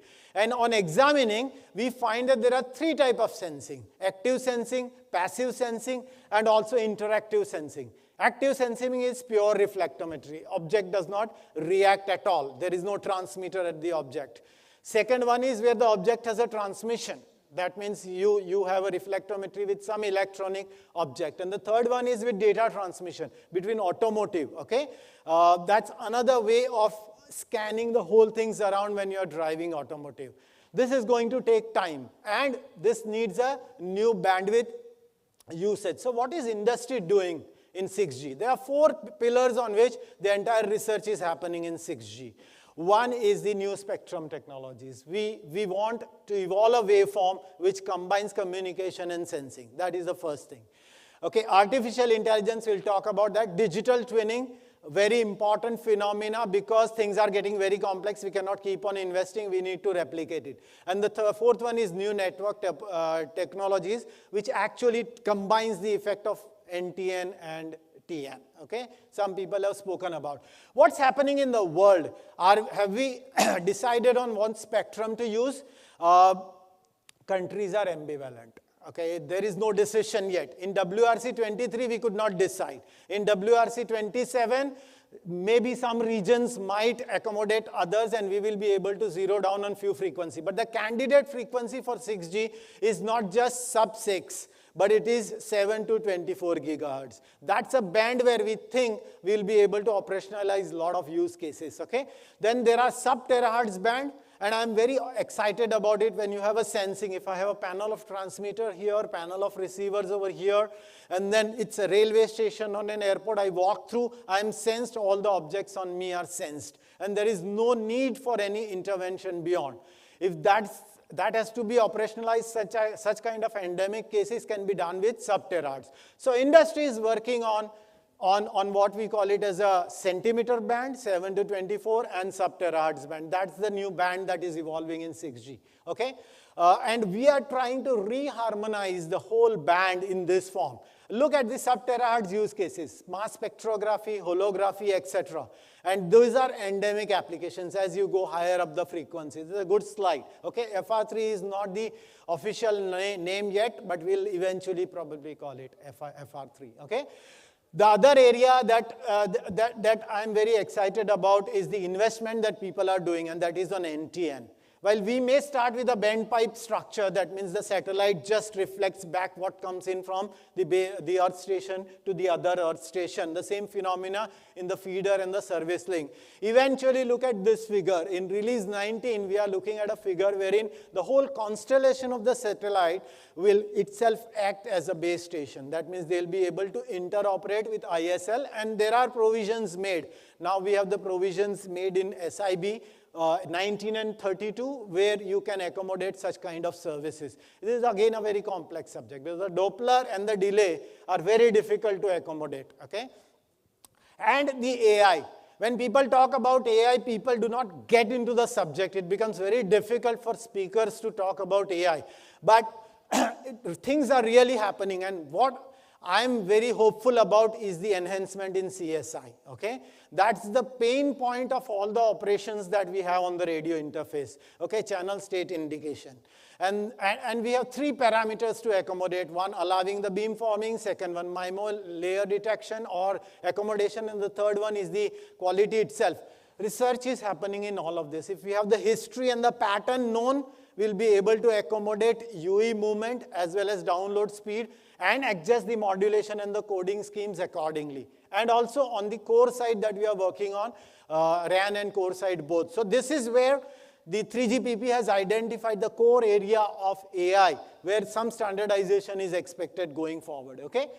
Now, what is an AI? AI is a phenomena which needs a massive amount of hardware infrastructure, and that we call it as data centers, okay? So there are models which are run on the data centers and it gives the outcome. And the core of that remains this infrastructure. So look at this infrastructure. It has servers, and how are servers built? You have a set of cores which are GPUs or CPUs. You put it onto a board, connect it with memories around, and then peripherals around, and you have the board ready. Put it onto the cage, you have a cage ready. Stack them up, you have a rack ready. And on top of rack, you have all the connections. That's the way data centers are scaled, okay? But it's not very easy. Why? Because when we examine these data centers, we find a lot of difficulties. What are two bigger challenges in 6G? What are these? Latency and position accuracy. Let's talk about latency. Today, we are not going to get our latency fulfilled with the structure that we have. And we are not just worried about the compute power of the chips. We want GPUs, CPUs, TPUs, NPUs, all cores onto what we call it as one die, that is one chip. And we call it chiplets. Okay? Chiplet is a new phenomena where you will have all the cores, you will have memory around, and then you will have the peripherals, and I think Siddharth also spoke about co-package optics. Okay? You may want to put the optics there. The whole board has become a chip. That's a chiplet, okay? You put several of those and again expand. But that's going to help because it will reduce latency. On top of the rack, you have spine and leaf structure with which you connect. Now look it onto the what is that? That is your left side, right? Look on your left side. How many GPUs? 100,000 plus. Where are we going to head? More than 1 million GPUs going forward in a data center. How do you interconnect these GPUs? All have to talk to each other if you want to realize the operations of the model. How many connections? 100,000 into 100,000 minus 1 divided by 2. Possible? Impossible. And that's where you need to have a network fabric. So on the top of the rack, you have all the connections coming, and then you connect it via switch. You don't interconnect them all. And that's where these switches are very important, okay? So in AI, there are two important aspects. One is the training of a model, and second one is inference from the model. And both have a different requirement. Training requirements requires massive amount of GPUs. Okay, massive amount of infrastructure. So you have distributed GPU, CPU architecture, and what is important to note here is a collective communication. All GPUs have to be utilized. Nothing can be idle, otherwise your infrastructure is idle. That's the first part. But it doesn't work the same way in inference. Inference is actually from the user. The request from the user comes down to the network and it goes to the data center. The critical element here is the latency that you see, ultra low latency. We have started calling this as east-west traffic, that is within the data center when you train the model, and north-south traffic. User sends it, it comes via internet and goes to the data center, okay? Now user is a UE, data center is a cloud. That's what you have to relate to, okay? On analyzing these data centers, when we fire the model for training, we realize that only 38% of the time is the time when GPUs are utilized. And the infrastructure remains unutilized. 5 more minutes, I have extended the time, okay? The GPUs are not utilized for 62% of the time. Criminal negligence of the infrastructure that you have and in the investments that you have done, and this is true. Now, why is this happening? Let's examine the model. This is a very simple model of few variables in 3 stages. You send the data in, and you have to create several copies of the data depending upon the data category. You send the data in, you get the outcome. That's the first stage. As engineers, we know nothing is complete when you have a convergence, right? You need to have a negative feedback system. So you have to keep on sending the gradient back to the source, and then keep on training the model till the convergence happens. And what is a convergence? The outcome is exactly the same as the outcome that you expected, okay? And for that to happen, you have to follow certain steps. The steps are listed. I'm not going to talk about it. But When you expand this model to realize it onto the data center, you realize that on each of this pipeline that you have created, there are three important pipelines in the data center. Data pipeline, that means the pipeline on which you are going to move the data. Then you have a GPU pipeline, the pipeline on which you are going to utilize the GPU, and the tensor pipeline, in which all interrelated functions or the variables are interconnected to those compute power. If you do not do that well, then it is not going to work. Now imagine this GPU as matrix. I create a tensor. I put a data in it. It is taking time to process, and other tensors have processed it. What happens to the other tensors? They are going to wait because the outcome has not reached, and that is what is shown here. Okay, when the outcome happens, you have to bring it back to the source, and that is called collective communication. There are various techniques.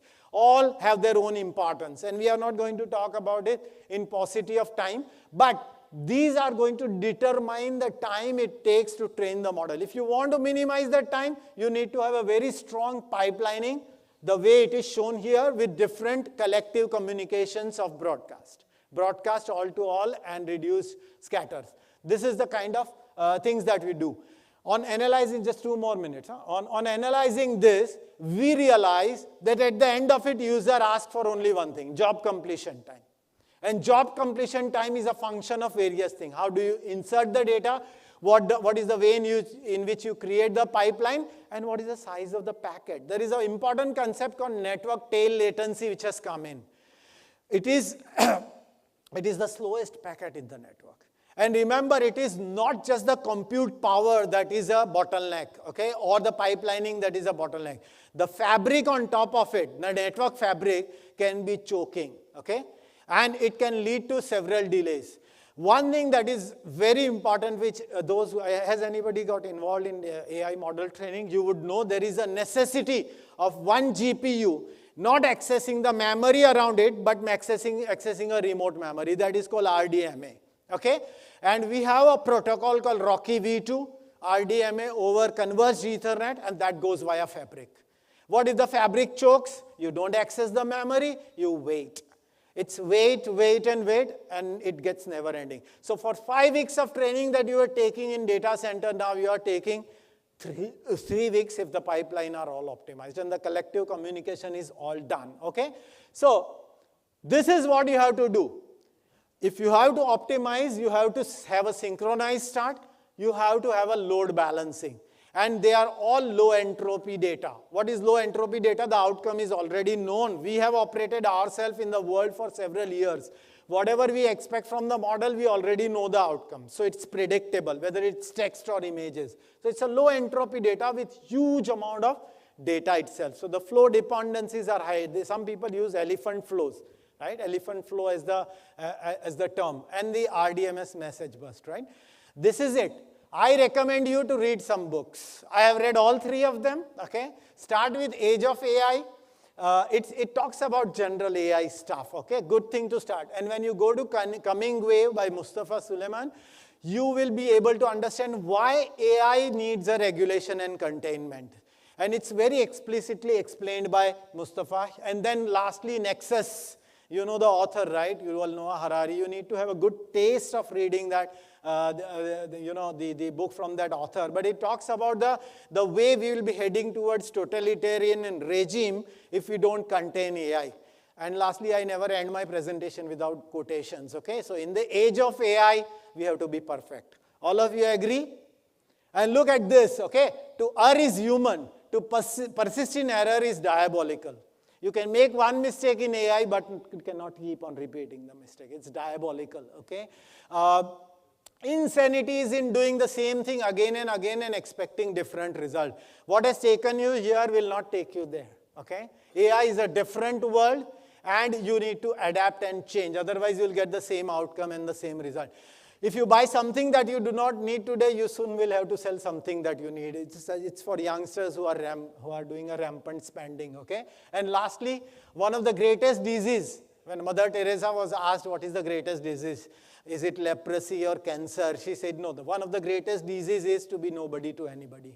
It's the power of love that binds us all. Ladies and gentlemen, thank you for your time. My apologies for extra 5 minutes. So first of all, thank you very much. It was very engaging presentation. There are a lot of topics that you touched upon.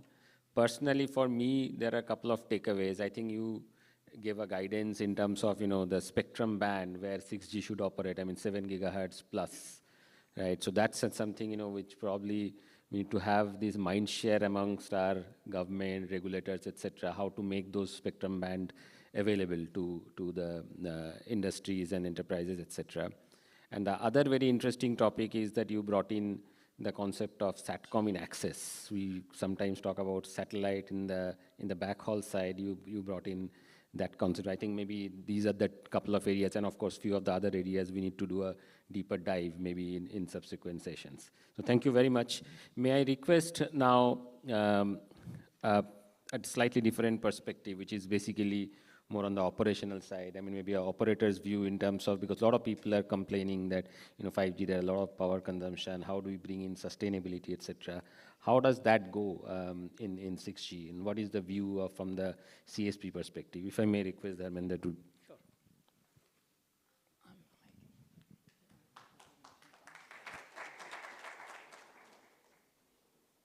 Yeah, good afternoon. After a tech-heavy session, I'm bringing back to Mother Earth. I'll talk about the sustainability per se, and what are we doing, in the telecom space from an industry perspective. Oh, you have to change the slide. Yeah. So I'll talk from a sustainability perspective, what is happening around the world, what are the current trends which are happening, and what in India, what we are doing, how the government is helping us in terms of policy formulations, and how the future is going to look like. Sustainability, I think, this is no rocket science, and everybody knows the way the climate is changing, it is staring at us. So whatever the progress we see in terms of G from 2G to 3G to 4G to 5G to 6G, we need to have sustainable business practices so that we are able to sustain the progress with on Mother Earth. Now, if we look at why do we require sustainability, I think again a very simple answer: we need to reduce carbon footprint, because the kind of fossil fuel which we have is limited. It is not going to be there forever. So we need to find some other sources which we can use in the telecom space. Because you heard earlier speaker talking about the GPU, computing power, AI, ML, and everything. For that you require huge power, huge power. And currently, if I look at from a India perspective, even from a world perspective, people are talking about, by 2030, I'm giving an example of US where they are saying it will be completely EV. But do we have that kind of power? That 100% of the vehicles are going to be EV? No. The answer is no. Similarly, in India, currently we are not at that stage, but we require power for that. And for getting to that stage, which we are saying 2030 or maybe 2047, which from our India perspective that we want to be, I think we need to look at all the sustainable practices to ensure that we are there. Okay. Now, what are the key components if we look at what needs to be done? First and foremost is we have to look at renewable energy sources. We have to go back and how those resources we can use in telecom space. I think that is a challenge for all of us. And of course, we are looking at smart infrastructure, we are looking at AI, ML, digitization, and energy efficient equipment, and so on and so forth. If you look at what are the key pillars for us in terms of green telecom. When we are saying green telecom, of course, we are looking at the resources. First and foremost is that the kind of equipment which we are using, how those can be made more energy efficient. We are looking at low power BTS. We are looking at, if we, from a technology perspective, whatever the power which was being used for 3G, less power was consumed in 4G, and then 5G is coming. So advancement of technology is going to give us a flip. That is going to help us. So moving from one G to another G has helped in the past, and it is going to help us in the future also. Renewable power. Currently, we have got hydro, we have got solar, we have got wind power, and all those powers. By the way, these powers we have been using, there has been a policy since 2003 on renewable, power. There is a policy, but How are we using on a telecom space? We were using it as 1:1 relationship, but now the new policy which has come, I'll talk around that. And of course, how can we share the infrastructure? I think India is a great example where the sharing of passive infra with the formation of Bharti Infratel and now Indus Towers, we have started sharing the passive infra. I think use of passive infra has already happened. How can we use the active infra as well? I mean, this is the time of collaboration, probably not the time of competition. And this I've been talking in most of the forums that we need to collaborate. We don't have to create separate networks, be it fiber, be it towers, be it anything else. And there are other things in terms of data centers, like earlier speaker talked about the data center, and we require for training the AI models, we require a huge computing power and all. For that, there are technologies which data centers are currently using, whether it's a liquid cooling, whether it is server fan technology, and so on and so forth. They are already doing it, but what else can be done?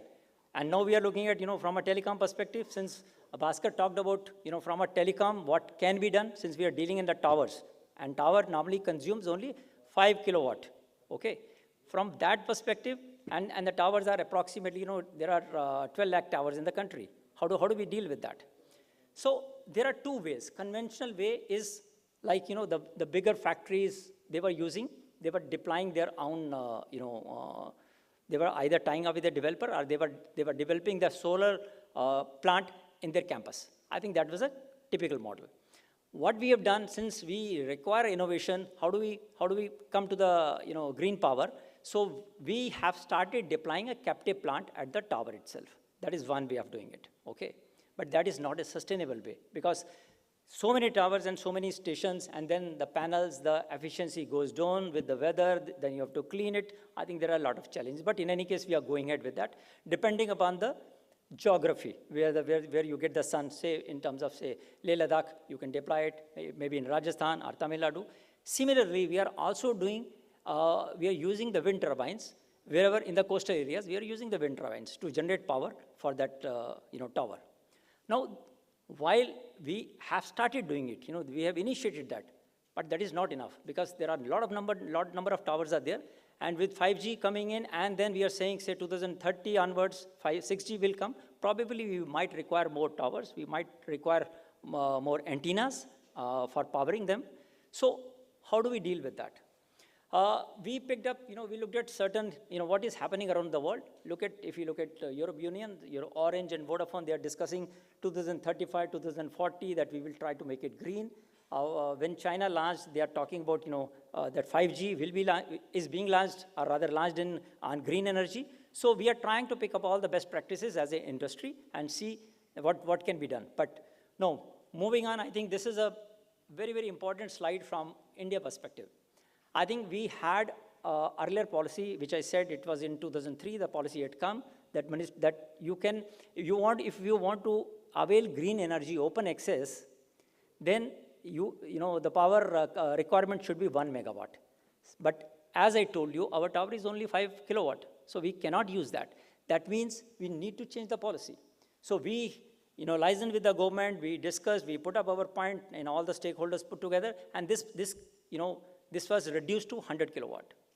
But 100 kilowatt, again, our load is disaggregated. It is not aggregated.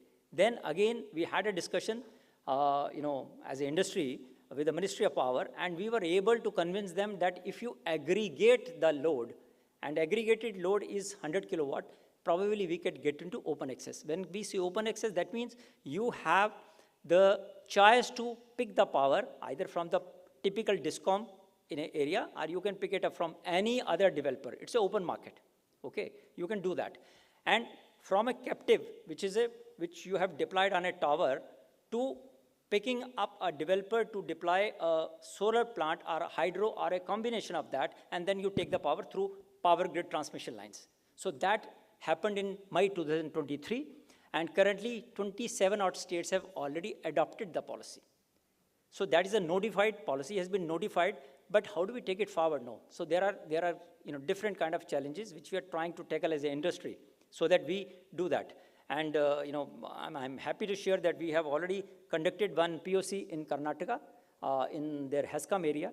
and which is, we have been able to wheel the energy. When I say wheel the energy, that means we have used the, DISCOM, SLDC, and the transmission lines of power grid, and we have been able to give the, green energy under this new regulation to these towers. So that has already started happening, and more things you will see in the future, in coming future, that we will move towards the green energy. Now, there are other ways.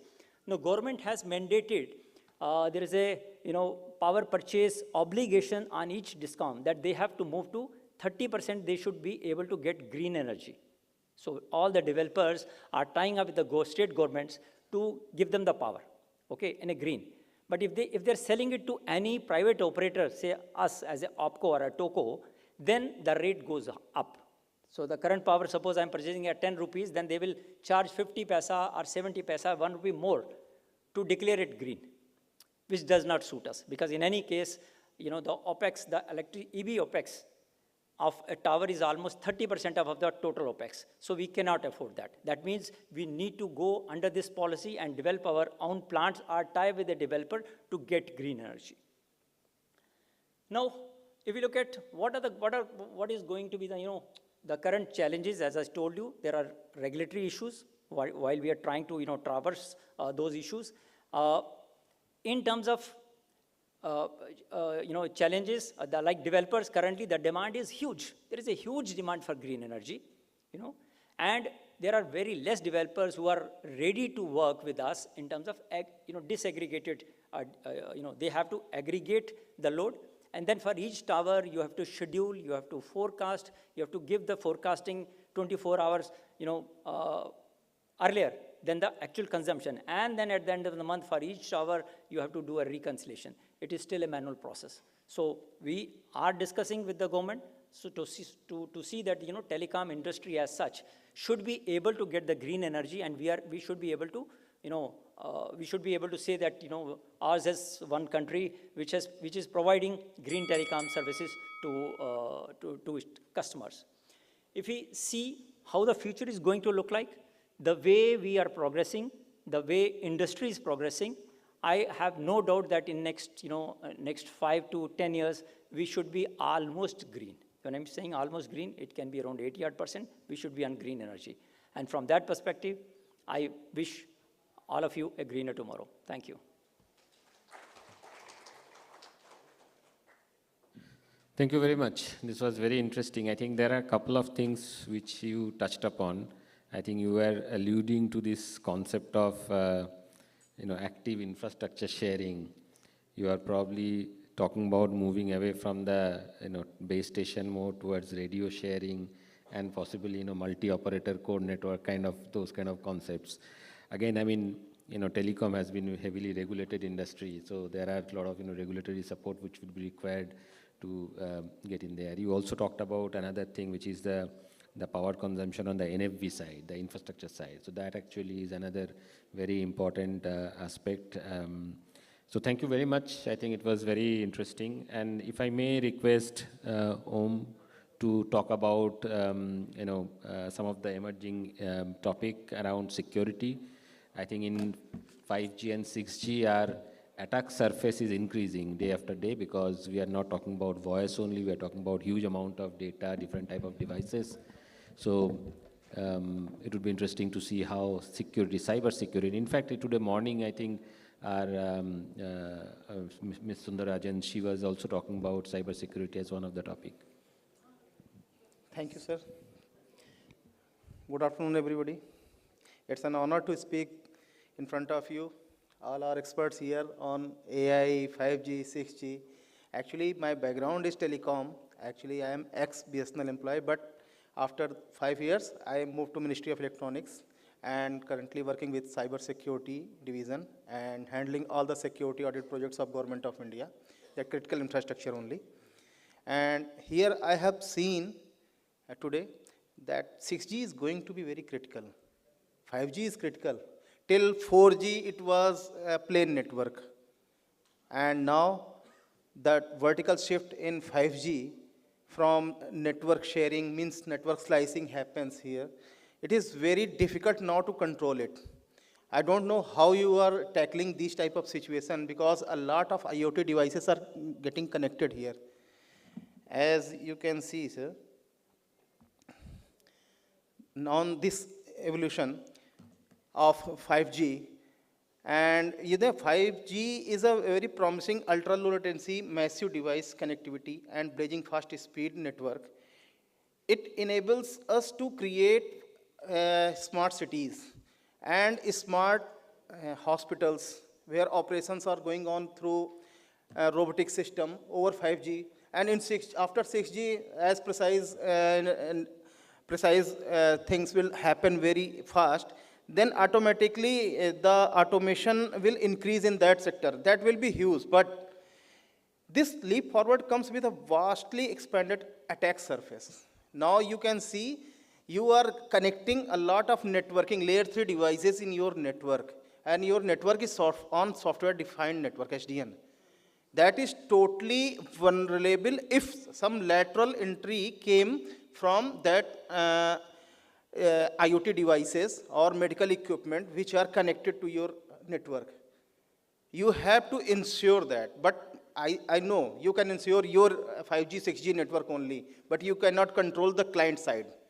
But getting access through that, any hacker can come into your network and disrupt your network totally. So for the key cybersecurity challenges in 5 era, I can say that 50 billion IoT devices will be online, means there will be a lot of more than 50 billion IoT devices will be by 2030. But at random, at one point, it is estimated that 50 billion will be at random, at any time, all over the world will be connected.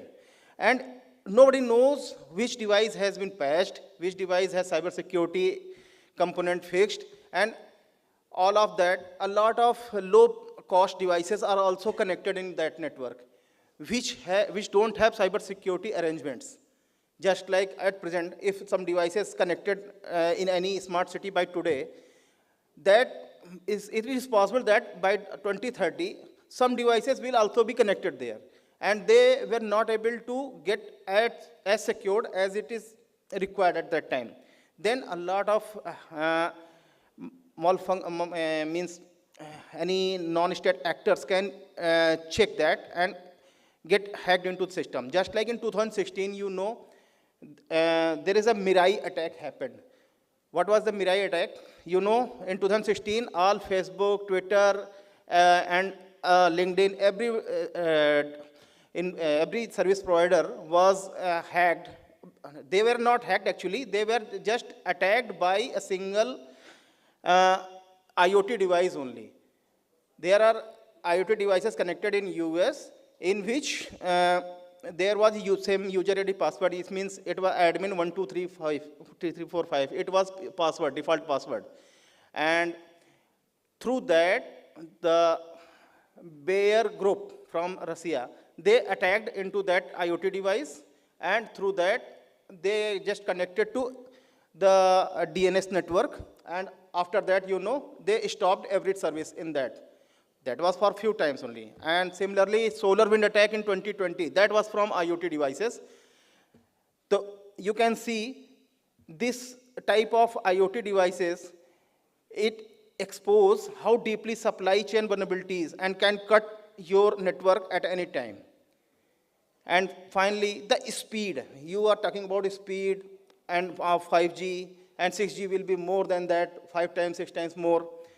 What is most serious thing about speed is that when you have a great speed, then you have option to disrupt. DDoS attack, if comes into 4G network, it cannot affect much. But if DDoS attacks come into 6G network, the speed by which it can affect everything, you cannot imagine.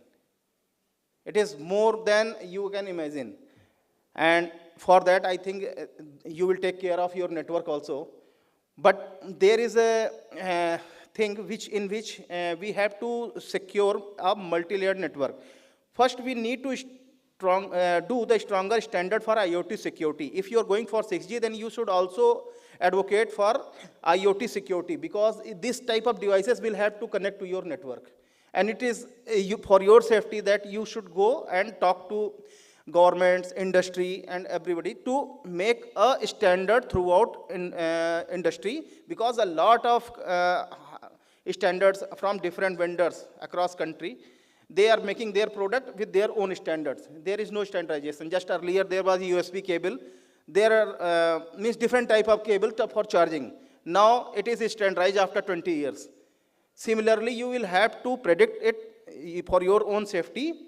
Ask government and industry to make a uniform standardization so that you know what patch is required in which devices and what is the security measures which is common among all IoT devices, so that you can get safe your network.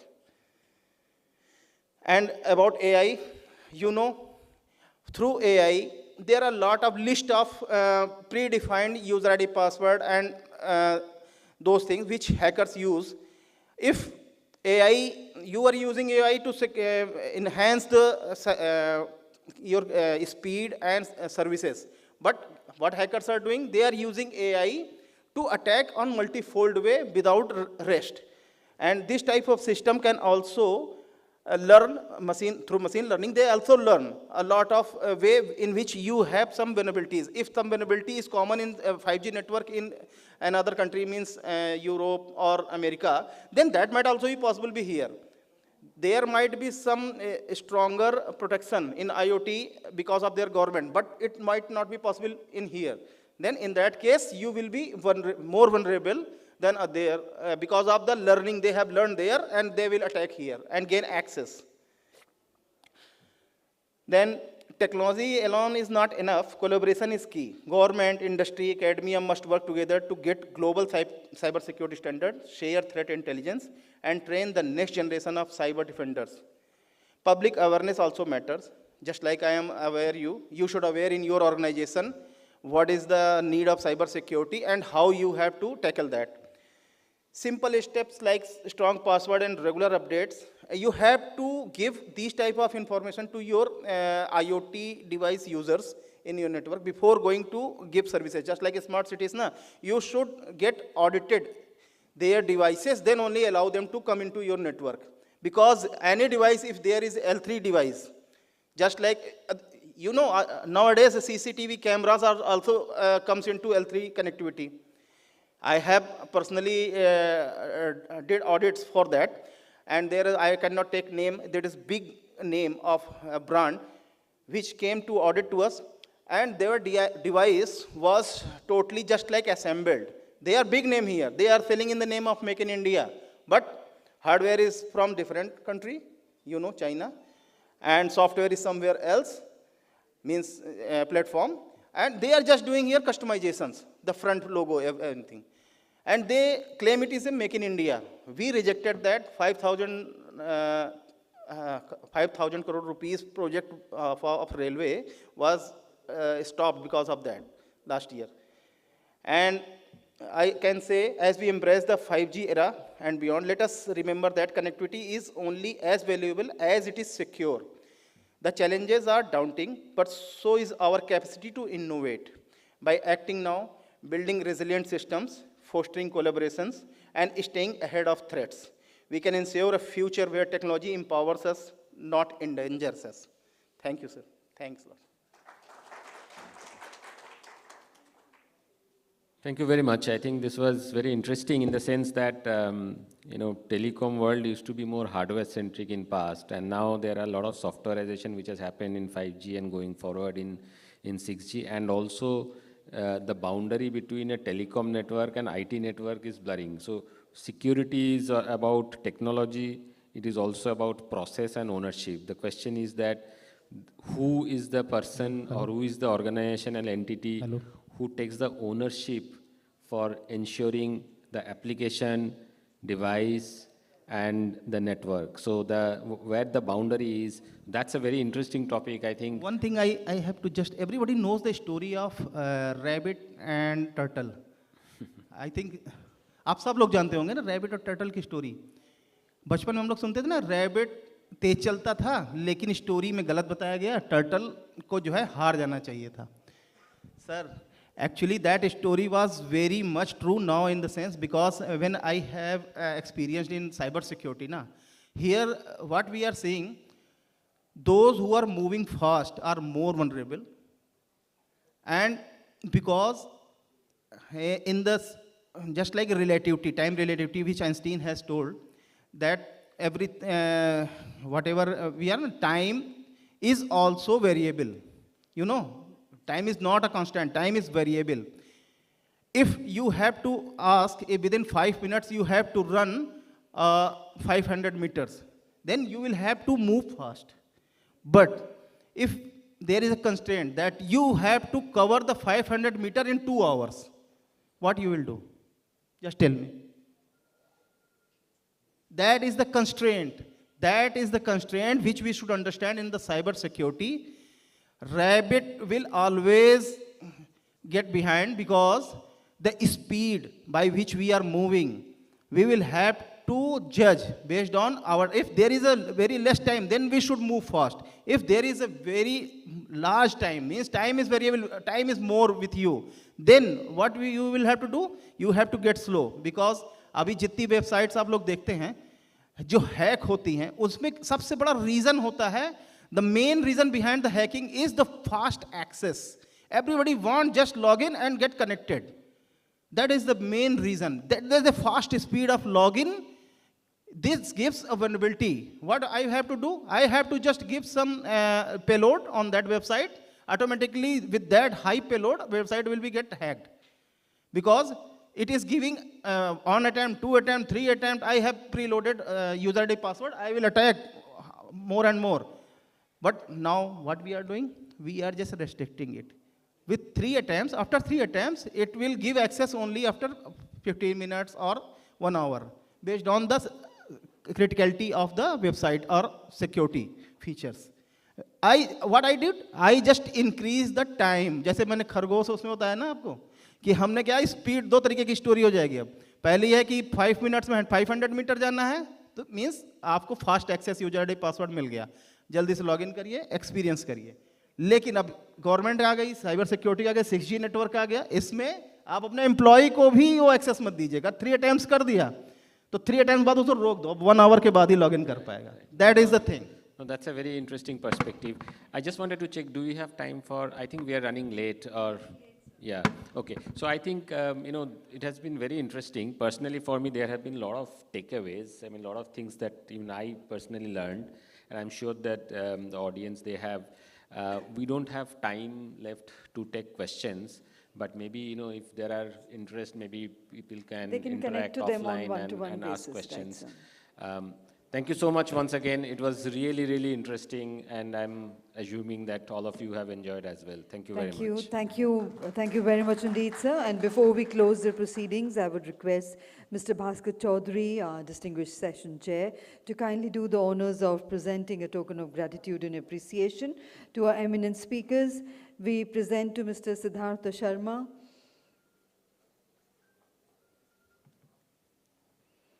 Thank you, sir, for that wonderful presentation we had from you on the theme 6G Trends and Infrastructure for the Era of AI. Thank you once again. We present to Mr. Mombasawala Mohammed Sayed, General Manager, New Technology Initiatives, Keysight Technologies, and he gave us that wonderful presentation on 6G readiness. Shri Om Shankar Soni ji, Additional Director, STPI. Thank you, sir, for that very interesting presentation we had from you. We present to Mr. Dharmendra Khajuria, Head Network Partnerships, Bharti Airtel, and for that very insightful presentation on sustainability, green telecom. Thank you, sir. And we already presented one to Mr. Mihir Rosa in the earlier session, so we are not presenting him again. And may I request Brigadier Anil Tandon, he's here.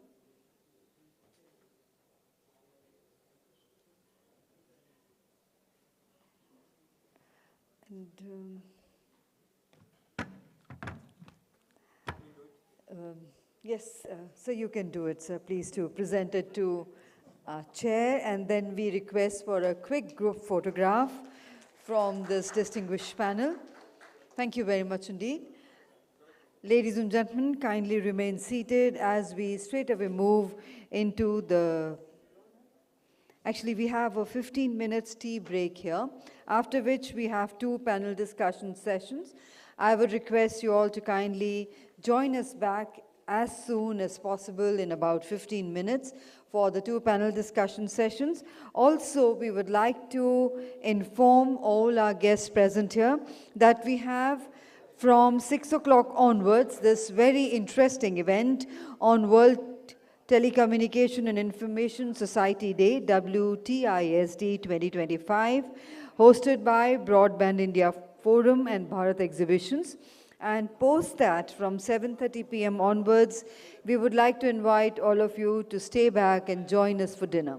So ladies and gentlemen, requesting everyone to kindly be back in time in maximum 15 minutes for the next session, where we have 2 panel discussion sessions back to back, followed by WTISD 2025 celebration event, followed by dinner from 7:30 p.m. onwards. So please do stay back with us for all these events, which are very, very interesting. Thank you. And we have some very eminent speakers joining us in all the next 3 events coming up in this day. So ladies and gentlemen, enjoy your tea and be back in time for the next session. Thank you.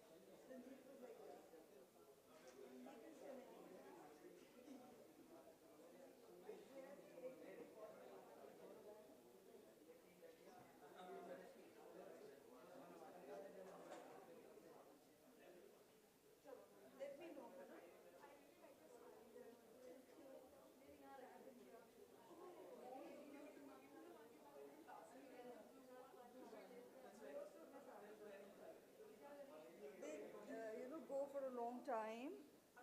They don't, unlike other sciences which don't use their time.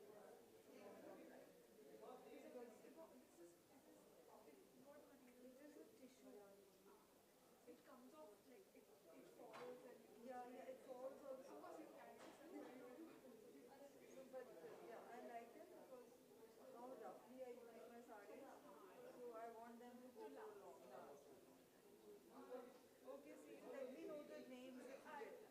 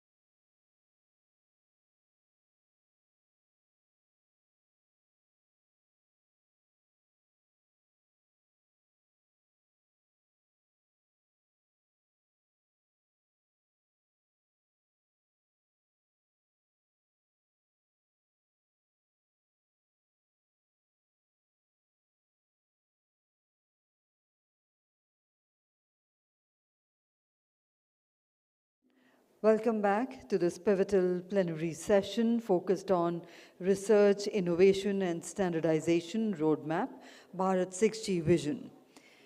So as we move forward, the next frontier of wireless connectivity, that is India's 6G vision, is not just about faster networks, it is about shaping the future of communication, empowering innovation, and positioning Bharat as a global hub for the next generation technologies.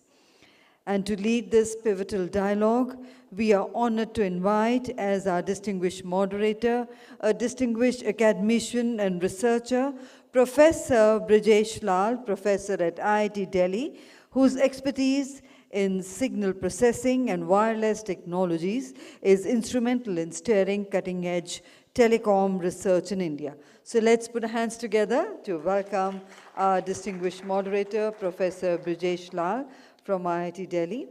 Ladies and gentlemen, amongst the panelists, Shri Vinod Kumar, DDG SRI, Department of Telecommunication, Ministry of Communications, was supposed to be joining us, but he got some urgent appointment, a pressing commitment that he had to attend to and could not be present here. Moving on, we would like to invite our distinguished panelist, Mr. R.K. Pathak, who is Director General Bharat 6G Alliance, a visionary in enabling India's leadership in global 6G standardization and ecosystem development. Warm welcome, sir. We would like to invite Colonel Suresh Warrior, Head Communications Technology, Alina Geosystems, who would be bringing an indigenous perspective on geospatial technologies and secure communication infrastructure for 6G in this session. Very warm welcome, sir. We invite Dr. Sonali Garg, Senior Manager Standards and Research Group, HFCL Limited. Warm welcome to you, ma'am. And we would like to invite Mr. Dinesh Chand Sharma, Director Standardization, Policy and Regulation at SESEI, whose work bridges Indian and European standardization strategies, ensuring alignment with international best practices. And Dr. Pimi Gandotra, Lead 5G Analyst and Standards, Bharti Airtel, bringing critical industry insights into AI-powered networks and real-world implementation of evolving 6G capabilities. And with that, I hand over the session to our moderator, Professor Brijesh Lal, to guide the stimulating discussions. And I would like to request you, sir, to kindly close the session sharp at 5 o'clock. Over to you, sir. Thank you. Thank you for the introductions. Thank you for the audience who've come here to listen to us. So this is going to be an interesting conversation where we talk about 5G moving on towards 6G and how can we make it happen. What are the things that we did earlier that can change and what are the things we need to repeat so that 6G story is even better than the 5G one.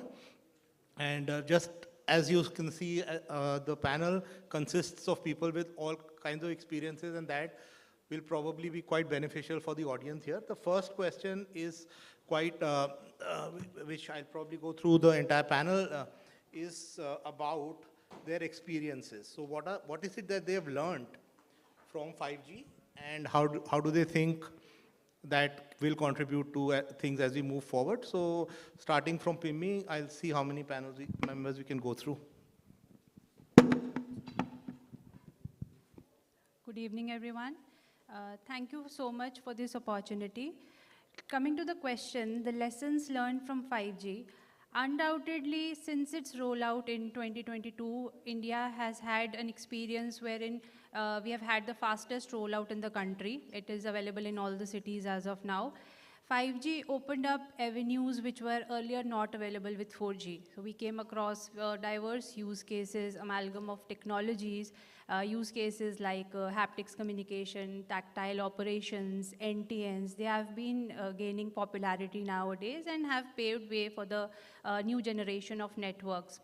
It has laid the foundation of 6G networks as of now. And other than having a good experience in 5G networks, immersive experience and a good quality of experience that users are experiencing, there have been certain challenges. From these lessons, basically, we can learn and take these learnings forward while we move ahead on our journey towards development of 6G. First and foremost, I would like to say that telcos and OEMs, they all have invested in 5G, but as of now, there are some challenges with respect to the monetization. There is a need to take up widespread use of the 5G use cases, specifically in sectors like manufacturing, automation, healthcare. This will help India lead the technological development also globally. Also, when we talk of 5G networks, it is specifically not constrained to just the networks. With the development of a new generation comes the device ecosystem as well. And the device ecosystem, when we talk about, not all bands and all features are supported in all the devices. So at times it becomes cumbersome. Telcos do not have any control over the device specs, right? We all know that. So from the device end, there should be some minimal policy control or spec setup so that so as to have some control over these, because India is an open device market, so there are challenges with respect to the device ecosystem. There is a large need to inculcate millimeter wave technology. The devices are not supporting millimeter wave as of now. So even at times, for instance, whenever we have to provide coverage to high density user areas, for example, in the Mahakumbh, we had spectrum of more than 800 megahertz available. Still, the congestions could not be offloaded because there was no scope for inclusion of or support for millimeter wave. So all these aspects, all these learnings, the slight lag that persisted in terms of contribution in the standards, they can be taken up at an early stage, and all these lessons actually can lay the foundation of 6G networks that we are heading forward towards. Thank you. Thank you, Pimit, for that interesting and useful perspective. So one thing that I find very heartening is that we are able to talk about what have we learned from our 5G experience. This is not something that was true 8 years ago when we were embarking on the 5G journey. There wasn't talk of what have we learned from our 4G journey. So this is a step forward in any case. So we understand the issues of the telecom service providers and their issues with standardization and the devices. Now let's move on to Sonali and see her perspective on this issue. So thank you, Chair, for the question. So coming from the vendor perspective and completely from the standardization point of view, which so the vertical which I represent in HFCL, we believe that, as you have rightly mentioned, that 8 years back we were not talking about, the lessons learned from 4G. So there were some delays for us to represent in international forums, and also the global collaborations which we have now. For example, we have Pathakji sitting here, so we have this Bharat 6G alliance, formed at the right time, at the right moment in our country, where our country is now taking a step forward and trying to delay the delay we faced while we were rolling out 5G, because we were globally adopting the standards which were adopted by global committees. But now we are at a stage, because we represent India in ITU, we represent India in 3GPP. We know that at this stage of time, we tried to be at the right moment in the right time. And this was all because we were all very active, though we started late, but we were all very active in 5G. Though, of course, from operators' point of view, we understand. In fact, from the vendor point of view, we'll know that monetization is a big problem in 5G. But these all experiences we had, we are learning from it, and we are trying to, get things right for 6G in the right time. Thank you. Thank you, Sonali. So that actually is true for both the service providers and the vendors who manufacturing equipment. Monetization has been a challenge with 5G, not just for India, but the world over. So this is certainly a learning that we need to take forward. On my left is Pathakji. I'll come to him in the end because he brings a 360 degrees perspective. So let's wait till the end to hear the best. So over to Dinesh for his opinion on what we could have learned or what we have learned. Thank you, Burjesh.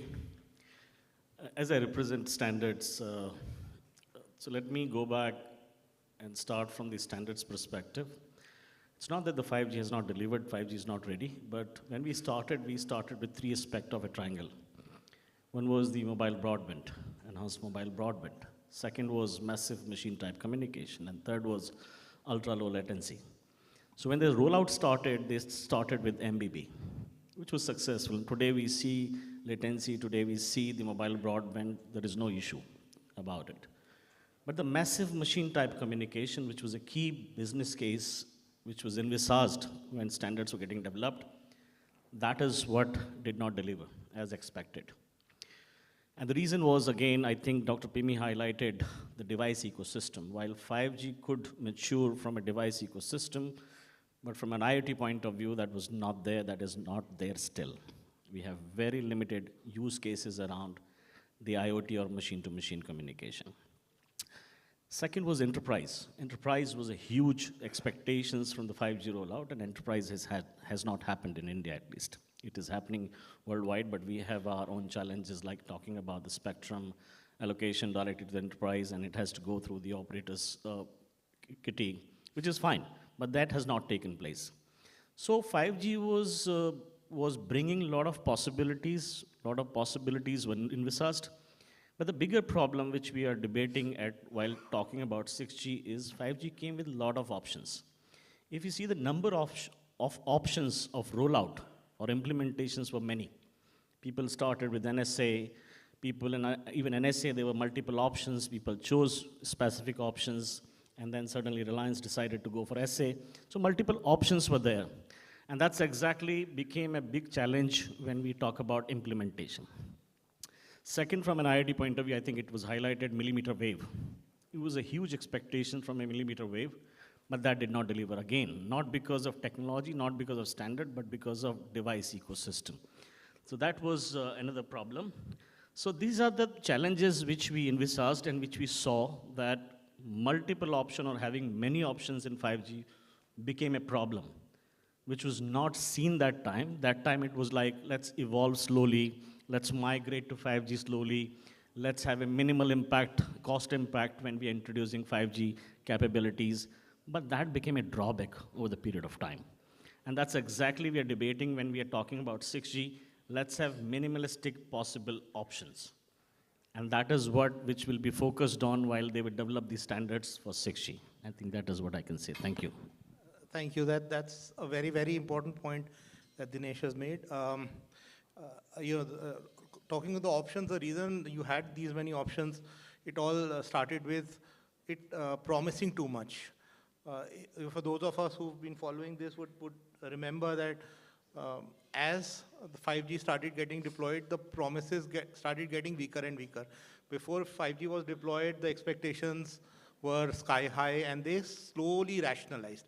Now, because for once, we did not fully look at what was needed. Rather, we looked at what we can achieve, and therefore we ended up in all excitement trying to build a technology which probably was promising too much and maybe in some places was ahead of its time, and which led to then so many options being available and finally resulted in incomplete monetization of a very, very potent technology. So the lesson that I understand here, and it's very important, is that we can't lose focus, keep the options to the minimum so that what we do well, and in the process, the people who eventually matter, because they are the ones who are going to take it forward, are able to make money. Colonel Warrior, what are your views on what we've learned? My company actually is a company which deals with Navig products. And of course, you have heard of Navig in the last 3-4 days, where it has played a major role in the success in the Operation Sindoor for tracking of the targets and hitting the positions. So it's a credit to Navig that it has enabled our defense forces to actually hit the required targets and bring Pakistan to a kneeling position. What I would like to say is we are new to the 5G domain. Our company is new to the 5G domain from the positioning point of view. We started this journey about a year back, and where we started looking at where we are providing products which work in the application level. Now that is the application layer which directly talks to its own server or that network, and the network actually is insulated from that completely. Now the network uses its own techniques for positioning of the mobile device. Now if you see, then we got into to understand what are the techniques which are used in this for positioning, and of course one of them happened to be the GNSS. And to our horror and of course expectation, we found that it is again the entire mobile devices industry is completely using only the US owned GPS. And there are two important things in this. One is the GPS is designed basically for the US originally. So it is designed for a temperate zone of the which is typically above 40 or 45 degree latitude above. And we are largely, our country is largely, within, not in the temperate zone, but in the equatorial zone. So the GPS does not provide good results in our country. The same is the case with the other networks like GLONASS, which is again, it's more designed towards the polar side. And so that also is not really useful for us. Now the NAVIC has been specifically designed to use in India and the neighboring areas around India, covering about approximately 1,500 kilometers beyond the Indian borders.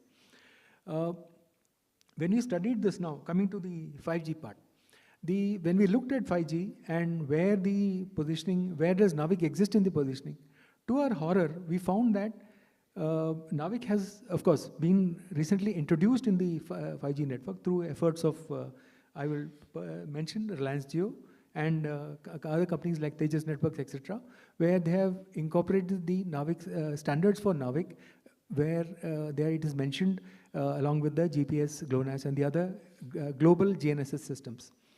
Now, when we got into that, then we realized that to bring the NAVIC into this domain, a lot of work will have to be done. Tomorrow, let's say, if our government wants to order that, okay, maybe 3 years hence or 5 years hence, all mobiles should use NAVIC only within the country. Is our government in a position to say so?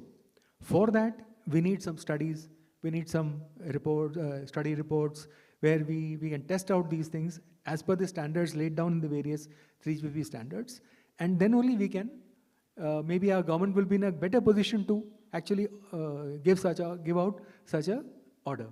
So we have now started working under the aegis of the TSDSI to now first carry out a test for NAVIC and other multi-GNSS systems to be incorporated into a UE, into a user entity device, which can then be tested as per the standards. And then based on that, that will give a better footing for TSDSI, DOT, and TEC, and the other controlling organizations in our country for bringing in our own India-owned NAVIC system into actually our 5G domain.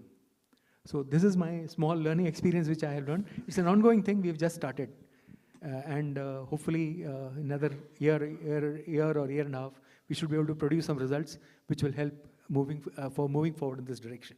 Thank you. Thank you, Colonel Warrior. Thank you also to you and all your fellow soldiers for keeping us safe. Now, the important point that Colonel Warrior made here was, even though it was before he started talking about 5G, is NAVIC versus GPS. There were certain shortcomings in GPS with respect to it being used in India. So when you make NAVIC, it is sort of optimized for India. So it is a product which already has a market. So it may take time, but this is a solution that will see the light of the day because it solves a problem that some part of the market is facing. Okay, now moving on to our next panel member, and this will bring you, or rather he will bring you a perspective which is even more complete than the other panel members, including myself. So over to Pathak ji for his view on what the learnings have been.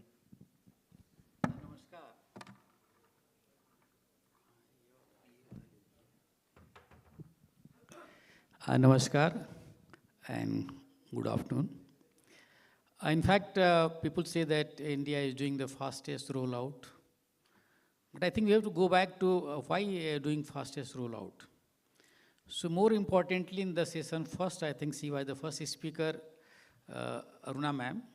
She was the chair of high-level forum for 5G India 2020. Thought process, even I was in the government at that time, so I thought that I will make the country proud by making 5G from India.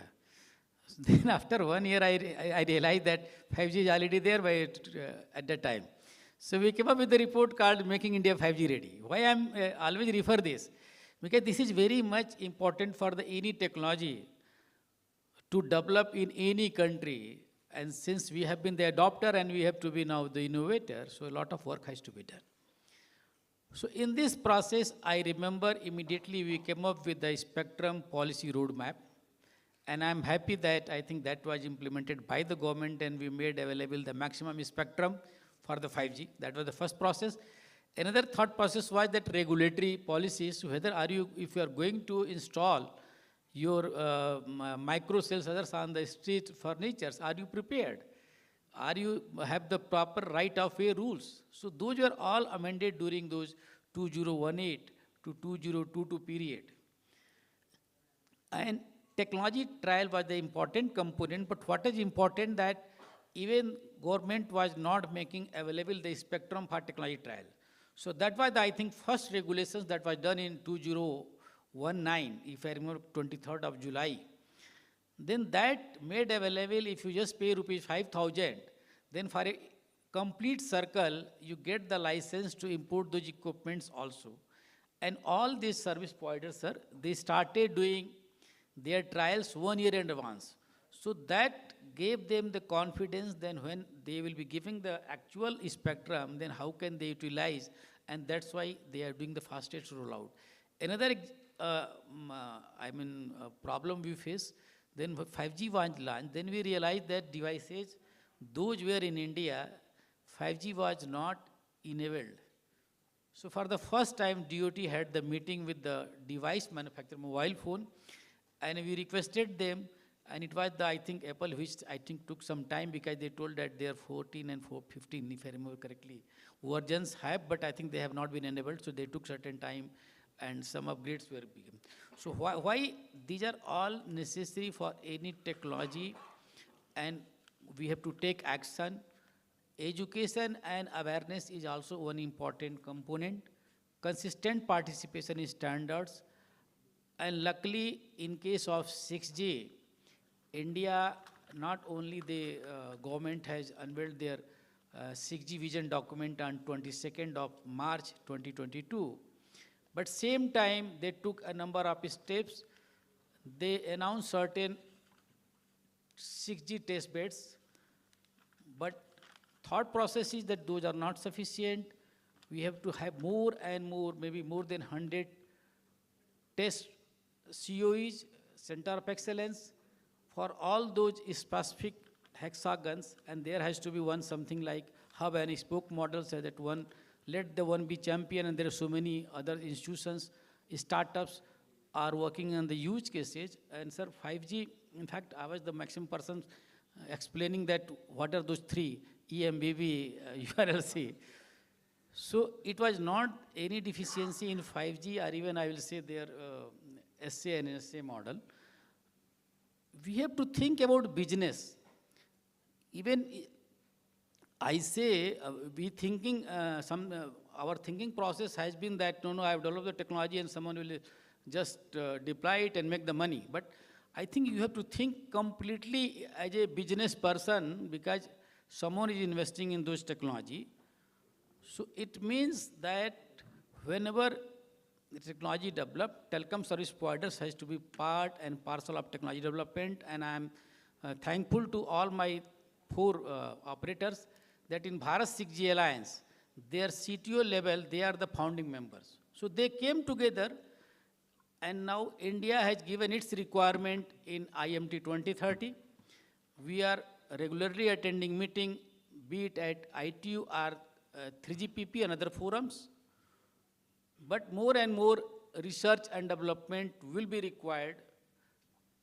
at the academia, center of excellences, as well as industry.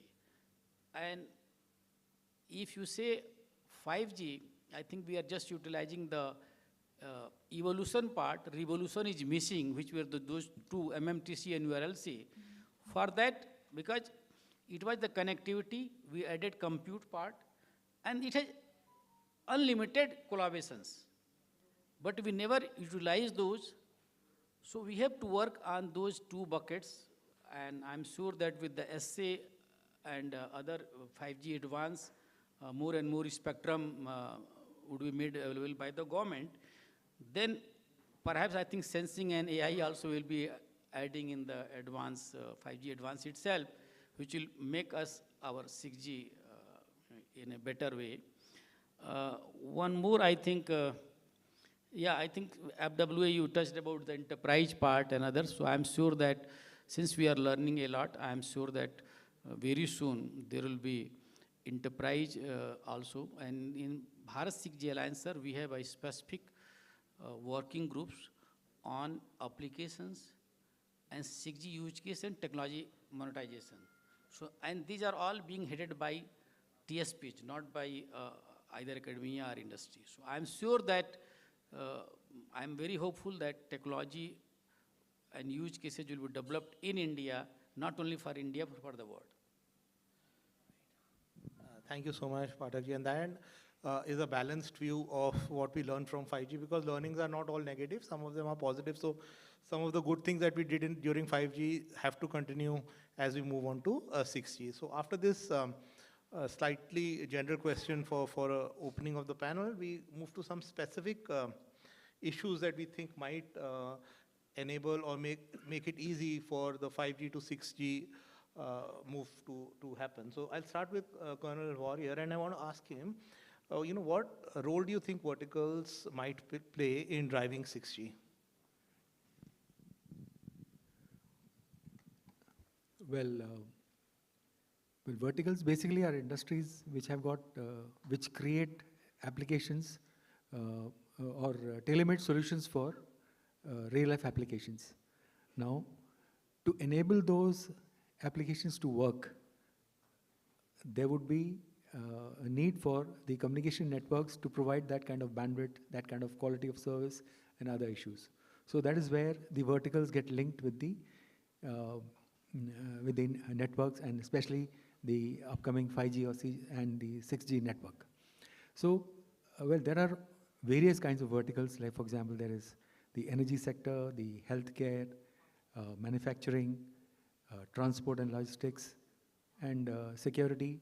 In security, I mean actually the public security and the disaster management and those issues. In addition, defense could be a completely different vertical, where thinking of it, let me take a minute on that. Today, the defense has a network which is a very high-speed network. I was part of the design almost 20 years back in the network organizations. And there is optical fiber, satellites, all kinds of media have been used, microwave radio, the point-to-point, now high-speed radio networks have come. So these are evolved over the last 15, 20 years and have come up. From STM1, we've gone to STM4, and they've even gone beyond now. So in the optical fibers, and all these things have come. But please remember, what you see now in this, the integrated AD system, etc., there is still a large part of it which are exclusive, networks designed for, like for example, connecting a sensor to a shooter. Like there would be a radar which detects a particular target, and the missile to intercept it is located at some other point.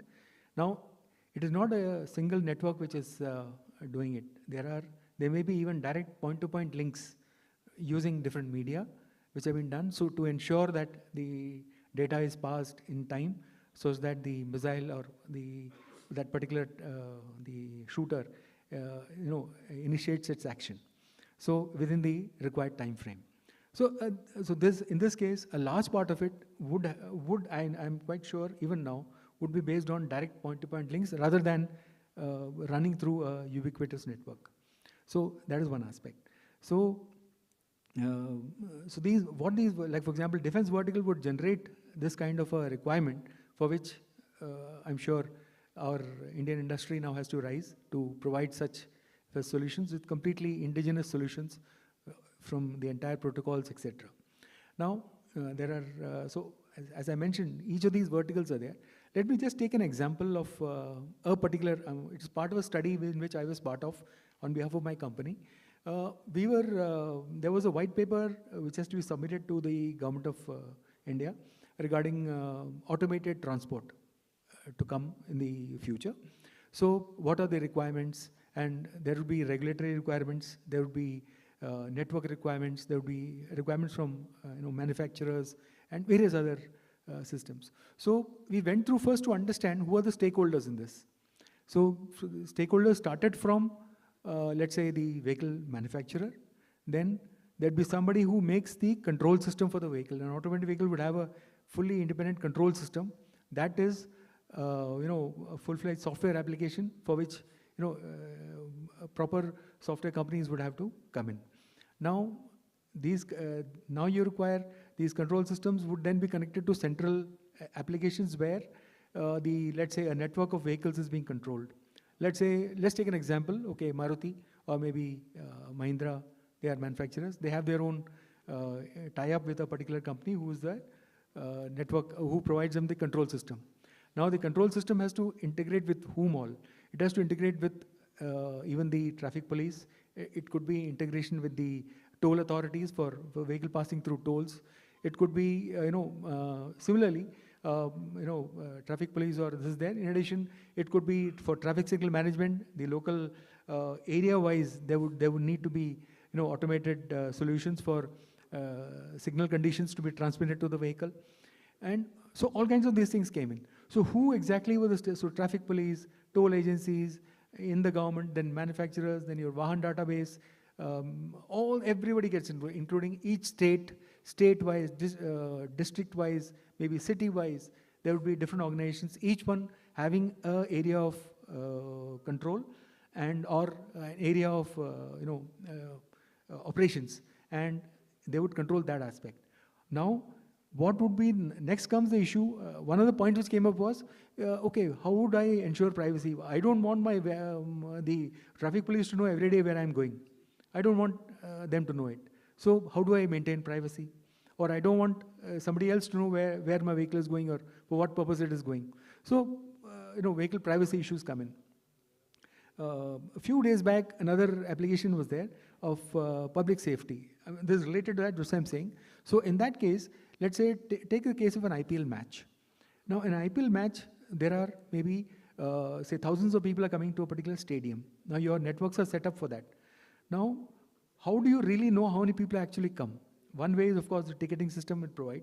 The other could be the networks know where the position of the particular person is or that mobile is. Each person normally carries a mobile, so you know. So you can estimate as to how many people are there. Now the question came, who keeps this application? Would it be with the network provider or would it be with the central, let's say, under the police or someone? So I suggested that because there are so many network providers, are they all integrated to have this? Now, how would the network provider need to know where exactly is that person or that mobile? So for that, you need a map, you need a geofence made on it to cover a particular area, and that's how you know. The same thing applies in tolls. Now, let's say, I'm just taking one or two cases. For example, in the case of IPL match, let's say there is a tragedy occurs, some disaster occurs, maybe a fire occurs, something else. How are people to be moved out? Now, can the network enable each person to get an SMS? Okay, you move through gate number 4 only, or move through gate number 6 only, or move through X gate, Y gate, depending on where he is. So his position, accuracy of position becomes important. So all these things come in. Now the question comes, who is controlling all this? Right? Now, or which, let's say, and now the vehicle controls, for example, now if you say a vehicle control system knows that where its location is. It has got an inherent GNSS, it has got connectivity with the neighboring road infrastructure, that would be there. Now the question comes, okay, who all are ahead of it, who all are behind it, a thing like that. Now, suppose he has to change a lane, then he has to know who is in the neighboring lane. Can I communicate with him that I'm, while we are driving, you don't think of it, you just put an indicator left or right and you manage to turn and swerve. But think of a case of an automated vehicle. The intelligence has to start, okay, maybe 2 or 3 kilometers before, okay, there is a turn coming, I have to turn left, or this vehicle has to turn left based on the chosen path. So depending on its velocity, it has to calculate back as to what it is. And then a time is made as to what time it has to change. Now, when it has to change the lane, how does it give indication to the vehicle in the front or at least behind, and which is coming in the adjacent lane where it has to turn. So how to have this? So these specific cases and how to share that information. Now, you could be your vehicle could be on a Reliance Jio network. The vehicle behind you or the neighboring lane, it could be maybe Airtel. How would that information be passed through? Like, who would be the controlling authority? So each of these cases, requires intimate study. So each vertical, I'm just taking example of one vertical. Now this vertical itself has thrown in so many such parameters where you require, interconnections, connectivity, and passage of information from one to the other. So, which are absolutely, network independent, vehicle independent. It has to be actually one network. So how do you achieve it? So this becomes actually a study, and how to achieve it in the network domain, where there are different mobile operators, how they will combine. Like somebody mentioned in the previous one about, it is one network and we cannot have different networks. So seeing all this, so this is where vehicle-to-vehicle communications, vehicle-to-infrastructure, vehicle-to-person, etc. would come in. So for each of these, the network will have to design methods to provide the required connectivity, the required bandwidth, and the required quality of service. I think I'll stop here. I have given a reasonable idea. Thank you. Thank you so much, Colonel Warrior. So that's interesting. Verticals are important because eventually those are the things that lead to the monetization. If there are good vertical solutions that exist, people will use more and more of it, resulting in higher profits for everybody involved in the ecosystem. The other area that is being talked about a lot in recent times is about ubiquity. There's talk of affordability, there's talk of intelligence being added to the network. Now, all of these, 5G somehow was found wanting in some of these, even though it did promise connectivity to remote regions, but ubiquity remains a dream, unfulfilled dream as of today, as is affordability. People think it's costlier. The telecom service providers find all the equipment and solutions expensive. So this is to you, Sonali, as representing the manufacturers. Do you think 6G will change that, or will it help 6G, or should 6G look at it at all?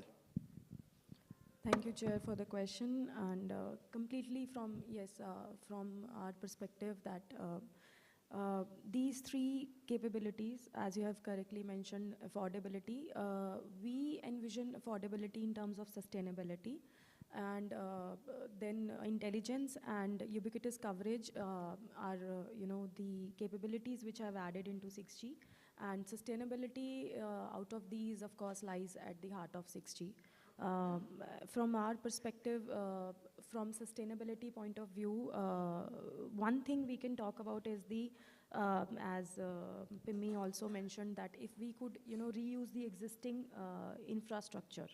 For example, if we could work on this modular or this software upgradable base stations, which operator can probably use from migrating from 5G to 6G in a very feasible way, that could be one way to reduce the cost, and it can actually reduce the installation cost, and also can enable the sustainability by reducing because it is reducing the cost, right?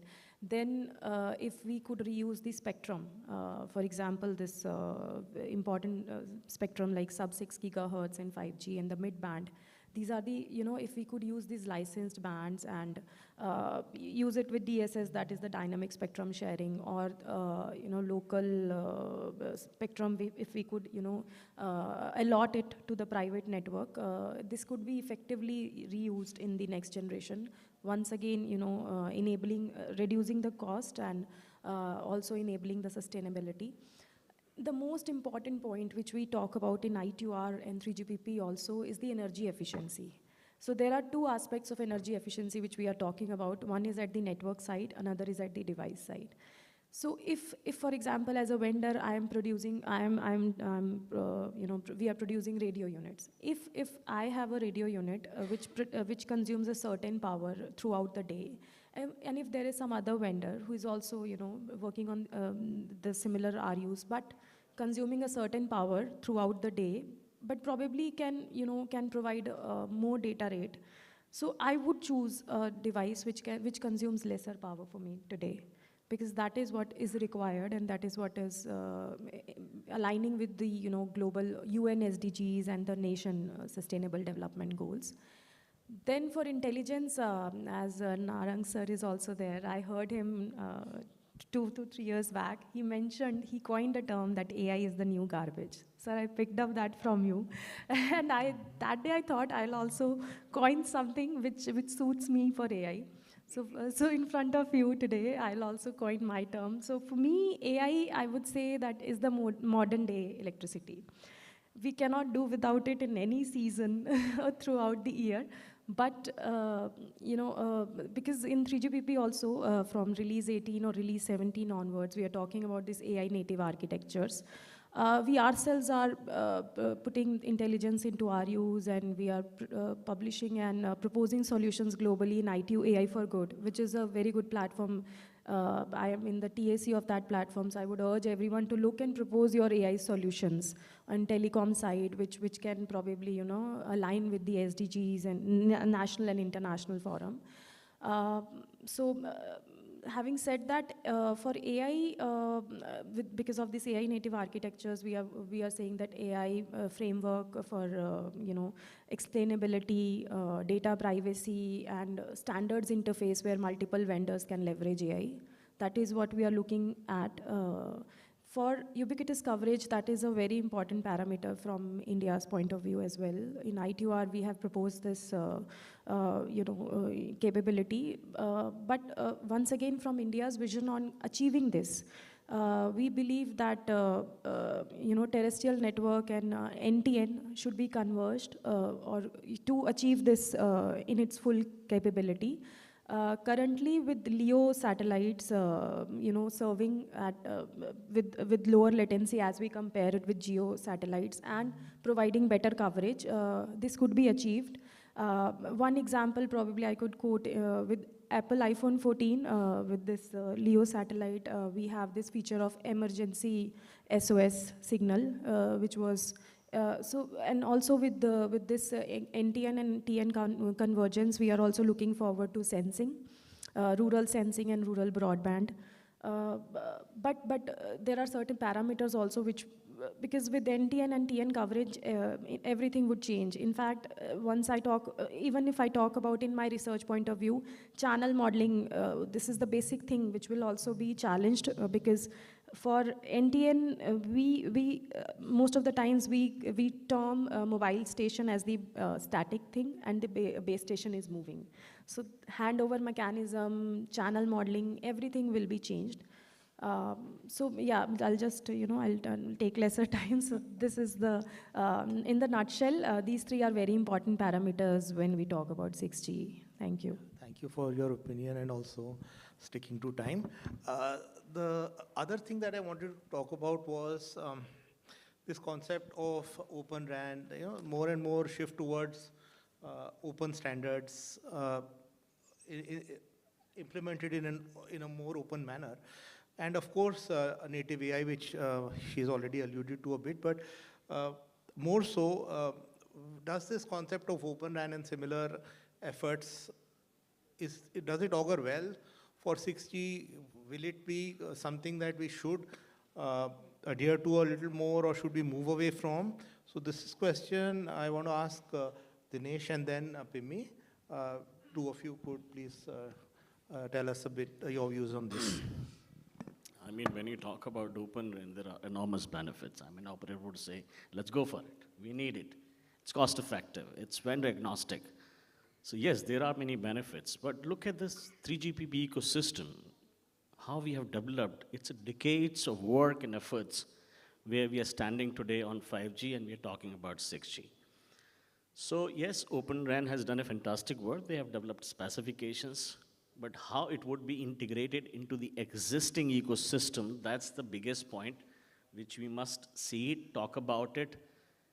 And to do that, in the last month only, 3GPP organized a workshop with ORAN Alliance, with ORAN stakeholders.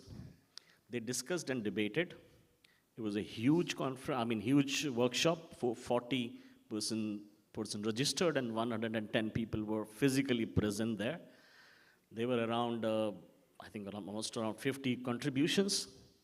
So they're debating. So what I'm trying to say is ORAN is a good concept, good solution, but then its integration needed into 3GPP ecosystem.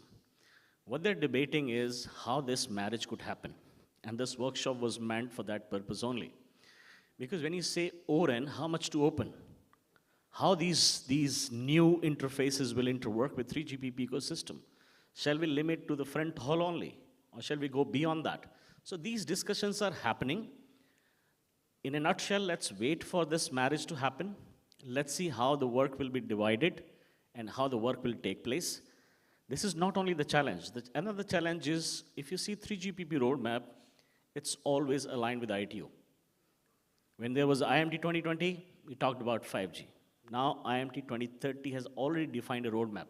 There is a defined roadmap. And 3GPP has aligned this roadmap for 6G specifications. So R20 and R21, R20 will be a study. They will collect everything, what they should develop from a normative point of view in Release 21. And Release 21 will be around 2030. Before that, we have a 5G advanced, and I think since morning we have been hearing, while 6G will come after 2030, 5G advanced is right now there, which can deliver, which can bring AI aspect of it. AI is nothing new. AI has been there. Even in 5G, there are AI use cases. There are automations happening on a lower level right now. So in a nutshell, for ORAN, we must wait. Let these specifications get harmonized with 3GPP. If you really want a massive rollout of this technology, because at the end of it, you know why IoT failed? Because IoT, there was a lot of fragmentation. There were a lot of proprietary solutions happening. Narrowband IoT did not succeed for various reasons, because it was not the only ecosystem existing that time. But now with smart city as a use cases, with all different use cases, limited thing happened. But for a massive scale, we must wait for the technology to mature. So ORAN, good, many benefits, but we are not forcing the challenges with it when you integrate it with your 3GPP ecosystem. Now let me go to the AI part of it, which you call about AI RAN. Not only AI RAN, I see AI also from a core perspective. Today we have a network layer, today we have a service-based architecture. Until now, we have been talking about it. But then discussions have already started. Do we need AI-based architecture? In the core also. So AI will have a role to play everywhere, on the edge, in the RAN, in the core, everywhere AI will play. Whether it is native AI, whether it is AI agents, yes, it will. But then I think Kishore Narang asked this question. The biggest question is how much to introduce, whether it is AI for network or network for AI, how much processing power you would need. If you implement a GPU to have that functionality, you're killing the sustainability angle of it. So that's what we are debating. We are discussing it as part of the standardization. And 3GPP is nothing, but it's we all are coming together, sitting together, developing some specification together for rollout tomorrow. It's the operator, it's the academias, all the stakeholders. So effectively, AI is a reality, not only in RAN, but core as well. Open RAN, I believe it will happen, but how much it will happen and how this will be integrated into 3GPP, we must wait and watch, because the engagement have started. Thank you. So Mimi, you next. Please keep it short, we're running out of time. Okay. Thanks for the question. In the interest of time, I would keep it very concise. The thing is that ORAN was put forth with the idea of having larger flexibility in the networks and cost cutting, obviously. because the RAN intelligence controller in these systems, this helps us use AI/ML algorithms on top of the RAN and in real time. So telcos have been pursuing ORAN solutions. Some solutions from some of the OEMs came forward. Even some sites have been running. But as Dinesh said, there are challenges associated with it, but we look forward to it in a positive manner considering the various advantages that we are expecting out of these.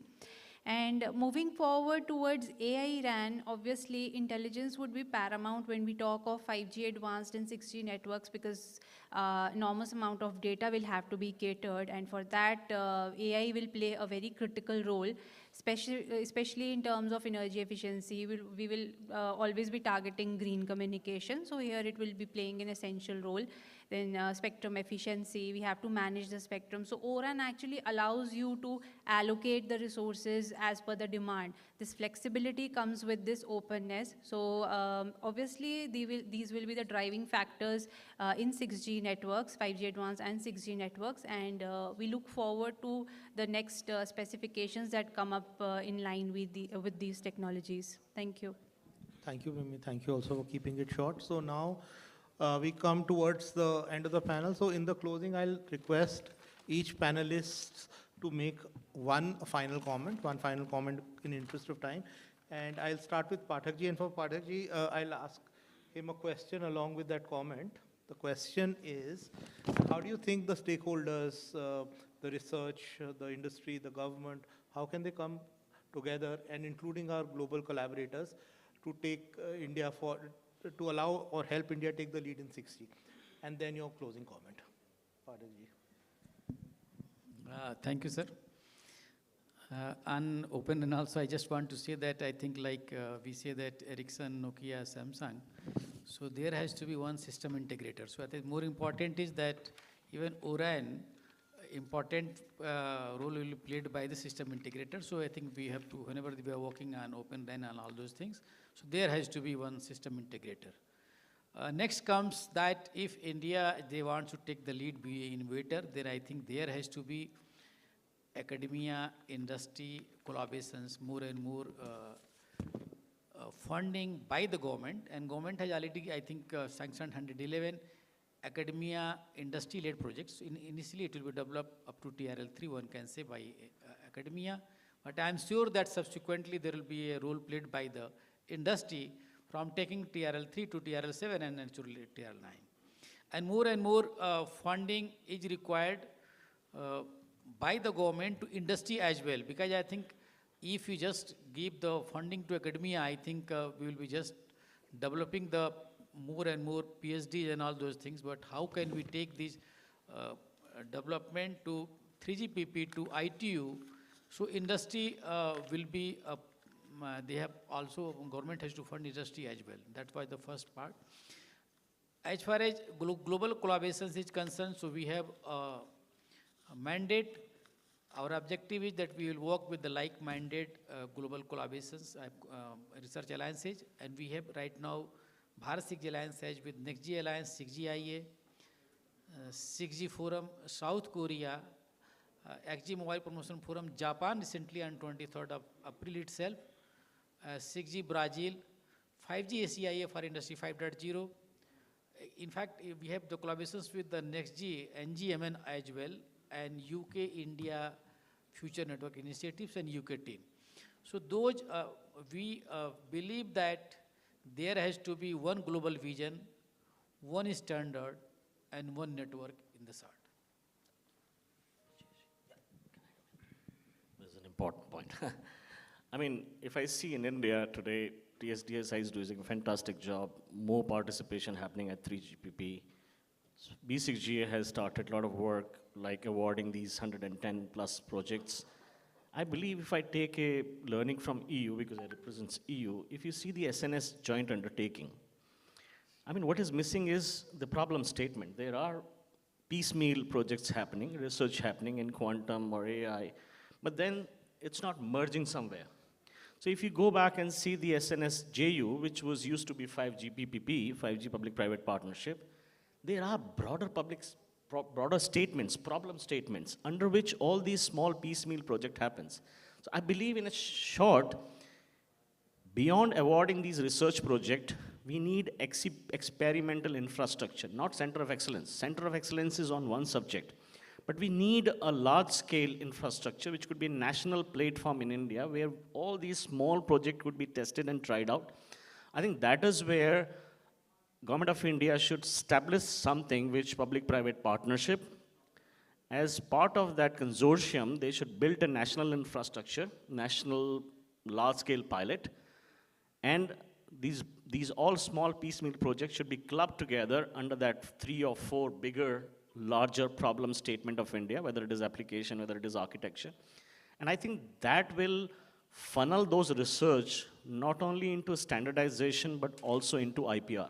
The target of achieving 10% IPR or SEPs in India will become a reality only when these research goes to standardization, and standardization, before it happens, it is already tried and tested. So we know what we have developed, we know how it will be tested and tried out, and that will become, today's patent will become an SCPs. So I think that is what government should dedicate a fund with industry consortia, and together we must build a national platform with all these 3 or 4 bigger problem statement and clubbing all these small research projects into it. Thank you. Thank you so much. I'll also treat this as your closing comment. It's a very, very important point that you make. And now the remaining 3 panelists, your closing comments, just 1 point each one of you, starting with Pimmi. Thank you, Chair. Undoubtedly, a tightly integrated model can help us achieve the objectives of 6G, a tightly integrated model for research, innovation, and industry. Reason being, with 5G, we already have a very concrete research ecosystem. This can be further strengthened by various research activities, which can be taken up by academicians and even with the academia industry collaborations. Then transforming this research into products, platforms, patents that can be taken up by innovation, wherein certain IP ownerships can be highlighted upon. There can be startups. Then we can have more focus on more startups. With ORAN coming into picture, we have this vendor interoperability support. So obviously, a lot of open market stays for all these new MSMEs and startups coming into picture. And lastly, industry will play a pivotal role in this entire model as we head forward. Reason being the commercialization of the products which are developed and introducing them to global markets, running pilots for the 6G trials. All these can be taken up by the industry, and each of the sectors have their own individual role to play in this entire process. But working collaboratively, the target or the objectives can be achieved, and India can actually achieve the goal of being a leader in 6G developments. Thank you. Thank you, Pimmi. Sonali, maybe a shorter sentence. Thank you, sir. So just a very short and crisp statement. To take your country forward, know the forums, like we have our national standardization body, TSDSI, join it, participate and help your country, progress with the contributions. With DOT national study groups, one can participate and contribute in ITU. With Bharat 6G Alliance, one can collaborate with different organizations and come up with good work. And of course, 3GPP, everyone knows that is the individual contribution, but know your forums and start participating. Thank you. Thank you, Sonali. Colonel Warrior. I will only say one thing. Now, the main issue today is creation of IP content. In fact, I think that is going to take us into a new domain. And for that, TSDSI is playing a big role in bringing together companies who actually are in various domains and bringing them together as a forum and then moving forward for standardization. So what I feel, what maybe can be done is, of course, academic industry cooperation is one aspect. Second aspect is the funding from government, and maybe the TSDSI roadmap can be the beginning point where from that roadmap we can build on who are the people who are in respective domains, make smaller groups, and then encourage them to take take up projects which will enhance our contribution in 6G. And that probably, I feel, will push things faster and take us forward in a much faster way. That's all. Thank you. Thank you so much, Honorable Warrior. Thank you all the panelists for very, very useful inputs. In the closing, I'll make just two short comments. The first comment is that with 5G, there was only expectation of what we will be able to achieve and not compared against something else. This time, it will be compared against what we did in 5G. So we already have level set. We have to do much better. Therefore, this exercise was important. The other thing is that if we look at it, look at what has been said, it eventually boils down to keeping it simple, listening to your customer, and collaborating in a positive manner. Just like everywhere else, these key things will make sure that we do make an even bigger impact in 6G. Thank you very much. Thank you, audience, for listening in.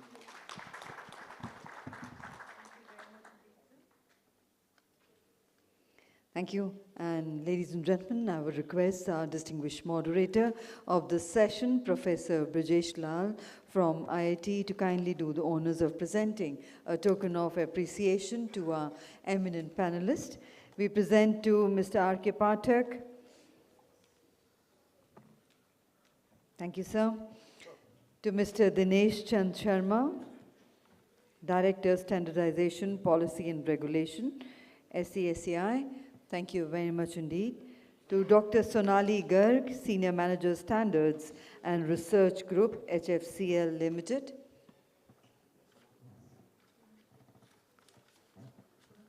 We present to Colonel Suresh Warrior, Head Communications Technology, Alina Geosystems.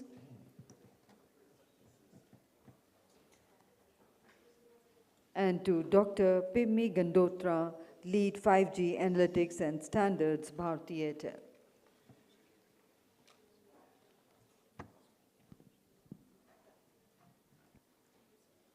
And I would once again invite on stage Mr. Shashidharan to kindly do the honors of presenting a token of appreciation and gratitude to our distinguished moderator, Professor Brijesh Lal, IIT Delhi. Thank you. Thank you very much indeed, sir, for wonderfully moderating this session. And may I request for a group photograph, please? Ladies and gentlemen, kindly remain seated. We are straight away moving into the next panel discussion session. We will just need a few minutes to do up the top table for the next session. Also, requesting you all to kindly stay back for that very important and timely celebration event of World Telecommunication and Information Society Day 2025, hosted by Broadband India Forum and Bharat exhibitions from 6 p.m. onwards, which will be followed by dinner. We would request you all to kindly stay back with us till the end, join us for dinner, and then you proceed. So ladies and gentlemen, getting ready for the next panel discussion session, which will be followed by the celebration event of World Telecommunication and Information Society Day, WTISD 2025. So a few more moments for the panel discussion as we get the stage ready. Requesting everyone to kindly remain seated, please.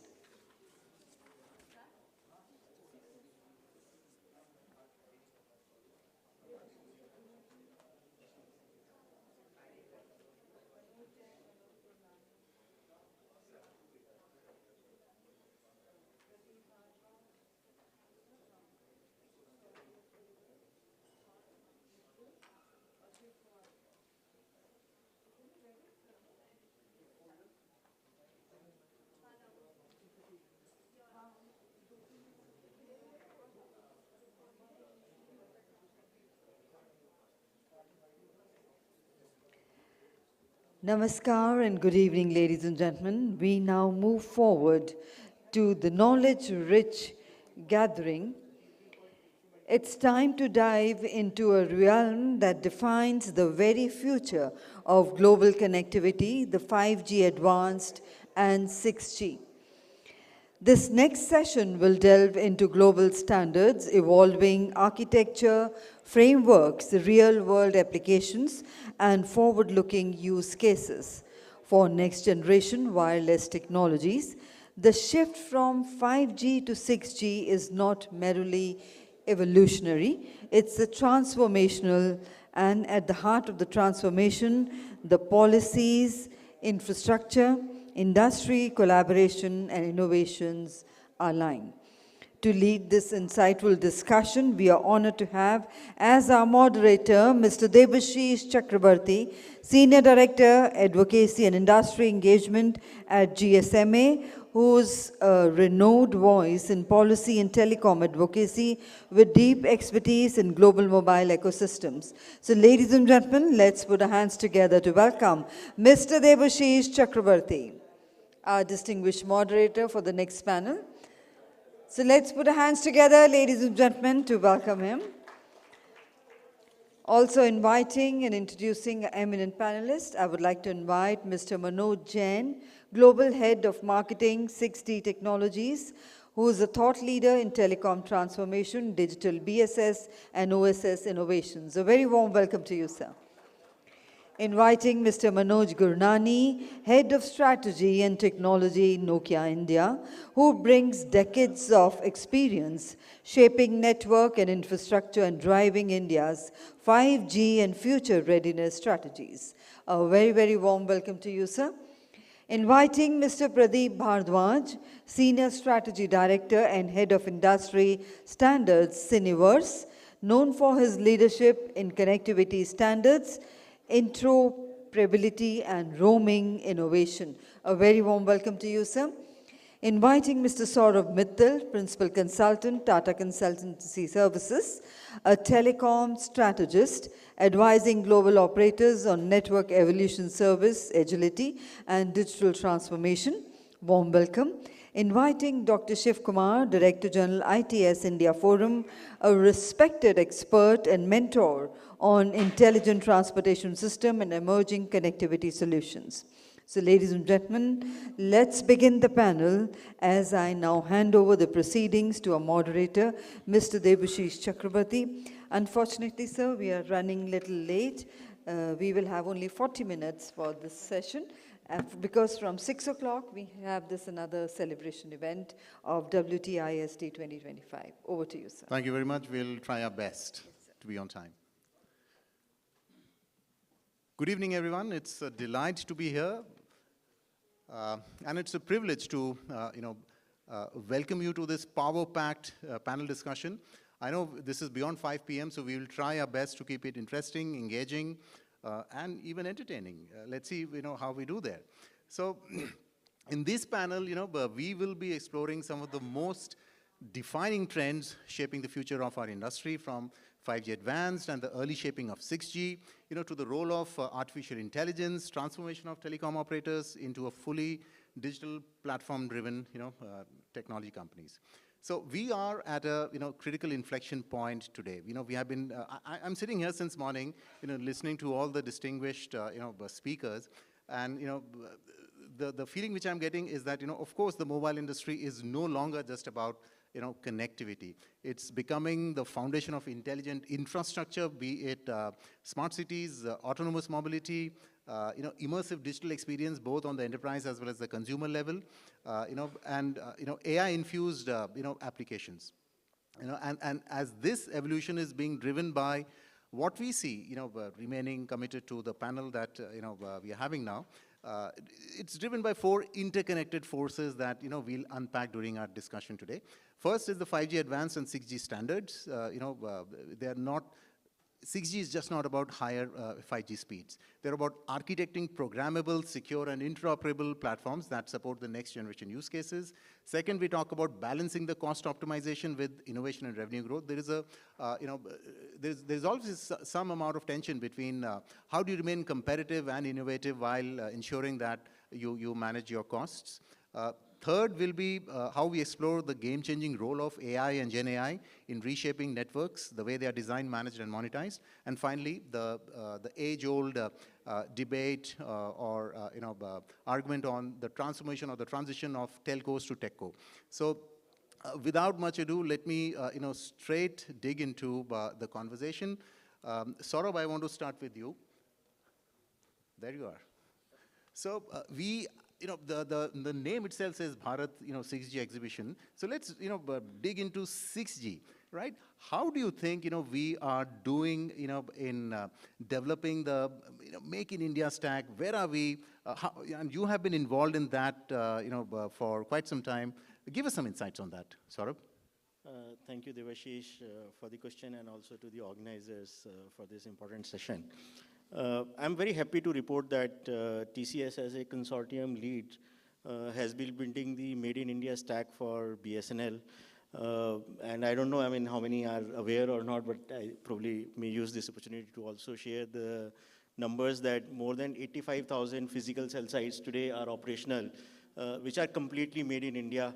They are critical infrastructure. That's something which has been lit up by, of course, led by TCS, but in partnership with CDOT, which of course is a government's R&D organization which has created the 4G, 5G NSA core, and Tejas, another group company from Tata's, which is providing the radio-related network. And this has happened in a very short span of time. And I'm also happy to report that as part of this program, we actually went and deployed sites at more than 10,000 locations where there was no coverage earlier. This is the BSNL's saturation program, 4G saturation program under Made in India, Atmanirbhar Bharat piece. And we are happy to also report that these locations are something which were, Naxal infested areas. These were the areas which were in the very high ranges of Himalayan, Leh, and so on and so forth. The network has been running and operational in these areas for last, let's say, 9 months or 12 months of that particular piece. So it has seen very harsh environment in terms of the cold, in terms of the power availability and things, so on and so forth. So it's a moment of pride for us that we are able to contribute in making this happen over here.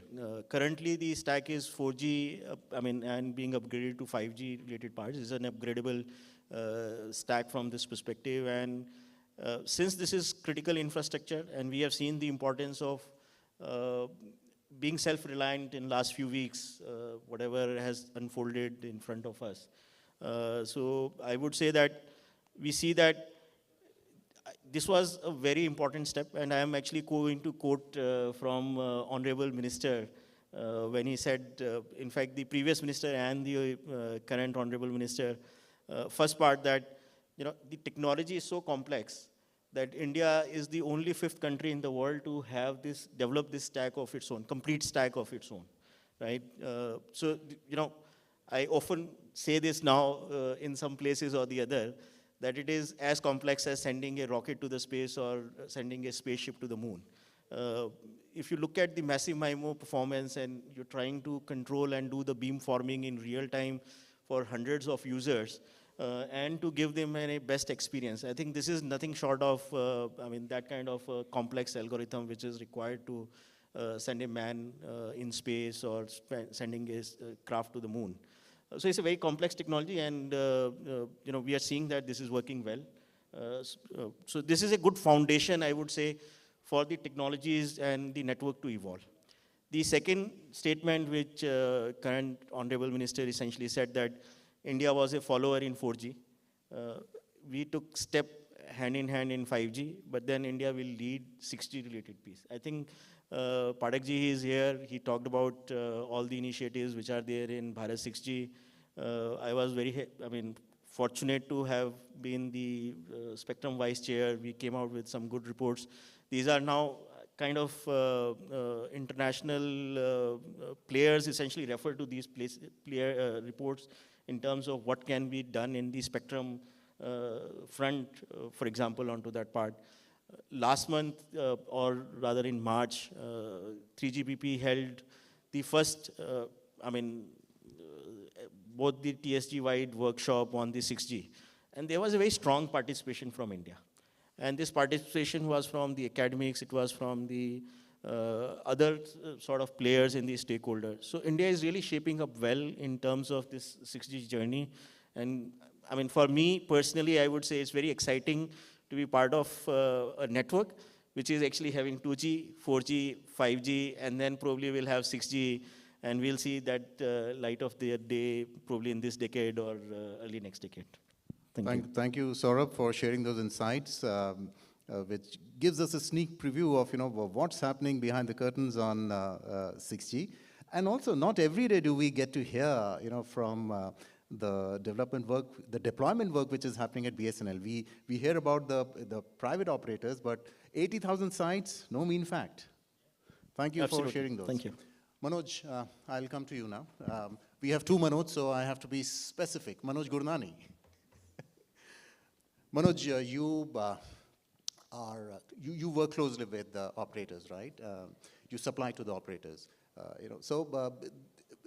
As long as we are on this topic of balancing the cost optimization, we remain competitive, we remain innovative, but at the same time, how do we control cost? On that, cost pressures are mounting, due to 5G rollouts, and very soon we'll be seeing 5G advanced, which will have impact on the network, high spectrum fee, energy consumption, of course, again accentuated by AI.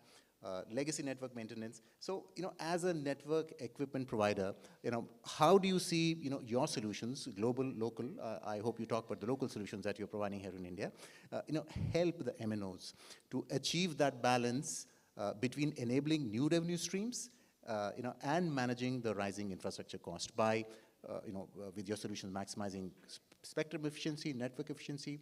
Your insights on that, Manoj? Namaste and good evening, everyone, and thanks for having me here. Whenever I think the technology generation changes, 4G to 5G, two things happen. The generation brings more capabilities, and it also brings more efficiencies. And that's actually what happens with 4G to 5G, and when we migrate from 5G to 6G, that is bound to happen. So broad categories, when the cost optimization happens, the first and the foremost is the energy part. So in terms of cost per bit, I think that's come down. I mean, it's really improved by a factor of 30 to 50%. So the networks have become much more efficient. So in terms of the energy efficiencies that's happened, that's actually at the product level. But then if you look at the network level, we actually have the use of AI, which is what we have implemented in India in a big way. So which is the on-the-top application. Using AI, we are able to figure out that in the off-peak hours, how can we shut down the network, depending upon the traffic. So in the off-peak hours, can we actually mute the base station? Can we actually switch off the transmitters? And that we are able to do it. So at the product level, you are becoming efficient. Then using the AI at the application level, overall at the network level, you are able to bring the cost down. So that's on the base stations and the radio front. Then we have come to things like virtualization, cloudification, and that is bringing another wave of efficiencies. The network virtualization is happening in a big way. Cloudification is happening in a big way. That is bringing a lot of efficiencies. So that is second. The third category we can look would be things like new business models. And I think India is really showing a lot of leadership here. We were the first ones to start with passive sharing. Tower sharing is a big, success in India. So that's happened. Another part of sharing is, again, the technology comes into play, is the active sharing. So we have models like MOCN, MORAN, in which we are able to share the spectrum. So spectrum sharing will be another aspect which helps you shave off the costs. So to sum up, it is the product capabilities, right? The spectrum efficiencies, which will actually help you bring the overall cost down, and then using the applications which are AI ML based, that will help you make your costs come down even further. Virtualization, cloudification, new business model, passive sharing, so on and so forth. So, thank you. I think that's evident if you look at the EBITDAs. Ever since the 5G was launched, the avatars have actually shown a very, very upward rise. So the operators should not be able to complain here. Thanks for those insights, Manoj. Now I come back to both Pradeep and Manoj. So same question to both of you. As long as we are on this topic of advanced technology. So we have 6G technologies in Cineverse. Cineverse is primarily into your messaging applications, your interconnected applications. You're into your BSS and lifecycle management billing solutions. So let me weave this question by saying that how does your offerings make the best use of today's technologies, right? And how do you envisage emerging technologies of the future like 5G Advanced, enhance your current offerings, or even help you develop new offerings? Manoj, we'll start with you, and then the same to you, Pradeep. Thank you. Take this. Yeah. Sorry, it's on. Thank you so much, Devashish. So, interesting question that how do the current technology helps in revenue primarily? So when we talk about the current technologies that are available, the primary thing for the current technology is AI ML, which is driving a lot of monetization aspects. Earlier, we used to have the conventional AI running on predictive technologies, prescriptive technologies. Today, we have a lot of generative AI capabilities. These generative AI capabilities are helping operators in multiple dimensions. First, in the customer engagement layer. So when we talk about engagement, how can we give the personalized offer, personalized recommendation based on the type of behavior of the customers? Earlier, it used to take a lot of processing of data based on the historical parameters, and a lot of computation power would be needed. With the latest advent of technologies, the power consumption have reduced, but the outcomes have improved. So not only personalization at a mass level, but it can happen at an individual customer level as well. The second aspect is go-to-market, and with AI and ML coming into frame, you can create products instantly rather than going to a long cycle of creating products manually. AI ML helps you in creation of the products, understanding how much outcome will be generated from those products as well. So even before you launch a product, you can see how many customers will take that product, what are the incremental revenues that will come, and so on. The third dimension is about the service aspects. With AI ML, of course, service levels have improved. The AI-based chatbots have come. Call center traffic has reduced. Not only that, it is helping the customer care agents in troubleshooting the consumer complaints instantly. Earlier, there were long lead times in solving the problems, but with AI ML, the problems are automatically getting rectified or pinpointed in the right direction. So the agents spend less time in solving the problems, giving more customer satisfaction as well. The next is operational efficiency. A lot of AI ops have come into play now, and the resource utilization, network utilization, everything is monitored, and SLAs, if there are any chance of breaching, are already captured. So you know that when the traffics are high, these are the kind of SLAs that might be broken. Okay, so you already prepare for them. And the last dimension is about fraud. Security and fraud. It's very, very important with the advent of these new technologies, how to mitigate the frauds. Now, a lot of frauds are happening, phishing messages, SIM frauds are happening. This is where AI and ML is playing very, very important role in reducing these frauds. Now, let's talk about 5G Advanced. There are a lot of enterprise use cases which can benefit from AI ML. What happens today is, instead of consumer, now you are trying to analyze the enterprise traffic. Now, based on the type of industry, type of service that the enterprise is using, you can recommend better traffic, better SLAs, better contracts. And that is what is going to drive more and more revenues, as well as reduce the cost for the operators. Thank you. Thank you, Manoj. And the reason, Pradeep, before I come to you, the reason I insist on talking about today's technology is because today is here and now. We are talking about the future, of course, but how do we leverage what we have now? 5G is here, 5G Advanced is just about to. We are seeing the benefits of 5G Advanced slowly. So, what are your thoughts on that? On enhancing your current offerings? Yeah, so I think like GSMA, as they say in French, raison d'etre, the very reason Cineverse exists, like GSMA, the very reason GSMA exists is to actually enable interworking and interoperability. Cineverse is one of the industry players which helps operators talk to each other cross-border. So we allow operators to exchange signaling services like voice, messaging, data across borders, not within the borders, not within the operator domain. So those are the kind of problems we solve for operators.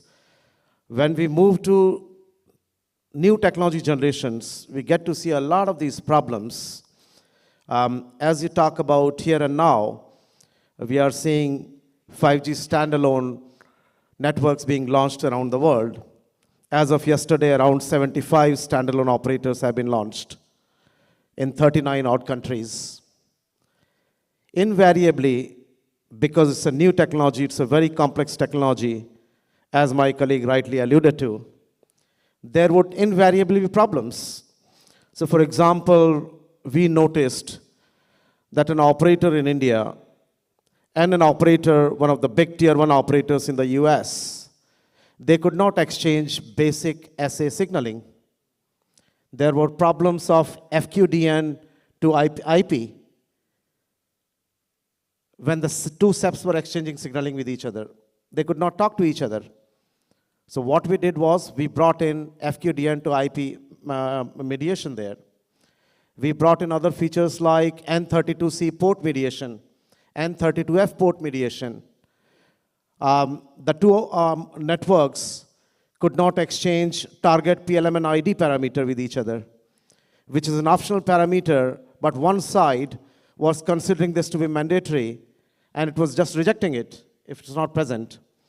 So those are the kind of problems we solve and facilitate operators to talk to each other. You talk about AI, obviously, it's a very complex and very useful, it's a foundational pillar within 6G. But you have to look at AI in different ways. It is AI, obviously, for the devices. You have AI in the network. You have AI for the network. You have AI for services and applications. That is where we come in for voice, messaging, and so on.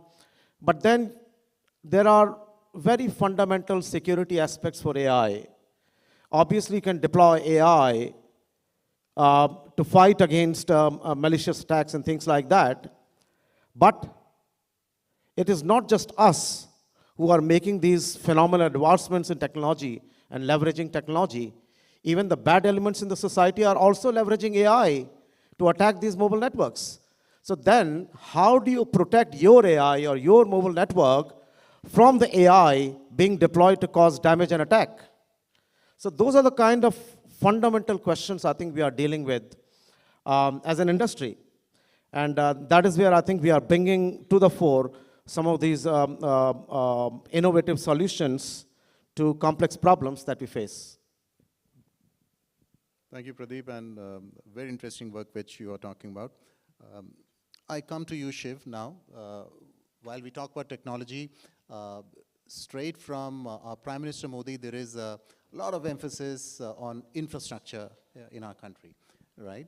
So my question to you is, government, since our government has a lot of focus on infrastructure, and you represent ITS, transportation system, intelligent transportation system. So despite having a lot of focus on infrastructure, roads, tunnels, MRTS, BRTS, we still see a lot of accidents and fatalities that happen. They are not reducing, right? So how do we leverage technology to help us in this matter? How ITS India is playing the role to make transportation in India safer, congestion-free, and efficient logistically? Thank you, Chair, and thank you, organizers, for giving me opportunity. And house full of the audience, thank you very much. That shows that the sessions are going so interesting. Thank you. See the SDG goals, that 3.6 and 11.2, that defines that by 2030, we have to reduce the accident rate, fatalities, decarbonization because of the vehicles to 50%. But what is happening? Over the few years, the government have certainly put a lot of focus. The investment has also been increased in the different transportation segments. But in spite of the large number of construction of the roads, improvement in the infrastructure, but the accident rates, recently, I'll quote the statement of the Honorable Minister, Gadkari Sahab, recently in the International Road Federation, he was talking that 1.5% of the vehicle of India, of the global, we have just the 1.5% of the vehicles, and the accident rate, the fatalities accident rate is 11.2%. So 11.2% or even plus is the fatalities, and the most of the deaths which are happening is in the range of 30 to 45 years of the people. So 11.2% is a very high number. And also it was quoted that the impact on the GDP because of these accidents is something like 3.14% every year. Also, we have a high impact of the congestion. The studies by the ISAC Bangalore shows there is a huge impact on the GDP because of the congestion. Also, we see that daily on the basis of the productivity, how the productivity reduces, and we are held up in the traffic, and we don't know at what time we'll reach. So that has become a very common phenomenon. The third impact which comes is basically the logistics inefficiency. We have a very poor efficiency of the logistics. Because of that, the disadvantage goes to the, say, 6 to 8% in comparison to the China, which is a huge impact to the business community. If we improve, say, by half of that, or 3 to 4%, it will bring a lot of impact. So these are some of the impacts which are coming up. Now, how the technology can play a role? What is happening? In spite of the increase in the infrastructure, there is not much improvement in the numbers. And the technologies, with the coming up of the technology, the advancement, like sensing, communication, there is an integration of the sensing and communication now, and especially coming of the 5G and the 6G, it is going to bring the lot of impact in the density of the connection density will improve. The data rate have already improved, which is required. Then resilience, reliability, and that FASTag. In fact, when the FASTag came, there is a lot of improvement in the on the tolls. There is how that improvement has come. We have all of us have seen, which was a very beginning of the use of the technology in the transportation. And with the coming of the ANPR, with the multi-lane free flow system or with the GNS-based system, there will be that lot of improvement will happen in on the highways. So there we divide if we divide this into the two parts, one is on the highways and another in the city, which is on the primarily basically congestion is the problem. And the another factor which is contributing to the deaths or the congestion or this type of problem is the behavior of the or the mindset of our people.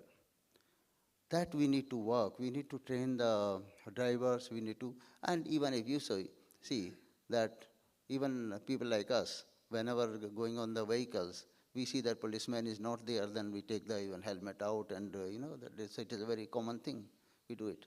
And many people, we don't like even to wear the helmets and all that. Also, the opposite lane driving has caused a lot of the accidents. The careless driving or the, we are not caring, and the, that I used to say the concept like, jab hoga dekha jayega, that's like basically in India, that's our mindset, that we are not always careful, and बच्चे को भी आगे वाली seat पर हम लोग बिठा देते हैं, कह रहे यार कुछ नहीं होता.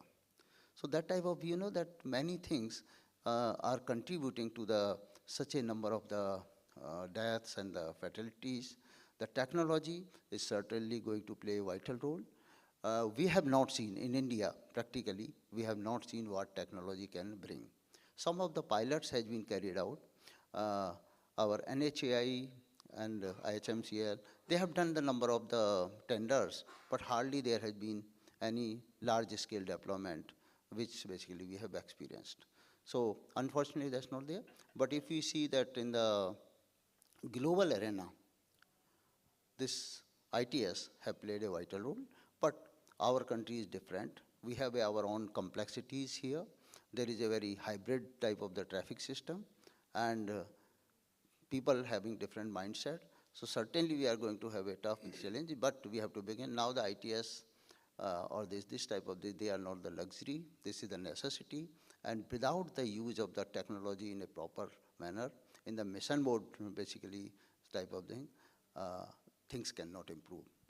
Thank you, Shiv. And I think it's good to have a minister who has been a visionary, for this department, and he pushes us to embed technology in whatever we do. So, we are very grateful for that.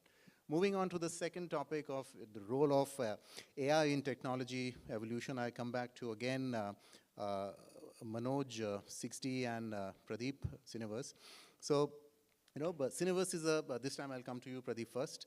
Cineverse is a connectivity and messaging, solutions provider, so to speak, enabling secure, seamless, and interoperable communications across mobile networks and platforms, as you spoke. So, how do you see your organization leveraging AI, in today's world and in the near future to offer enhanced or more meaningful services, to your end customers? Yeah, I think the answer lies in the question partly. You mentioned secure and seamless connectivity, exchange of services. So I think there is obviously AI as a technology is itself evolving very quickly.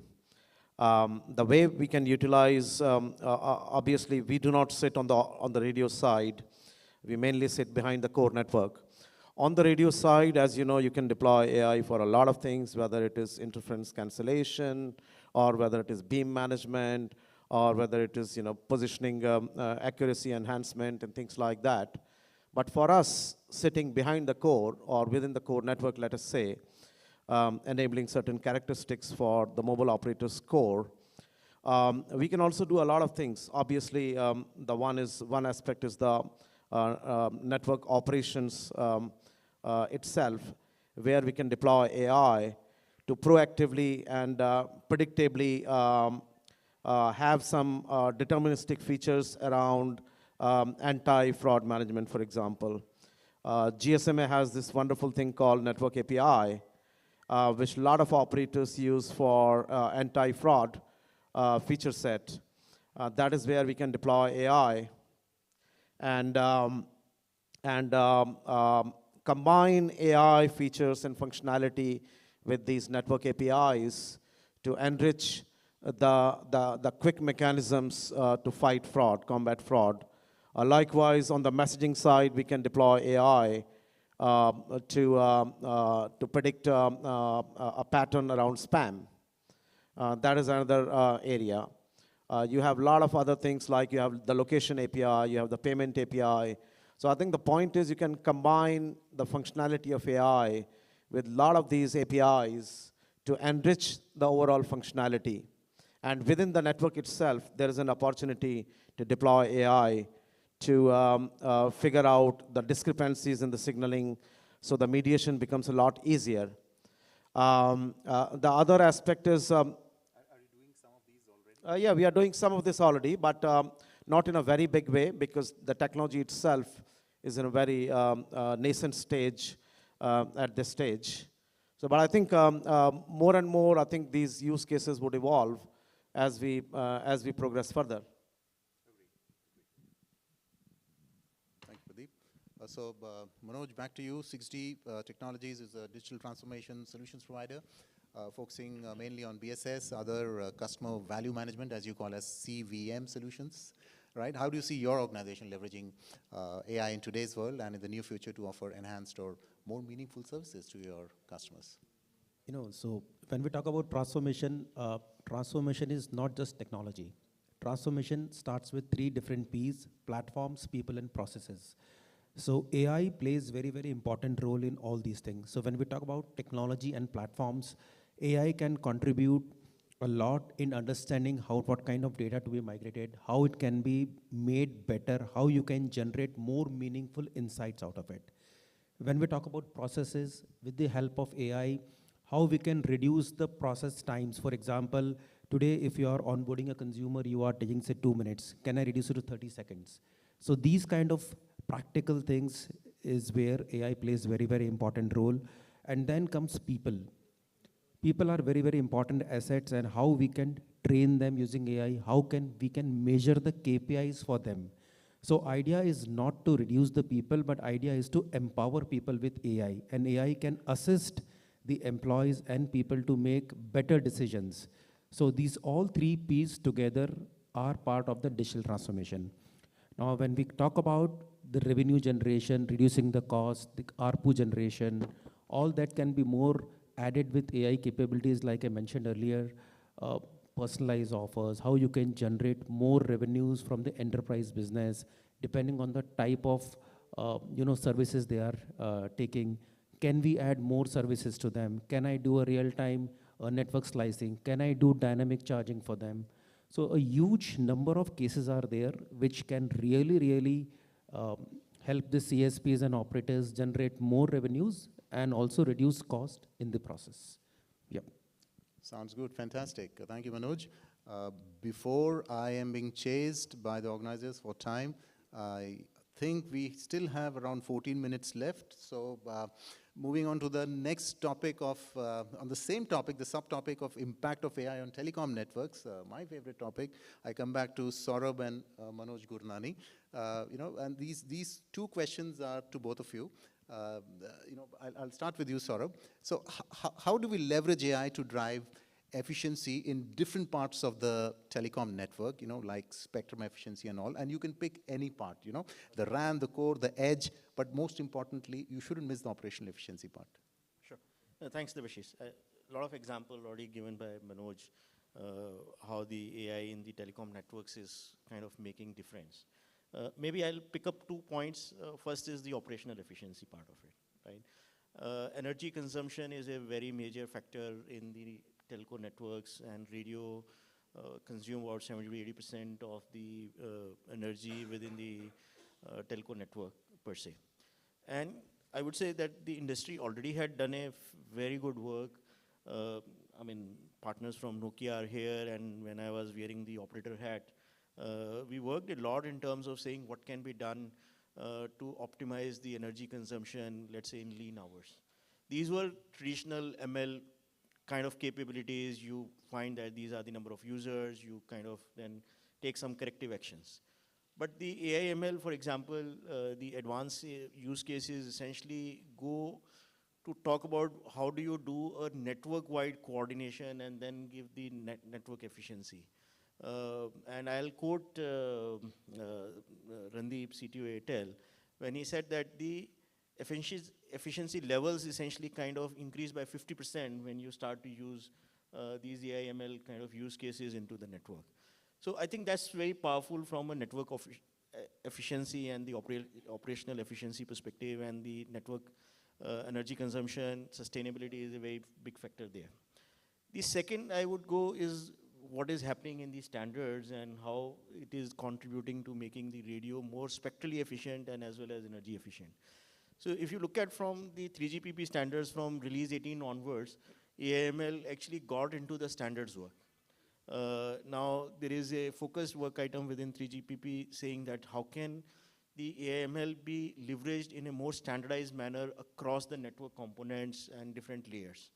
And one thing which is emerging very important is the, how do we move from one-sided model of AI, which is network taking decision of its own or UE taking decision of its own. These are both one-sided models. How can we move from one-sided model to a two-sided model, where the AI capabilities are leveraged both in the network as well as in the UE side or the handset-related side, and there is more cooperated federated AI, I would say, that essentially which can be taken place, right? This is when, for example, you are trying to do a channel estimation, there's some technical jargon just to say that how do you get best user experience, right? And the network decides that this kind of a mechanism probably will give you best user experience, right? So instead of just relying on the network information or just on the UE information, there is much more AI capability embedded, and you can actually give better experience to more number of users with the same set of spectrum. So there's something which is become a big topic in the 3GPP and all the standards body. One challenge which I see and industry recognizes is that these are still frameworks. Now, how do you exchange this set of information on a API is a very loose word to say here, in a manner which actually, because I think I said somewhere that, for every company, their AI is their secret sauce. So how do you actually enable people to collaborate in a manner which actually gives maximum bang for the buck? I think that's where people are trying to essentially figure out. The last thing is, and we have to be very mindful that AI is a very fancy word. I mean, agentic AI or regenerative AI in the network, people are really looking very cautiously because it comes with some cost. Cost could be in terms of the economic terms, cost could be in terms of the power consumption. So you can't spend, for example, just to give an illustration, you cannot have a GPU in a base station to decide and take an energy decision, wherein the GPU energy consumption or the cost is actually higher than the energy saving, or there is only 4%, 5% total difference. So I think, this is some kind of a work item which is now going on the industry. And the last thing is that, what we are talking is three things, right? AI for network, which is increase efficiency and productivity out of it. The second is network for AI, wherein we're saying that how do we make networks more capable and enhance enrich the AI for making the decision. And third thing, of course, is network and AI, right? Together, we kind of give this more enhanced capability, especially in the enterprises, automation, and those kind of use cases where the network and AI can come together to make things much more powerful. Totally agree with you, Saurabh. And as you said, there's no point of having or embedding rather AI, wherein it adds to the cost, adds to the power consumption, and thereby, is inversely proportional to the efficiency. There's no point in doing that. So I'm sure the policymakers and, people like, you, Manoj, who are part of the Bharat 6G Alliance, you are making sure that, those things are taken care of. Manoj, very briefly, how do we leverage AI to drive efficiency in the network? You pick any part of the network. Yeah. I think enough has been discussed about the current leverage of AI on telecom. I mean, both are beautiful technologies. Networking technologies and AI have come a long way in the last 15 years, and we continue to see the confluence of both. AI is helping telecom, telecom is helping AI, and I think we discussed so much about it. Let me talk about how 6G will benefit from AI. When we talk about 6G, AI is one of the foundational pillars when we are designing 6G, right? So, two examples, AI for AI. We are talking about air interface based on AI. I think that's going to happen. We are talking about deep transmitters, deep receivers, deep TX, deep TRX kind of technology, which would even ensure that, the networks will start to become very, very simplified. There are many people who are from the standards fraternity. That time is not too far away when these standards will not be needed, with due respect. And I'll tell you why, because machines will figure out how to talk to each other, and all the human-made standards will not be needed. I mean, that stage will come. So, the other aspect of AI would be on things like cybersecurity. That is again a very big foundational pillar of 6G. All the cyber attacks are AI-led. And the solution also will be AI-driven, right? So I think that's another example where cybersecurity is going to be, where AI is going to be used in a big way. The third is the sustainability, right? So I think, again, Saurabh and Pradeep ji already touched upon this topic. So security, sustainability, and use of AI in the air interface, I think these are going to be the three foundational pillars for the 6G. So that's the future. Manoj, you made my next question on, on this topic totally relevant by saying that we may not need standards at all. Machines and devices will figure out to talk to each other, to communicate. But, I'll still go ahead and ask, and, brief responses from both you and Saurabh. We understand that 6G will be an AI native network, right? Can you both please share some insights on, what kind of work is happening right now, as we speak at the Bharat 6G Alliance, to develop these standards and how 6G will not be just a faster 5G network, how 6G will be, as we hope, will be a foundational leap that redefines the mobile networks, blending physical, digital, and the human world. Very brief comments. Yeah, thanks, Devashi. I actually will take leap from what Manoj said previously, right? I think one of the things which is now in the telco industry, maybe if you take a step back, the entire industry is being really thinking that, how do you do these investments into new type of networks? And the sustainability of the industry, which is founded on the standards, is something which has become very important. As a result, I think this is the first time in a technology standard you see the overarching statements which have actually come up in 6G, right? So, this is overlaying the business principle that what we are doing, does this really make sense or not? I think this is a very fundamental shift which actually has come into the standard making, and I hope that as we wear different hats, a technocrat or a technical hat and a business hat, we are able to make a better understanding on that piece. But actually, I'll go back to another statement, and it's a little divergent comment, but I thought that I'll still make it. This is from our group chairman. He wrote a book called Digital Nation. This is essentially, the intent was something else, but I thought it is still very relevant, and it's very relevant from 6G perspective, and also very relevant from what we are doing in Indian perspective as well. How the technology solves the human-centric problem. At the end of the day, these the overarching statements in 6G standards essentially try to articulate that part itself, right? I mean, when you talk about connecting the unconnected, right? I think that's one of the overarching statements, sustainability and security. So 6G, from a standard making perspective, has to really be addressing some of these problem statements, which is in the sense of that digital nation is nothing but connecting rural and urban India, illiterate India to educated India, and aspiration to achievement. I think that's something which is fundamentally very important.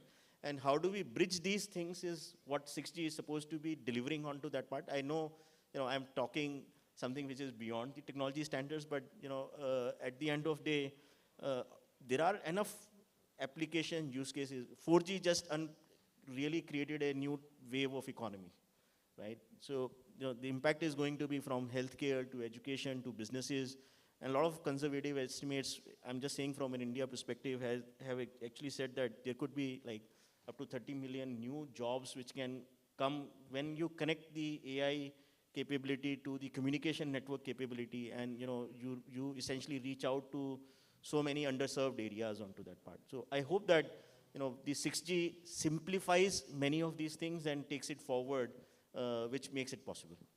Thank you. Thank you, Saurabh. Manoj, your points briefly. Very briefly, yes. I think Pathakji is here. I think one of the best things which we did about 6G was, under Pathakji's leadership, we were talking about 6G before the 5G auction took place. So the 6G vision document of India came in March 2022, and the auction happened 6 months later. I think that's the change in the way the paradigm shift India was doing. So that's the one good thing which has happened. And India will not be the consumer of the technology. India will create the technology also. So from being the consumer to the creator of the technology, I think that time is not too far away. We have shown this in the recent skirmishes which we had against in the border. And the Make in India is actually a reality now. Perfect. Thanks, Manoj. Shiv, I come back to you quickly while we are on this topic of 5G and 6G. So how ITS, with 5G and 6G connectivity, 5G now, 6G in the future, and with some help from AI, can make a difference in the transport revolution, so to speak? See, ITS India is working on building the ecosystem in the ITS. ITS system, the ecosystem, is built up of the 3 or 4 components, of which the connectivity is the paramount. Without the connectivity, all these pieces of the equipment, they won't work. So 5G and 6G is going to play a vital role in the resilience, reliability of the systems, basically. And AI, the edge computing, in the case of the transportation, across the nation, data is distributed, and the data has to be carried out, and the analysis has to be carried out, and in the real-time basis, the action has to be taken. So transportation is a very dynamic environment, and the AI plays a vital role, like whether it's a advanced driver assisting systems are there, and whether we talk is a safe driving scores, which works like a civil score, where what we can do, we can check the behavior of the drivers and monitor it, that how safe they are driving, and maybe the incentive can be, this concept is now coming up, that it should not be only the enforcement, should not be only the sanction or the penalized basis, but it can be on the reward basis also. If someone is driving good, maybe we can give some incentive in the terms of the lower, basically, insurance rate. So like this, AI is going to play vital role in the safety, security of the system, the congestion-free system. Thank you, Shiv. I'm mindful of the time and would want to finish on time. So what I'm going to propose is, I'm going to skip the last part, because I think we have anyway spoken of on the impact of AI on networks, our solution offerings. So what I'm going to do is, do some improvisation, closing comments from each one of you, around a minute. I'll start from you, Saurabh. From, just to summarize the discussion which we had, the impact of AI, the impact of emerging technologies, what we have right now to work with, the impact of all of that in your current, services and offerings from whatever organization, we all are representing. I think the important part is now, if you look at, AI is becoming so integral, right?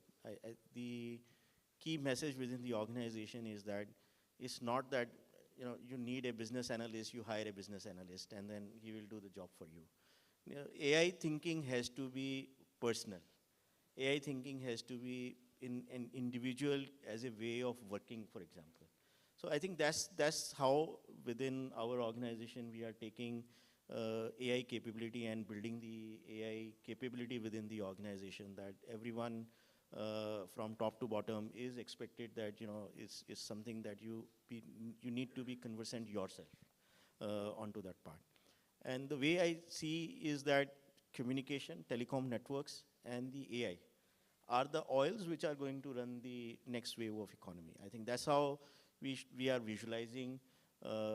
We are building the sovereign cloud, sovereign AI platforms in India.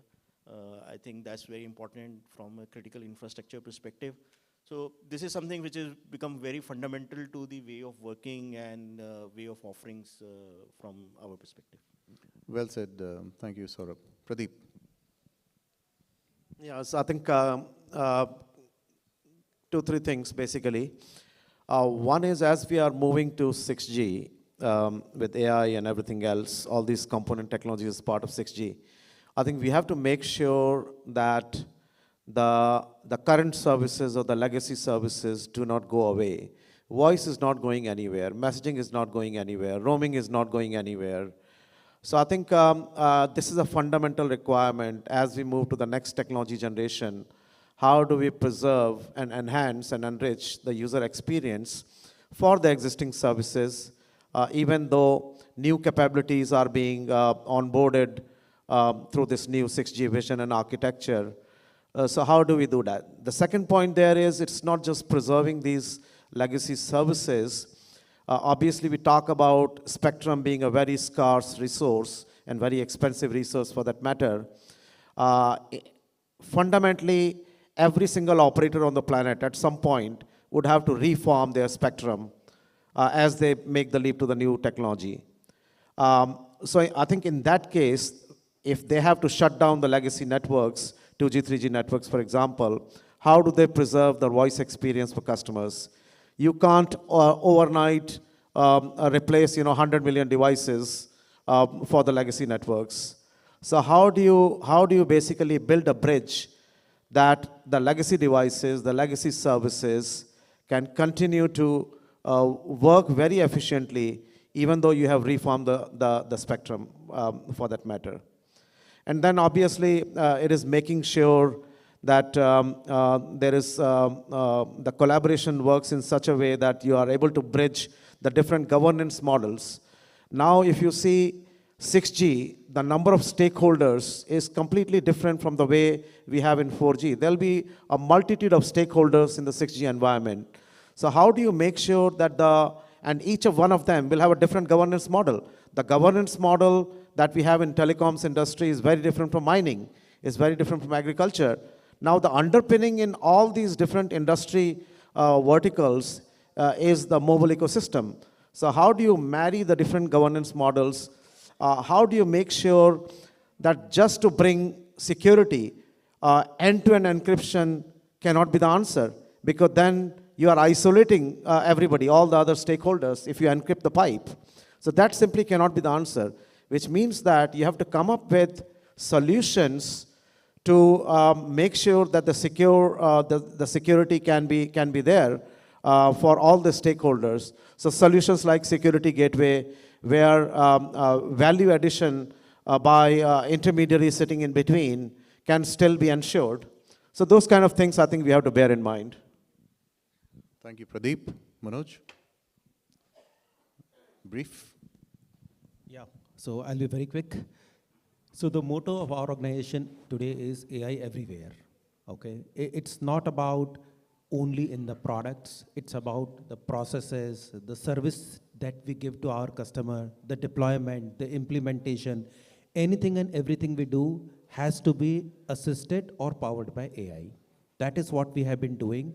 And not only this, most of our customers with whom we interact, they also have a similar theory. I mean, what you have new in AI? That is the first question that everyone asks. It's not about any product or anything, it's about what you do new. So that is what we have been focusing on, and that's one statement I will do, that AI everywhere, that is what everyone is doing on. Thank you. Sounds good. Manoj? I think there is going to be a massive transformation. I think that's pretty obvious, be it service providers, be it OEMs, be it even the consumers and the customers and the enterprises. So what I expect is that service providers will become the digital enablers. You know, people will become AI providers. Nobody is going to be, so there is going to be huge change in the business models. So business models will no longer be only for providing a solution or providing a service. You will start to see more SLA-based business models. People will demand outcome-based business models. So that's another thing which will happen. And then because you will be becoming more like a platform provider, the other thing which is going to happen will be that you are going to see huge amount of strategic collaborations. There will be a collaboration between a chip provider and a technology provider and an application provider. Because all of them, they'll have to work in tandem to be able to provide a service. So I think these are the three areas which I expect. Thank you, Manoj. Shiv, quickly. Taking the thread from the Manoj regarding the transformation in all the aspects. Yeah, the hyper connectivity, which is going to be basically making it's a fabric for the smarter world, and empowered or powered by the 6G. AI is going to play a vital role in all aspects. Basically, you know, we talk about the bridge inspection. Even in the bridge inspection, how much is the depth and how it's increasing, the roads, how the hole is getting widened and all type of basically aspects are being experimented in the case of the transportation. And since the transportation is very wide or across the nation, the technologies like AI and all the IoT and this, they are going to play a vital role. Thank you, Shiv. I would like to thank each one of you for, bringing, such deep insights from your experience. I want to thank the audience for being patient with us. Hope you found this conversation meaningful. Thank you very much. Thank you very much indeed, sir. Let's put our hands together, ladies and gentlemen, for that wonderful panel discussion we had. Extremely sorry, due to the time constraint, we could not open the floor for discussions. But I would request now our distinguished moderator of the session to kindly do the honors of presenting a token of appreciation and gratitude to all our eminent panelists. we present to Mr. Manoj Jain. He is the Global Head Marketing, 6D Technologies.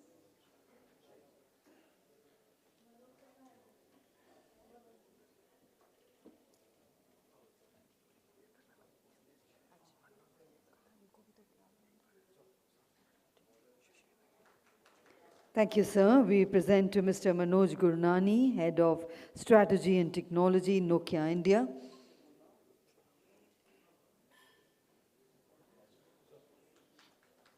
Thank you, sir, for all your valuable inputs in the session. We present to Mr. Pradeep Bhardwaj, Senior Strategy Director and Head of Industry Standards, Cineverse.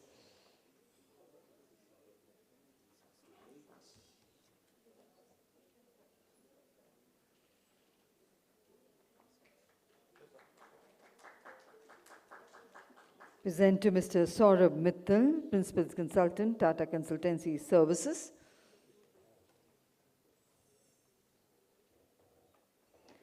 And to Dr. Shiv Kumar, Director General ITS India Forum.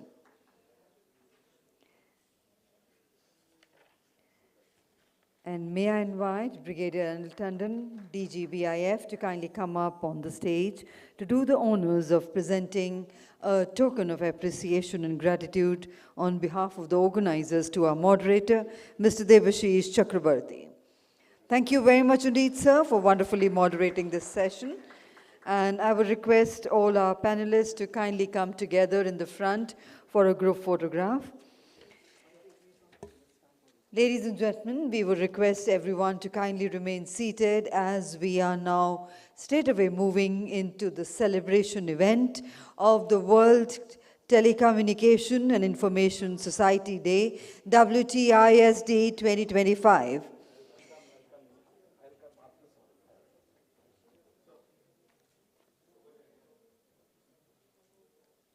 So once again, ladies and gentlemen, requesting everyone to kindly remain seated. We are straightaway moving into the celebration of the WTISD 2025. We will just take a few minutes to arrange the top table for the celebration event. Kindly remain seated. Thank you very much indeed. We would also like to extend a hearty invitation to each one of you to join us for dinner post the celebrations. So kindly stay back, join us for dinner before you leave the venue. Thank you.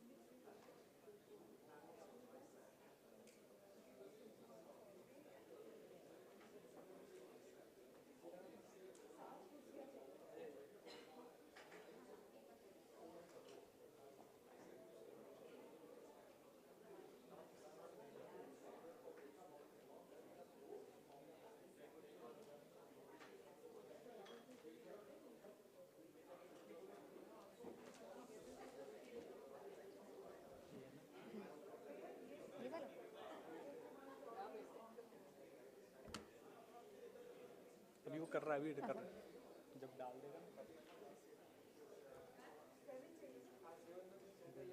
Back का होगा ये ना back के लिए होगा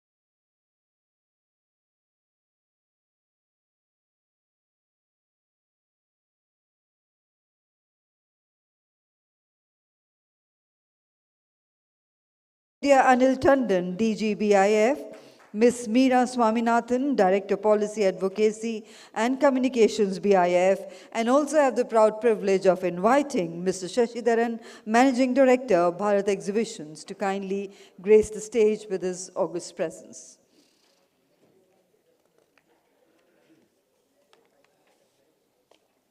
Namaskar and good evening. Honorable Chief Guest, Shri Atul Kumar Chaudhary Ji, Secretary, Telecom Regulatory Authority of India, esteemed dignitaries on the days, our special invitees, senior officials, distinguished participants, ladies and gentlemen. A very warm welcome to all of you today as we are gathered here to celebrate a landmark occasion, the World Telecommunication and Information Society Day, WTISD 2025 celebration event, and the release of BIF's working paper on responsible AI, hosted by Broadband India Forum in collaboration with Bharat Exhibitions. WTISD is a landmark observation instituted by the International TeleCommunication Union, the ITU, to commemorate the founding on May 17, 1865. This year marks the 160th year of ITU's enduring legacy in connecting the world and championing inclusive, innovative, and equitable digital development. The theme for WTISD 2025 is Gender Equality in Digital Transformation, is both timely and deeply relevant. Today, even as technology continues to reshape economies and societies, the digital gender divide remains a pressing global challenge. With over 2.6 billion people still offline, a majority of whom are women and girls, this year's theme calls on us to ensure that every woman and girl has equal access to digital tools, platforms, and opportunities so that digital future is truly inclusive. WTISD 2025 brings together policymakers, industry leaders, technologists, researchers, and civil society to deliberate on actionable strategies that can mainstream gender perspectives into digital policies and frameworks. Through a series of thought-provoking panels, keynotes, and showcases, today's event, we have highlight best practices challenges and the roadmap ahead for ensuring digital transformation challenges, of course, from 5G to 6G, which we have been discussing throughout the day. And now for the roadmap ahead for ensuring that digital transformation becomes a force for empowerment, especially for women and underrepresented communities. As we commence the day's proceedings, let us reaffirm our collective commitment to creating a future where digital access and opportunity are equal for all, regardless of gender.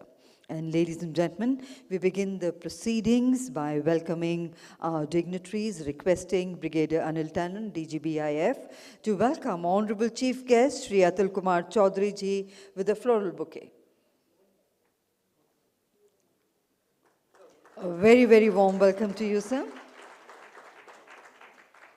Request you, sir, to welcome Dr. Pranita Upadhyay, Head ITU Asia Pacific and Innovation Center, New Delhi, with a floral bouquet.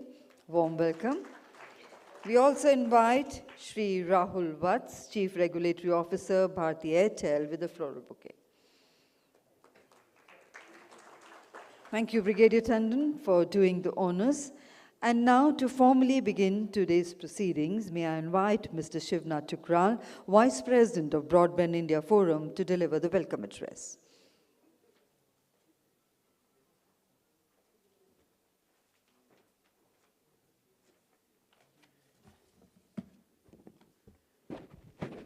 Thank you, and good evening to everyone, and good evening to our esteemed guests as well.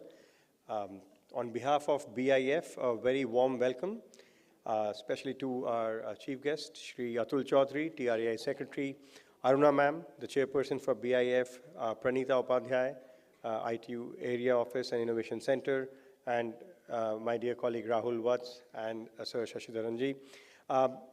It's a very special evening, especially given the ITU theme that has been decided, and also to kind of see such a diverse and important set of stakeholders who have come together to participate in the World Telecom and Information Society Day. It represents not only the importance of the theme, which is advancing gender equality in digital transformation, but also the need for a multi-stakeholder and whole-of-society approach to advance and achieve the goal.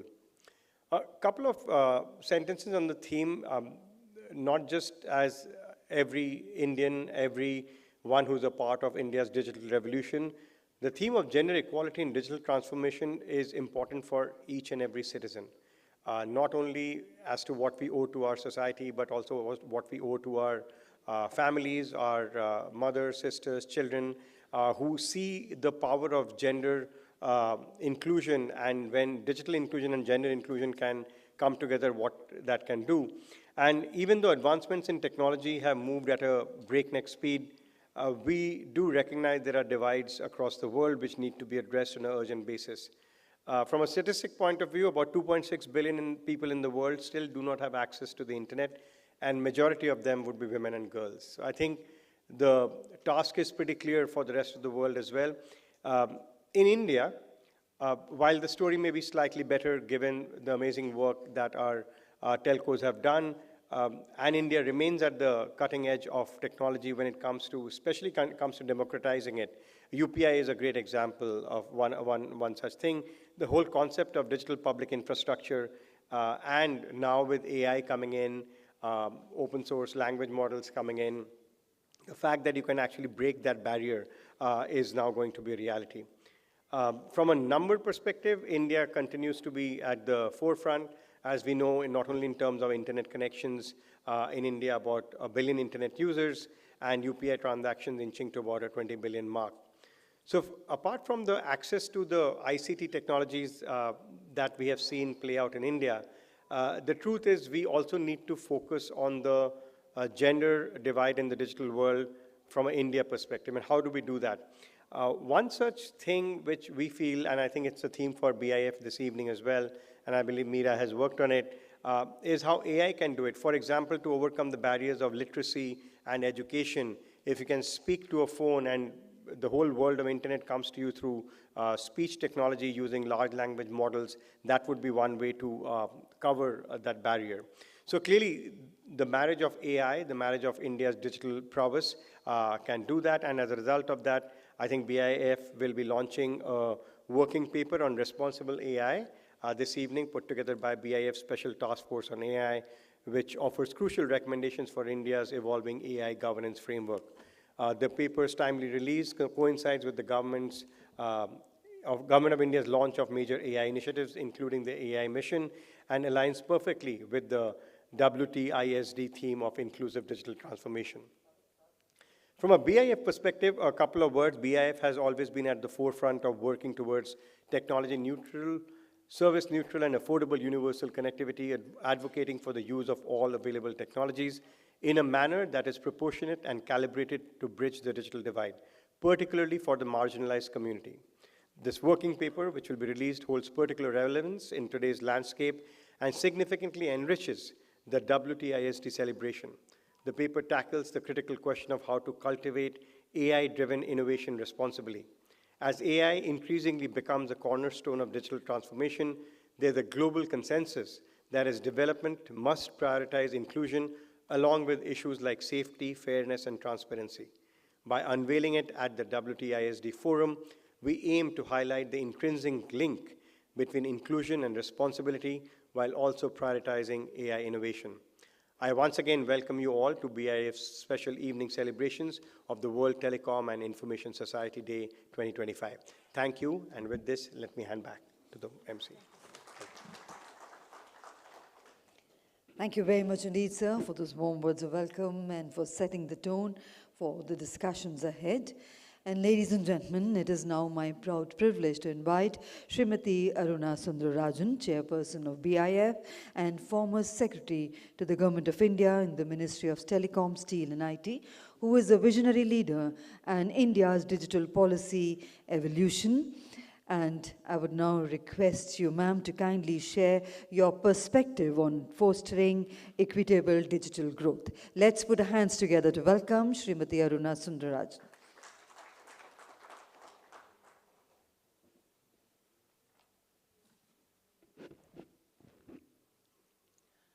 Guest of honor of the day, my colleagues and guests on the dais, friends and invitees in the audience, friends from the media. At the outset, I'm delighted to be here on this very special occasion when we are commemorating the World Telecommunication and Information Society Day. As you all know, the actual date is May 17th, but we are commemorating it a couple of days in advance. And today's evening's theme, Advancing Gender Equality in Digital Transformation. One might ask, whether this theme is not really a fairly old theme which we have been attempting to address for many years now. But actually, I think the choice of this theme is important in the sense that this aspect is acquiring an increasing salience. One, because we know that while India is one of the fastest growing digital ecosystems anywhere, and an influential one at that, we know that as far as the issues of access and inclusion are concerned, India does still face significant challenges. And the preceding speaker already referred to some of them. But we are also about to see that the issues of the gender divide may, in a sense, get exacerbated by the fact that, by the advent of AI. Because, as we know, one of the main issues of AI, we certainly know that AI is going to be pervasive. It is going to be an integral component of every aspect of, the digital ecosystem. And we know that AI already has some challenges in terms of the biases and so on that are going to play a very major role. And it is very possible, and we've already seen, or people have flagged instances where the algorithmic biases, etc., that are there are likely to pose significant risks and challenges for women. So we need to make a renewed effort to make sure that, in addition to addressing the existing gender divides, we need to make sure that new kinds or new manifestations of gender divides also do not come up. Just as AI is becoming all-pervasive, the risks of cybersecurity are becoming all-pervasive. And here again, we know that women are especially disadvantaged and face certain additional risks as far as cybersecurity and issues relating overall to the safety, security, bodily integrity, and other such issues of women are concerned. So these are all newer emerging areas which need to be equally addressed when we look at the growth of the digital ecosystem. And I think this is a timely reminder that these issues are not just routine issues, but that these issues are acquiring an imminence and an urgency which need to be addressed on priority.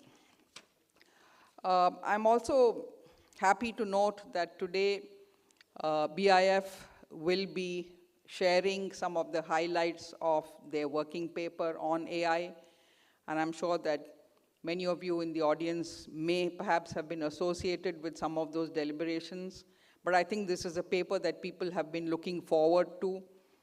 How in India will we ensure that there is responsible innovation in AI? Because this again is another key issue that requires to be addressed. I'm sure that you will hear more from the people on the dais about these issues. So suffice it to say that I think these are very, very important issues. These are absolutely topical and relevant issues. And I hope that today's deliberations, discussions will give us a lot of insights and will also provide pointers to the direction in which we need to go. So with these few words, let me again, on behalf of BIF and the World Telecommunication Day, welcome you all. And I hope that this event will be sort of a useful addition to the discussions and deliberations that we need to have around these very important topics. Thank you. Thank you very much indeed, ma'am, for sharing all your valuable insights with the August House. And ladies and gentlemen, next we welcome for his address Mr. Rahul Watts, Chief Regulatory Officer at Bharti Airtel. With over 2 decades of policy and regulatory experience, Mr. Watts brings critical insights into how telecom operators are navigating digital transformation. So let's put our hands together to welcome our special guest, Mr. Rahul Watts.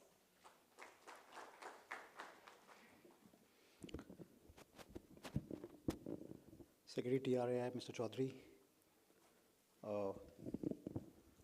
Ma'am from ITU, Madam Sundarajan, and my colleagues and friends. It's an honor to speak before you today. It's a very important topic, one which we have been driving ourselves as an organization. When we talk about the Telecom Day and the Information Society Day, it becomes very important that how we really drive this initiative to the next level. Gender diversity, and this is what I have experienced over the years, actually gives you very diverse and varied perspectives, which leads to more innovation, which leads to more problem solving. And there are actually studies which reflect that teams which are more diverse are generally likely to outperform the teams which are less diverse. So it is not a societal need at all. It's more about a strategic imperative which we have to drive as organizations to be able to really achieve it. So as we gather today and discuss this particular topic, we all are aware of the role that technology and connectivity is playing in empowering our societies and communities, and especially women. In India today, if I look at the numbers alone, a recent GSMA study told us that the total women having mobile internet adoption in India is already 37%, right? Now this is a huge number. This is actually a signal of barriers being broken down. It's a symbol of doors being opened up for millions of women to access education, healthcare, entrepreneurship, and new opportunities. And yet, despite connecting so many millions, a large amount of digital skills are yet to be imparted fully. And we need to really impart confidence that how are they going to participate in this digital world. Let me now turn on to what Airtel as an organization has been trying to do in this field to give you some perspective in this regard. So at Airtel, we really recognize that providing connectivity is just the beginning. The real challenge and opportunity actually lies in bringing women meaningfully into the digital economy. Across our businesses, products, services, we have launched several initiatives that aim to create not just access but empowerment. Let me highlight some of the key ones which we have done. Let me talk about our Airtel Payments Bank, for example, which takes diversity at the core of what it's trying to do. By partnering with state governments and social schemes, we have enabled hundreds and thousands of women to step into formal financial inclusion.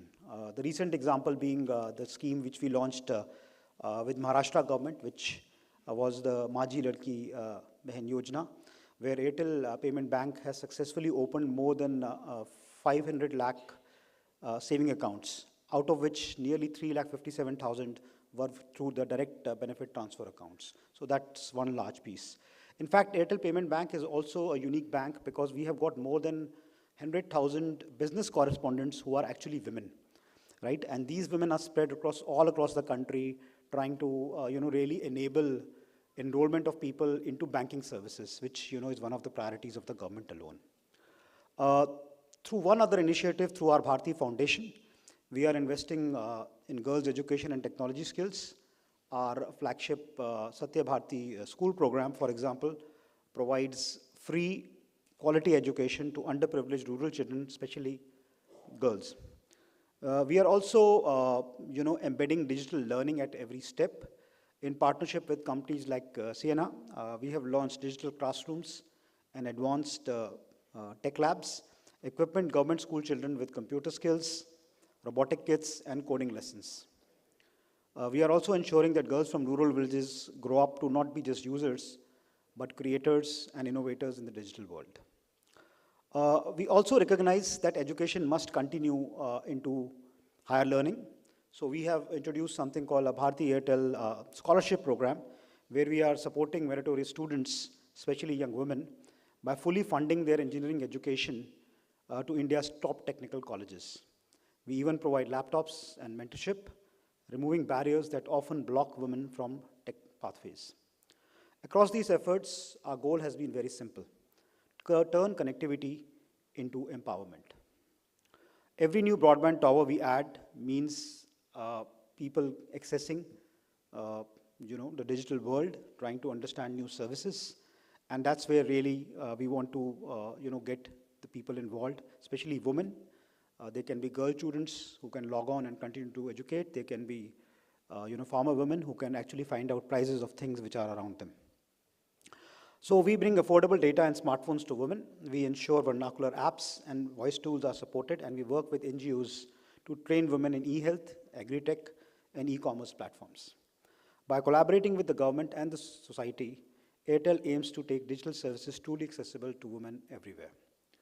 Because when we connect a woman, friends, we don't just connect an individual, we actually connect a family, a village, and a future.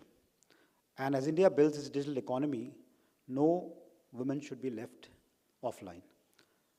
Together with all of you, we are committed for a digital transformation that uplifts the society and the nation. Thank you so much.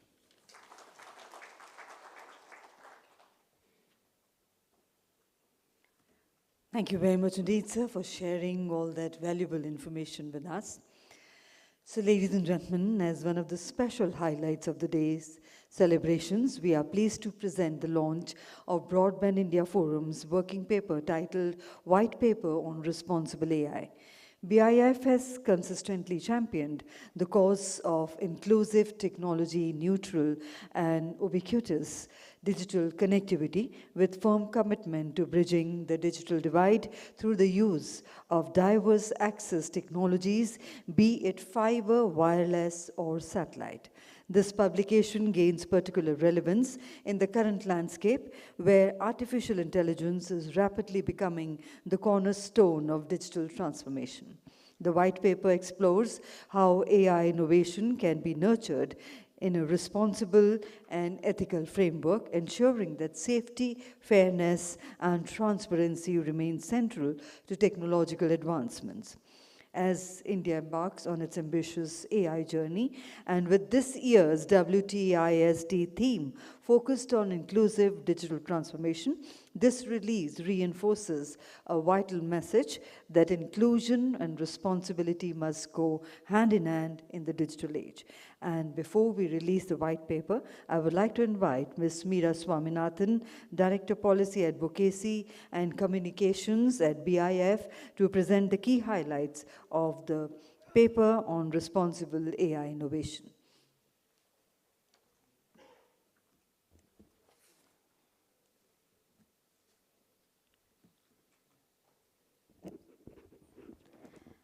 A very good evening to the esteemed dignitaries present on the stage and to all of you. My name is Meera. On behalf of the Broadband India Forum and BIF Special Task Force on AI, I'm very proud and grateful to present the highlights of the working paper on responsible AI innovation. So before we go ahead to explain the chapters and other things, I'll just explain how I'm going to go forward with this particular presentation. The next few slides, I'll explain our thinking and the context behind each of these chapters. I'll also, along the way, cite relevant literature which we have used throughout the paper, and towards the end, of course, mention the key highlights, leaving room for further research, given that this is a working white paper. So this white paper was, of course, prepared by a special task force on AI that consists of technology companies, MSMEs, independent experts.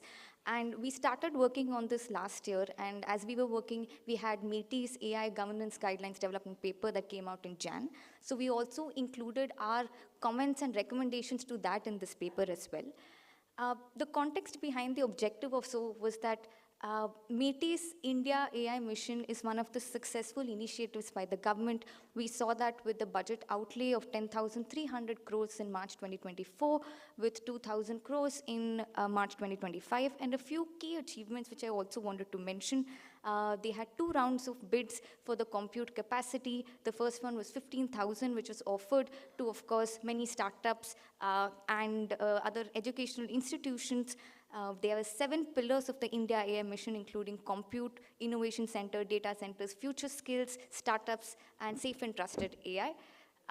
For AI Coach, which was an India datasets program that was launched last year as well, last month as well, and even for indigenous LLMs, METI has received over 200 proposals. So all this states that India AI mission is going on a successful journey. And against that backdrop, we wanted to do 2 things. One is to understand the current developments and also track both government and industry initiatives with regard to AI innovation, and 2, provide key takeaways on that. Very quickly, I'll go on the thinking behind the first 3 chapters. We wanted to understand the technology and also explain it in the simplest form. I understand that the vision of AI or even the adoption and maturity frameworks are present out there, but we wanted to provide it with the relevant literature which is present. For instance, for the vision of AI, we chose the government's first paper, which is the Niti Aayog's 2018 paper, AI for All, which had laid down the vision for AI for certain sectors like agriculture, healthcare, etc. From our end, we had added manufacturing, defense, DPIs, and ICTs. In ICT specifically, and we heard this throughout the day as well, the vision of AI and ICTs had both accessibilities, which includes one of the ITU papers, network optimization, security enhancement, and of course 6G transformation as well, improving both quality of service and quality of experience. For the second chapter, which is trends and maturity of AI, we have cited the NASSCOM AI Index on adoption and also the PwC report on it, where we had tracked 3 relevant sectors, which is financial, healthcare, and retail. On chapter 3, we wanted to explain the drivers of AI as simply as possible, and I know this information's out there, but we wanted to explain simple fundamental concepts in this paper, including compute, machine learning, data, cloud computing, supportive policy and investments, IoT, and of course, open source AI, which is a crucial catalyst for widespread adoption of AI and helps the developer community to democratize innovation. Chapter 4, we have decoded generative AI and foundational models. The literature we've used on this as well, we used the OECD's definition of what an AI model is. We used the Stanford Centers of Research on Foundational Models on what a foundational model constitutes. We used the EU AI Act to describe what a generative AI is, and of course provided various use cases of generative AI, which is image generation, video generation, etc., to again explain and decode this particular technology. Chapter 5 is one of the important chapters where we had put through India's AI innovation landscape, where first we cited important statistics from international report. For instance, the Stanford Centers, which had clearly stated that India has the 2nd largest AI developer base and 3rd largest startup ecosystem. NASSCOM report stated that India has 100 generative AI startups and has raised over 700 million in the last few years. And of course, we have the Center of Excellence initiatives by the government. In this chapter, we have also provided some examples of key industry initiatives. For instance, we mentioned that Bharti Airtel and Google Cloud's long-term strategic partnerships for cloud adoption and generative AI. We mentioned even the Meta and India AI's collaboration to promote open source AI, the Center on Srijan, which was opened in IIT Jodhpur. And of course, the next chapter we go into is the principles of AI, which I must say had the most amount of literature. As we were tracking and listing it down, we realized that there are 22 frameworks at minimum as of Jan 2025 on just ethics and principles of AI. We have listed all of it down. Including the METI AI's report on the explanation of each of these principles. Having said that, we've mentioned safety on how an AI can perform or intended to perform, and how does it handle unexpected errors. We've also mentioned robustness, where the recent TEC AI standards robustness paper has also been released, for which we had provided comments. We've provided information on transparency, on how AI systems should be meaningful, interpretable, and explainable, and this should be balanced against privacy, security, and commercially sensitive information. We've provided information on fairness and bias, where we've discriminated between fairness and bias. We're stating fairness is the absence of discrimination, while bias refers to systematic errors in decision making. We've cited the METI AI report, the Berkeley report on mitigating bias in AI, and lastly, on privacy and security. We understand that AI models do collect data. We understand that there are keywords like consent, transparency, purpose, limitation, etc. to be considered. But our take is that regulation relating to privacy, security, and AI needs a more nuanced outlook, given that training data sets collect publicly available data. Chapter 8 on approach to governance in AI, we had first listed down global approaches, which includes US, EU, as well as South Asia. Then, of course, we mentioned the most recent development, which is the METI AI report, which recommends the formation of the technical secretariat. After that, we provide for a framework on how India should approach harms-based AI. Right now, we state 7 principles. One is that AI is probabilistic in nature and non-deterministic. Any harm should be adjudicated in an ex-post manner. The liability related to AI should be looking into each of the stakeholders. Due diligence and standard of care should also be considered based on player size, mode, and control. And of course, there are existing laws already present in this country, whether it's IT Act, whether it's laws relating to data protection, which is the DPDPA, or copyright, which needs to be first considered before releasing a new law on AI, which I believe is also one of the key positions of the government. And moving into the recommendations, we know from recent statistics that India is #1 in skill penetration on AI. And in this, of course, we have cited METI initiatives regarding skill, which is Yuva AI or Future Skills Prime, but we've also gone into industry collaborations on this. Our second recommendation is that there needs to be more public awareness and engagement. That should be a key priority, as we can see on AI for All initiative. If you have CBSE schools, etc., AI is an important subject that is being considered. We're also recommending to encourage collaboration and knowledge sharing practices, which is, of course, open source AI models, which is something which even the Honorable Minister of METI had recommended. We have also gone into developing more population scale solutions, etc. So these, and finally, we've gone into providing for a clear and balanced regulatory framework on AI, where we're stating that specific harms arising for AI should be first addressed more than the AI itself. We should follow a more technology agnostic approach. Each actor in the value chain should implement reasonable safeguards, and of course, liability should be determined based on the player. And lastly, our final recommendation is that AI safety institutes cannot become regulators themselves. There needs to be proper standards and frameworks should be set in place. I understand that this is a working paper, and we have a few questions answered, and we have a few questions that we are looking to answer. But we look forward to collaborating with the Special Task Force on AI on future such work and research on this subject. Thank you so much.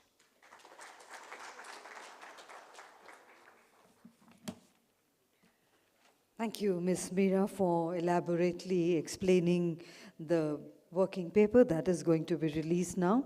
And I have the privilege in requesting Honorable Chief Guest, Shri Atul Kumar Chaudhary ji, Secretary TRI, to kindly do the honors, sir, of releasing the working paper on AI, the white paper on responsible AI by BIF, on this very momentous occasion of the WTISD 2025.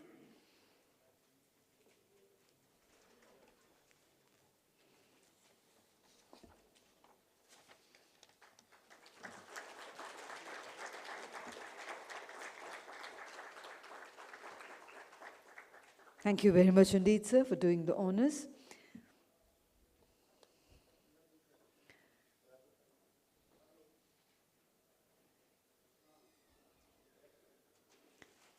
Ladies and gentlemen, this is certainly one of the moments which has to be celebrated. So let's have a huge round of applause for that. Thank you. Thank you, sir, and all our dignitaries for doing this honor. Ladies and gentlemen, and we now have the honor of hearing from Dr. Pranita Upadhyay, the head of the ITU Area Office and Innovation Center, New Delhi, who is the dedicated voice for inclusive and sustainable digital development across South Asia. So let's put our hands together to welcome Dr. Pranita Upadhyay.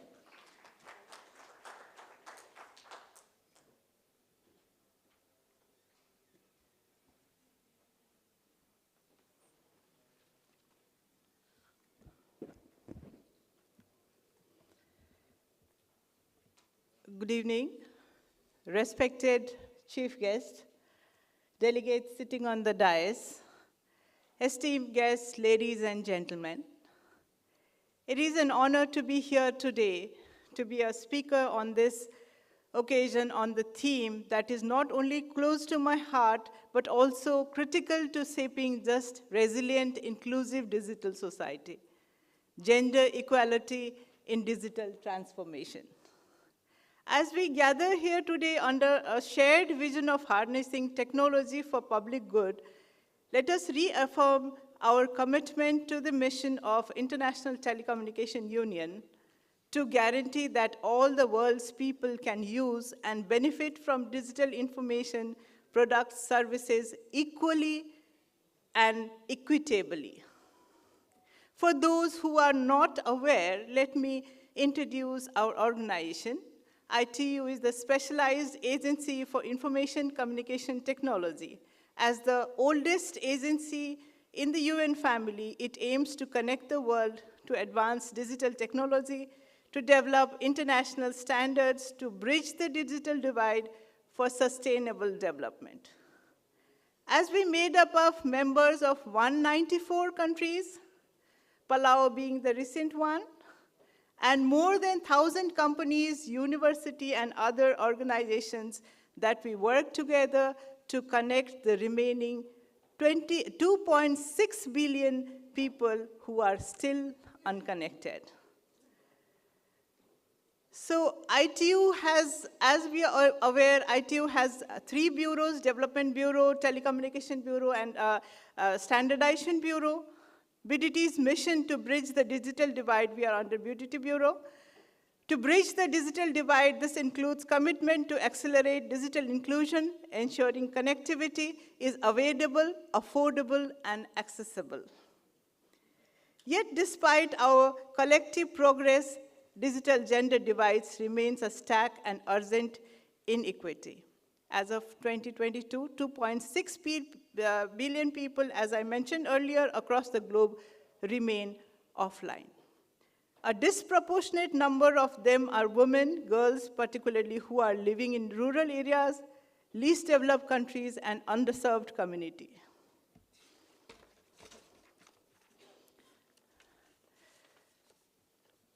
So these are just not the statistics.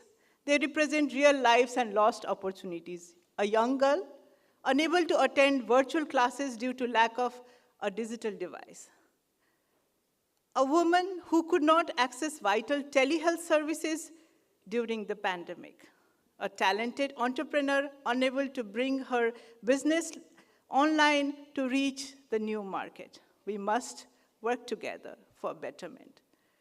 As COVID-19 pandemic served both digital accelerator and digital divider, while many of us rapidly adapted to online work, education, services, millions of young women were left behind, locked out not only just limited to infrastructure, but also by deeply rooted social and economic barriers. Many parts of the world, women continue to face restriction on the device ownership, lack of digital literacy, norms that discourage or prevent them from using technology. From them, a digital transformation has been empowering, has not been empowering, it is just been excluding. The lesson is clear. Digital inclusion is no longer optional. It's essential now. For survival, for recovery, and for the meaningful progress.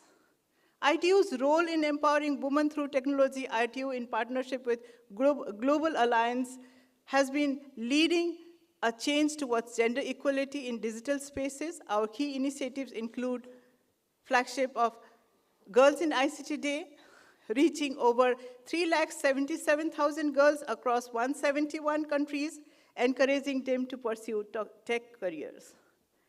Equal global partnership with over 100 partners working to expand women's digital access, skills, and leadership.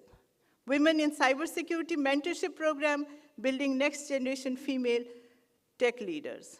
We also run capacity building program through ITU Academy, e-learning portals, which include courses like AI, cybersecurity, spectral management, emergency telecommunication, and ICT accessibility. Policy advocacy for gender-responsive digital framework, innovation hubs to support female tech entrepreneurs, and research initiatives to produce gender-disappropriated ICT data guiding evidence-based policies. Now the next generation, the youth, the next frontier for digital inclusion. ITU is supporting that as well.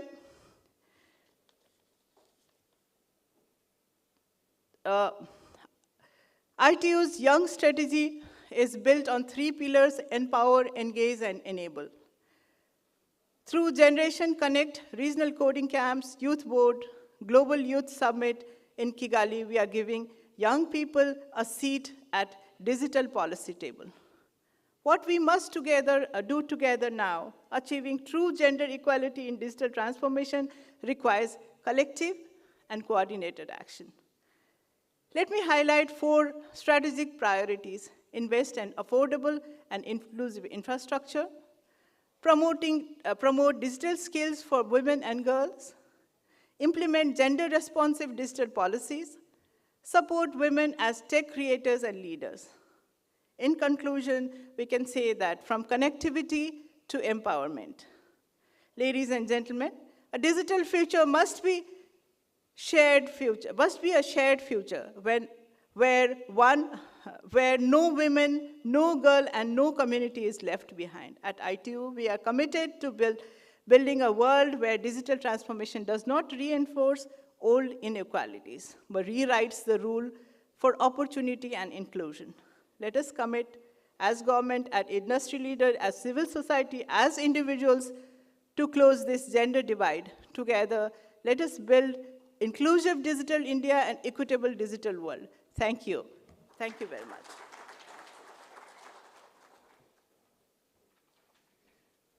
Thank you very much indeed, ma'am, for your words of inspiration, and we do appreciate your commitment for bridging the gap between genders and communities. And ladies and gentlemen, we now present before you a special video message from Ms. Doreen Bogdan-Martin, who is Secretary General of the International TeleCommunication Union, whose leadership has been pivotal in fostering the global cooperation in ICT.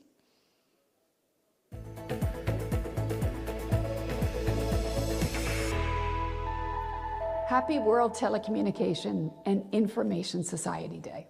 This year's celebration is a special one because it marks 160 years since the founding of the International TeleCommunication Union.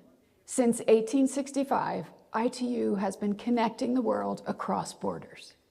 With each new wave of technology, from the telegraph to radio, telephones to satellites, and from mobile internet to AI. ITU has been working every day to expand digital opportunities for all. But while we've come a long way, in 16 decades, we know 1/3 of humanity is still offline. Looking closely at that unconnected population, we find a significant access gap that risks leaving millions of women and girls behind. We also know that millions more lack the skills and resources to use technology in a meaningful way. That's why this year's theme, Gender Equality in Digital Transformation, is so important. We witness that significance every year on Girls in ICT Day, which has reached hundreds of thousands of young women across more than 175 countries by opening pathways to STEM education and leadership opportunities. We're building on that momentum through our renewed Equals Global Partnership that aims to equip 100 million women and girls with digital skills by 2035. ITU supports these global efforts because we believe everyone deserves to have the confidence, skills, and opportunities to thrive in an increasingly digital world. Because when technology's benefits reaches everyone, all of humanity wins. So today, I call on all ITU members and partners to mark our 160th anniversary by taking action and recommitting to a digital future where everyone, everywhere, can participate, benefit, and lead. Thank you. Thank you. We would like to convey thanks to you, ma'am, for sharing that beautiful message with all of us. And ladies and gentlemen, it is indeed an honor today for all of us to have Shri Atul Kumar Chaudhary ji, Secretary Telecom Regulatory Authority of India, as our honorable chief guest. With his vast experience in policy governance, his role is instrumental in shaping India's regulatory framework for the emerging technologies. And I have the privilege in inviting you, sir, for the chief guest address. Let's put our hands together to welcome, sir.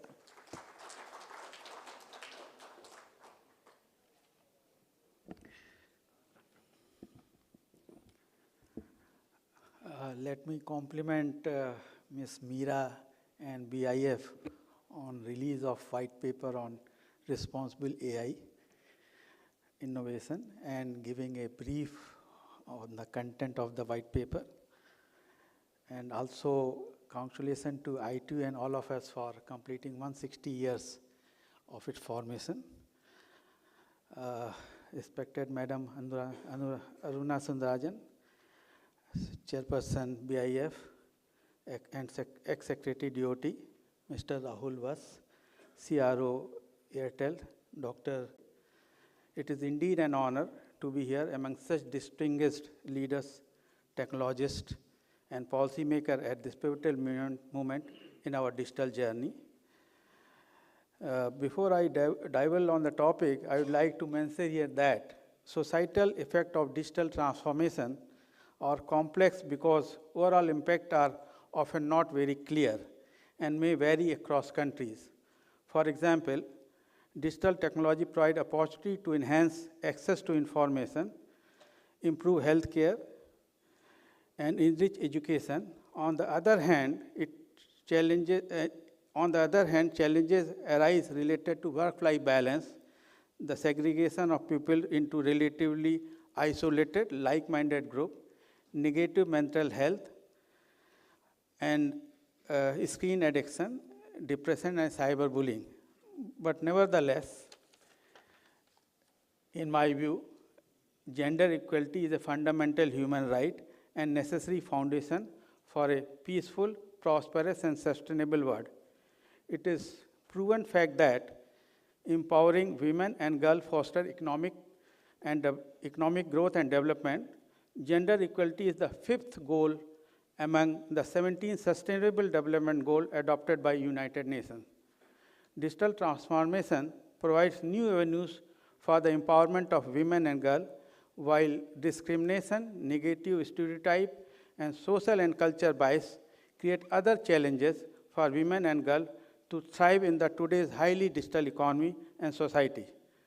Digital transformation affects society and culture in complex and interrelated way, as digital technology dramatically changes the way in which individual, firms, and government interact among and with one another.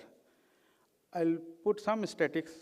Globally, 70% of the men use the internet compared to 65% of women, a gap that leaves 189 million more men online than women worldwide. While the digital gender gap has narrowed in many developed countries, it has widened in least developed countries, where only 29% of the women are using internet as compared to 41% of men. According to the industry report, in India, 85% and 75% of men and women own mobile phone respectively, while internet adoption among men and women is 53 and 37% respectively. Thus, estimated gender gap in ownership of phone and internet adoption is 12% and 30% respectively, which everyone will agree with me is a huge one and thus need to be bridged on priority. Industry research have found that closing the gender gap in mobile internet use in low and medium income countries could deliver an additional $700 billion in GDP growth over 5 years, while additional revenue of $230 billion to mobile industry by 2030. As per 75th round of National Sample Survey, 25% of the men can use the internet, while only 50% of the women are able to use the internet, highlighting the gap in terms of basic digital literacy in the country. At the same time, the rural-urban gap is also present in terms of digital literacy, with approximately 37% of the urban population being able to use internet, while the number in the rural area is only 13%. For digital transformation to work for growth and well-being, it is essential to support a positive and inclusive digital society. As I opined earlier, gender equality is not only a fundamental human right, it is also a keystone of a prosperous modern economy and society in which men and women contribute fully as per their potential. Today, as we embrace the rapid evolution of digital technology, we must ask ourselves, who is being included in this transformation and who is being left behind? You all will agree with me that true digital transformation can only happen when it is inclusive, when it serves as an equalizer, not as a divider. Sadly, gender disparity persists in access to digital tools, education, and leadership in the tech industry.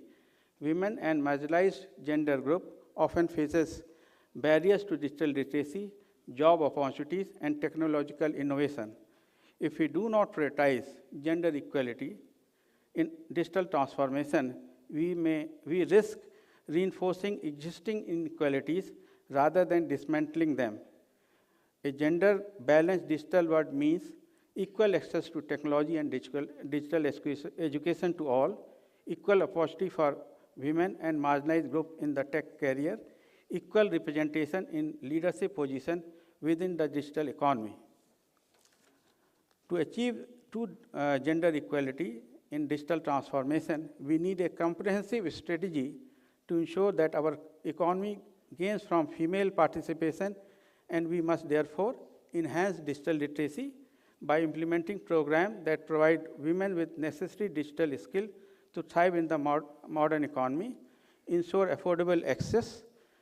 That is, we must work towards making internet access affordable and widespread, especially in rural areas, promote safe online specification, meaning thereby establish a robust mechanism to protect women from online harassment and cyber threat, and encourage female participation in STEM, that means foster environment that encourages women to pursue career in science, technology, engineering, and mathematics.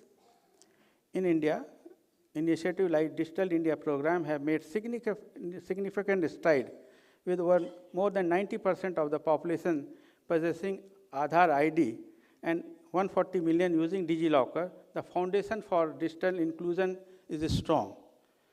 Pradhan Mantri Gramin Digital Saksharta Abhiyan under the vision of Digital India aims to bridge the digital divide.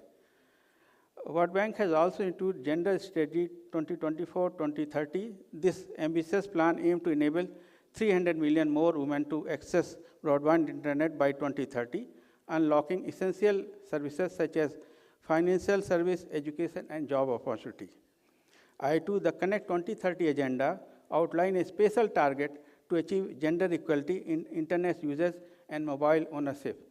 So if I can sum up, bridging the digital gap in digital access is not just a matter of inclusion, it is a matter of justice. It is about building a society where every individual, regardless of gender or geography, can benefit from the promise of technology. Studies have shown that gender diverse teams create better solutions, stronger economies, and smarter technologies. When we invest in gender equality, we are not just advocating for fairness, we are also ensuring digital transformation that benefit everyone.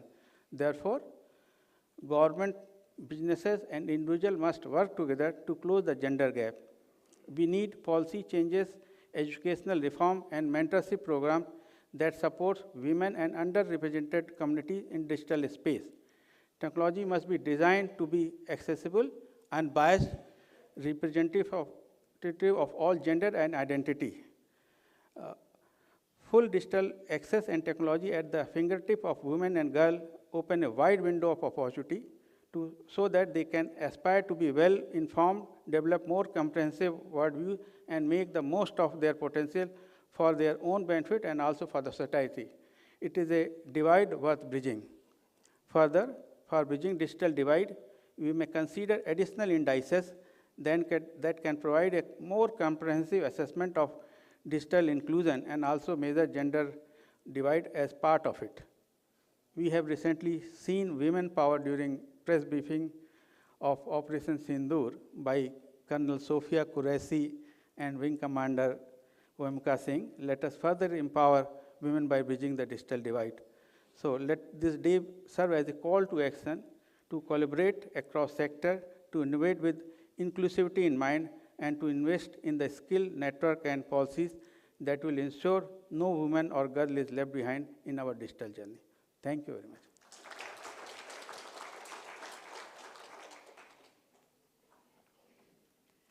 Thank you very much indeed, sir, for that very inspiring chief guest address. And now, ladies and gentlemen, to conclude this evening's formal session, I now invite Mr. Shashidharan, Managing Director of Bharat Exhibitions, to extend the vote of thanks.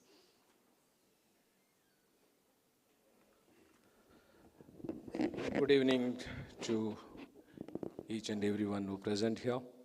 We had a long day starting from the morning where Minister has said that India will be the Vishwaguru in 6G. It is with great honor that I stand before you today to express our gratitude on this special occasion on World Telecommunication and Information Society Day. I would like to thank our chief guest, Secretary TRAI, Shri Atul Kumar Chaudhary. Sir, thank you very much for taking out time and joining with us today in this evening. I also would like to thank Dr.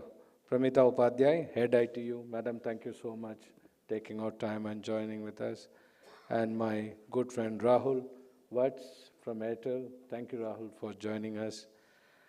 And thank you to Madam Aruna Sundarajan, the Chairman BIF, and Shiv Thukral, Vice President BIF, and our DG, Brigadier Tandon, and each one of you who present here to witness the World Telecommunication and Information Society Day. I will not take much of a time, that we had a long day and we need to continue for another 1.5 hours more, 2 hours more. We'll join and we'll have a get-together session, informal discussion. So I would like to thank once again to each one of you. Thank you very much for joining us. Thank you very much indeed. I would now request Mr. Shashidharan to do the honors of presenting a token of gratitude to our Honorable Chief Guest, Shri Atul Kumar Chaudhary ji.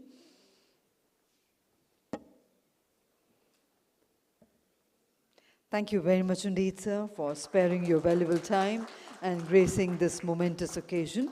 Thank you, Mr. Shashidharan, for doing the honors. I request Mr. Shivnath Thukral, Vice President BIF, to present a token of gratitude to Dr. Pranita Upadhyay, Head ITU Area Office and Innovation Center, New Delhi. Thank you very much indeed, ma'am, for being here with us today and for that inspiring address we had from you. I request you, sir, to also present to Shri Rahul Watts, Chief Regulatory Officer, Bharti Airtel.